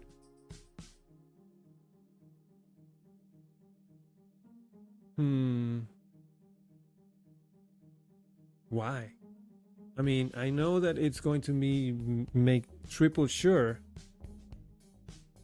that it's even a type, but what else is going to be returned with returned by response failed other than is it going to give me a 0? Yeah, I know, but in this case, response failed, it's supposed to return a boolean. So I'm not in control of either side of the equation. It's just one parameter to the comparison, and it's going to be a boolean. Yeah, I understand that in some cases it will be useful, but it's not a 100% use it always. At least in my case, I would use it if I am not sure about the types of the two sides of the comparison, and more so if I am in charge of the result of those values. But in this case, I don't see a benefit. Yoda style? What is that?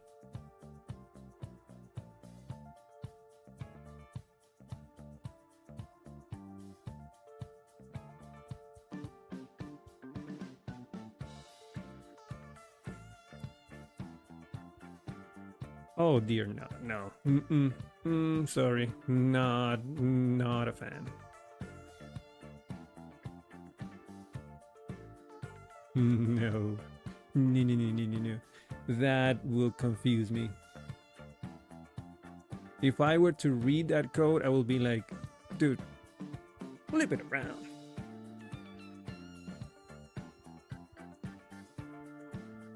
Okay, I'm not going to try to convince you, but likewise. Yeah, no, I'm not gonna do it. Redirects, view responses, print arrays.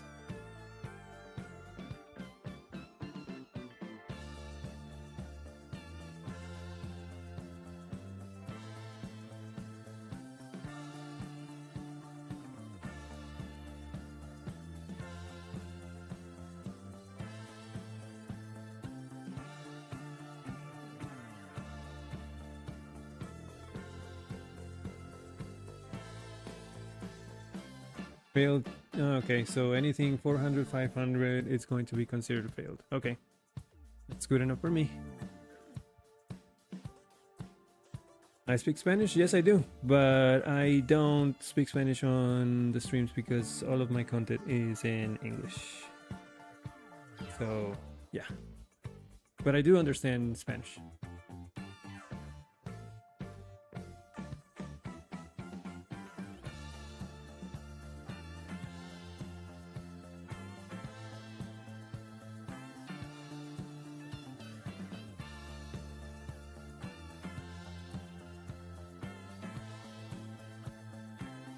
All right, we're back to green. Awesome.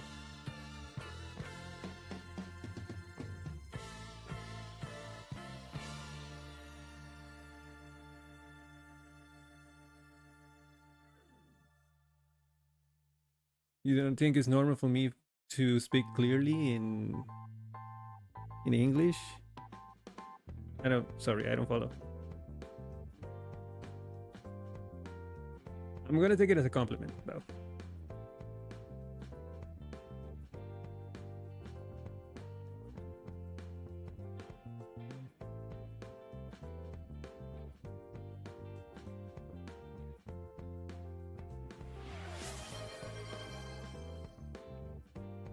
Linux just followed. You're amazing. Oh, thanks, dude. You're amazing. Thank you for the follow.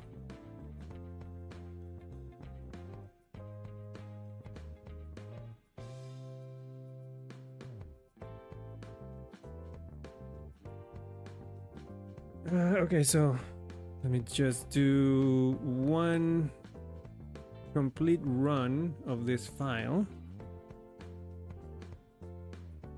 Minder file? I don't think I am. Test. Run the file. Everything is passing, which is good. Let's do one complete test run. There are a few fails here. Let me see why. Handles the webhook callback notification request.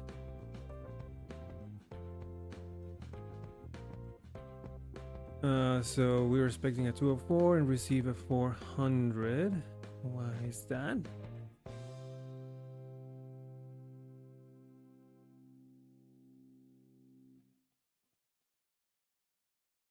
Alright, let's fix that one. I don't know why it broke. Switch controller test. Second to last.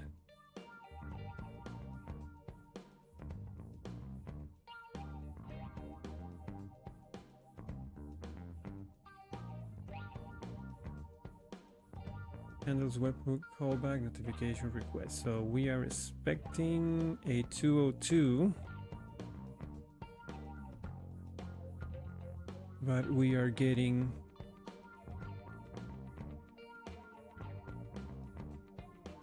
a 400. Why are we getting a 400? Which event?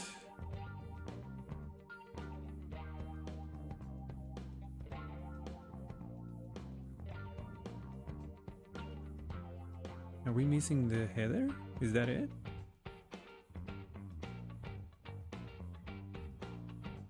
Which events of message type?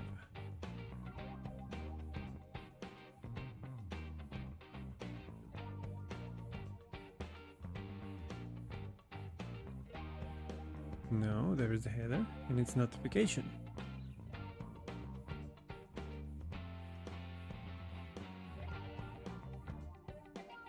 The only other option is that in notification, the subscription type is wrong.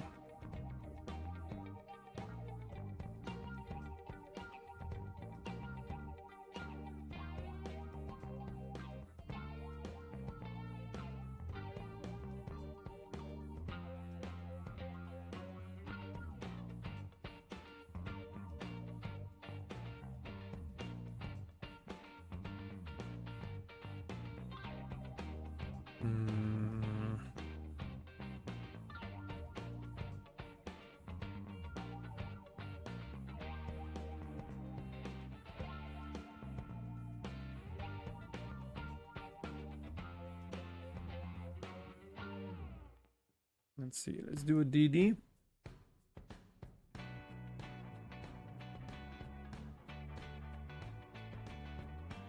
Traffic light, what is that?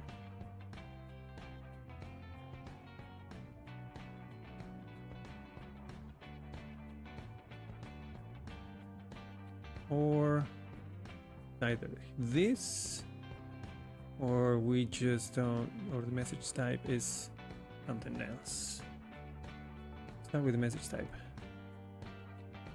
Oh, okay.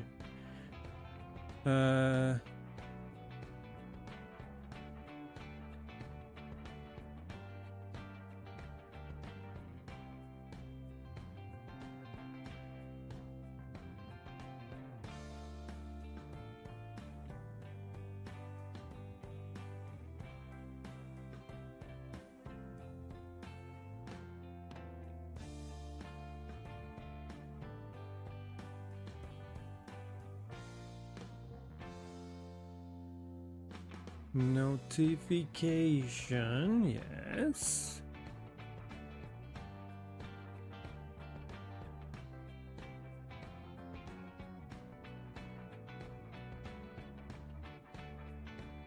So it's going to go into here.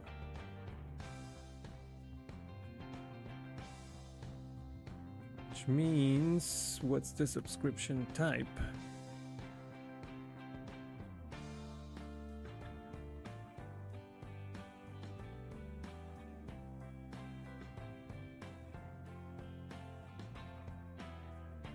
How much do you want to bet is this notification type here?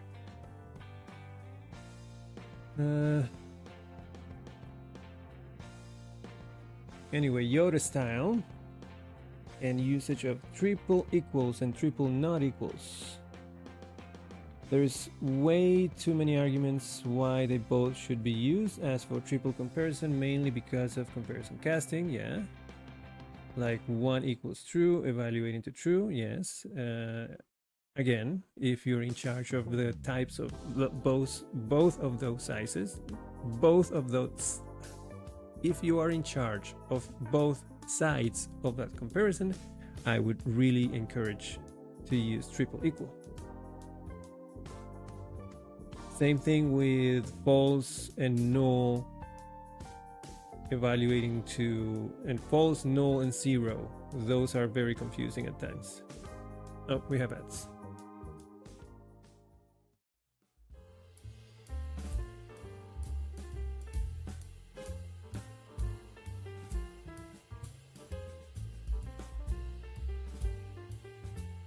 As for Yoda style, it's mainly accidental assignment bug prevention. Yeah, it has happened to me a few times, but if we are at that level, yeah, Yoda style, it's the least of your problems.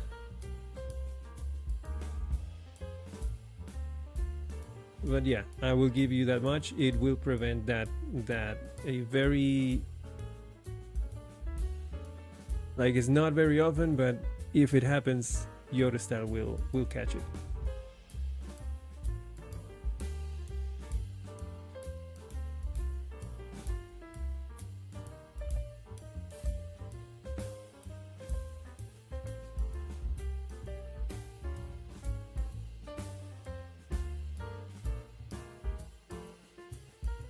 I guess at the end of the day, it's just a matter of preference in this case.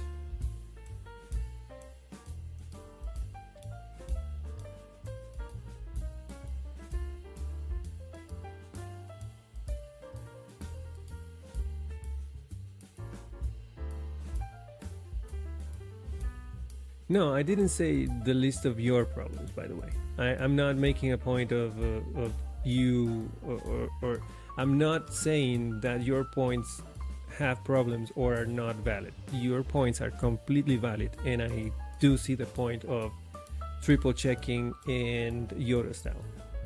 I'm not saying that it is anything wrong with that or with your coding style. But at the end of the day, we all have coding styles.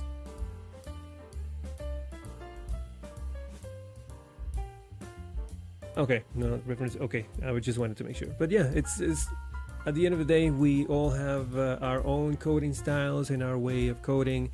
Doesn't mean that one way is wrong and the other one is right, or that one is better than the other. It's just a matter of, yeah, like personalities. We all have our personality, even in coding.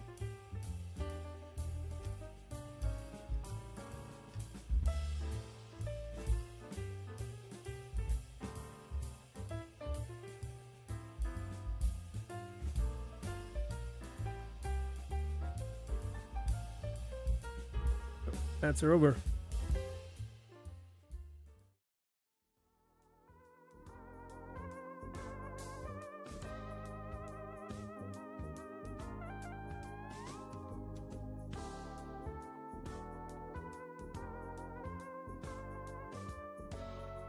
Actually, let me go real quick to services. Yeah, that was it.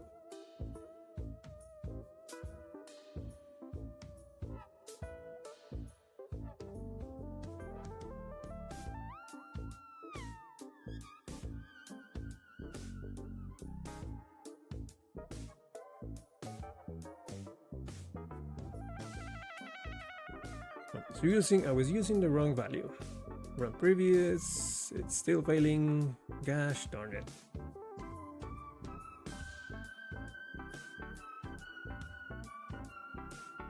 Thank you.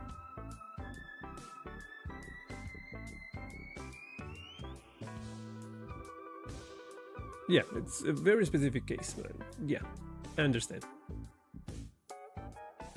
We agree on that. Why is this failing?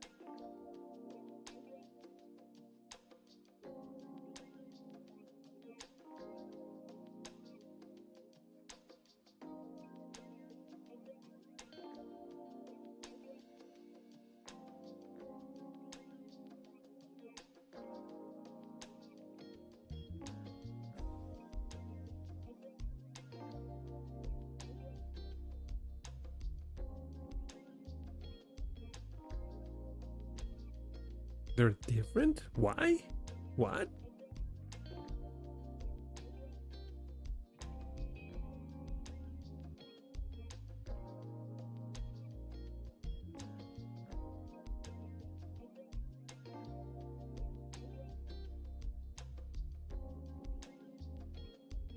Yeah, I never said he was wrong. I'm just saying sometimes, all I'm saying is this. We all have coding styles. My coding style is a bit more laxed, so I don't usually use or resort to triple checks in Yoda style. They are good, and he makes very good points about why to use them and where. All I'm saying is we all have our personalities in coding, and mine leans towards more of a lax coding style. Doesn't mean it's wrong, doesn't mean it's better. Why are these different?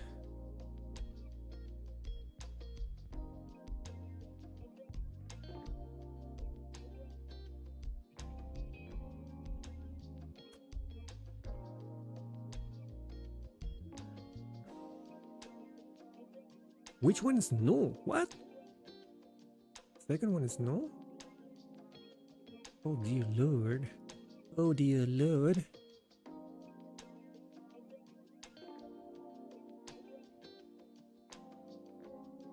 Yeah. Don't know why.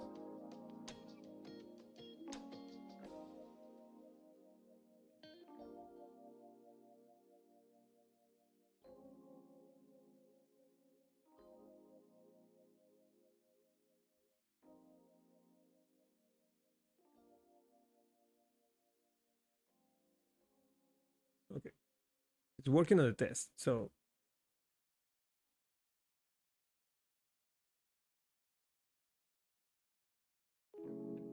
yoink.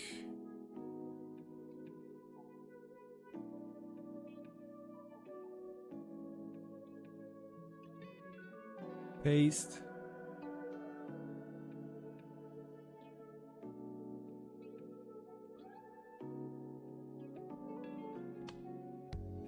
If I would have to look at the replay of what I just did frame by frame, because if you ask me what was the difference, I have no freaking idea. Hold on.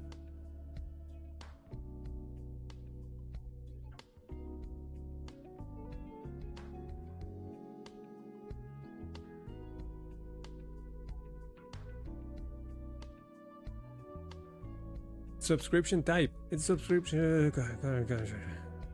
Why did I thought it was notification type?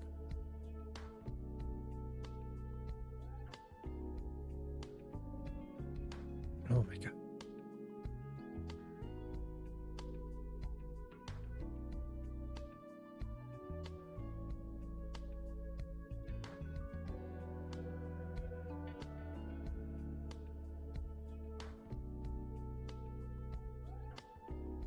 There. I was right. Yay. We are both right.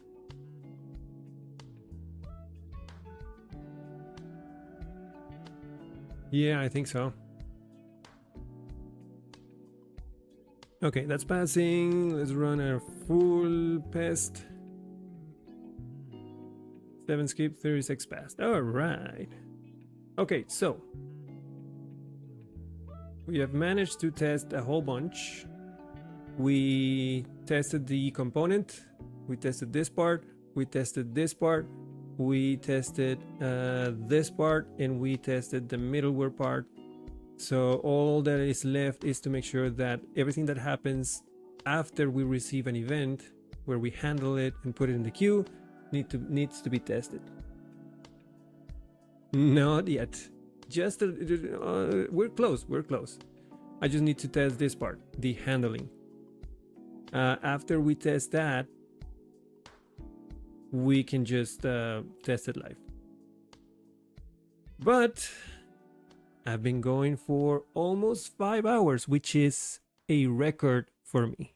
So, mission accomplished, and it was fun, definitely. But I'm going to stop here, and we will continue on Wednesday with the rest of the test. I hope you have a great day at work. See you on Wednesday. Yeah. Hey Harold, sorry, are you just getting here?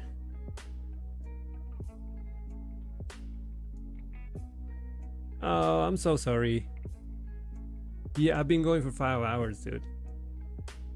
I take notes on my iPad. It's called Notability, and I use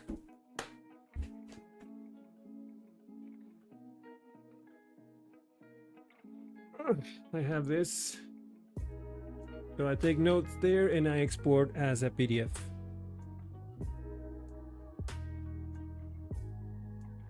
You're just waking up? Well, good morning, dude. I'm going to try to keep going even further. I guess the waking up, I'm sorry, not waking up, the starting streaming after dinner for me worked. Maybe I can try and start a little bit later. See you tomorrow, dude. Yeah, game jam practice tomorrow. Yeah, but I will try to increase the amount of time I stream little by little. I'm not gonna stream at a different time, maybe just starting later, maybe starting 1 hour later or an hour and a half. That works. But other than that, I think I'm gonna just keep increasing the amount of stream instead of just changing the schedule, because to be honest, I'm just starting to gain momentum with the Twitch channel, and I don't want to throw a wrench in that just yet. But I appreciate you coming over, even though it's at the very end. We made good progress today. Tomorrow I'm going to stream 2 a.m. here and I can't sleep. Yeah, happens. It happens sometimes.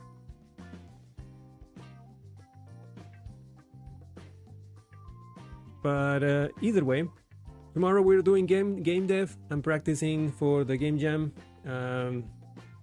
That one, I don't know if that's going to be too long, but it's going to start around 8:30 p.m. my time, and we'll go for a while. So I'll see you then. I'll see you all tomorrow, and on Wednesday we will continue with this, making the rest of the tests. Thank you so much for everyone who joined me. And if you found any of this helpful, don't forget to click the like button, subscribe to the channel if you haven't, follow me on Twitch if you're not doing so already, and as always, I'll see you in the next one. If you're on Twitch, stand by because we are rating someone. Saludos, bro. Thank you so much. Who are we rating today? Let me see.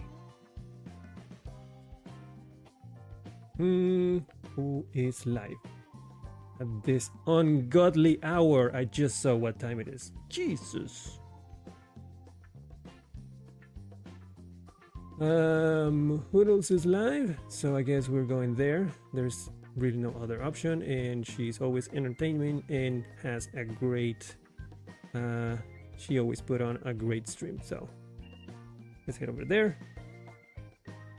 Thank you so much, everyone. I hope you have a great day today, and see you in the next one. Bye.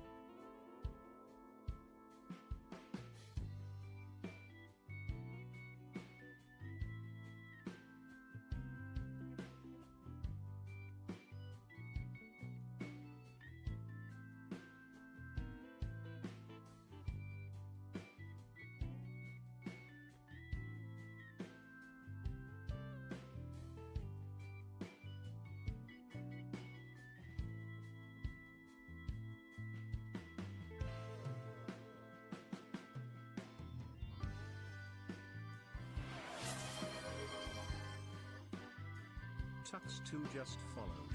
You're amazing.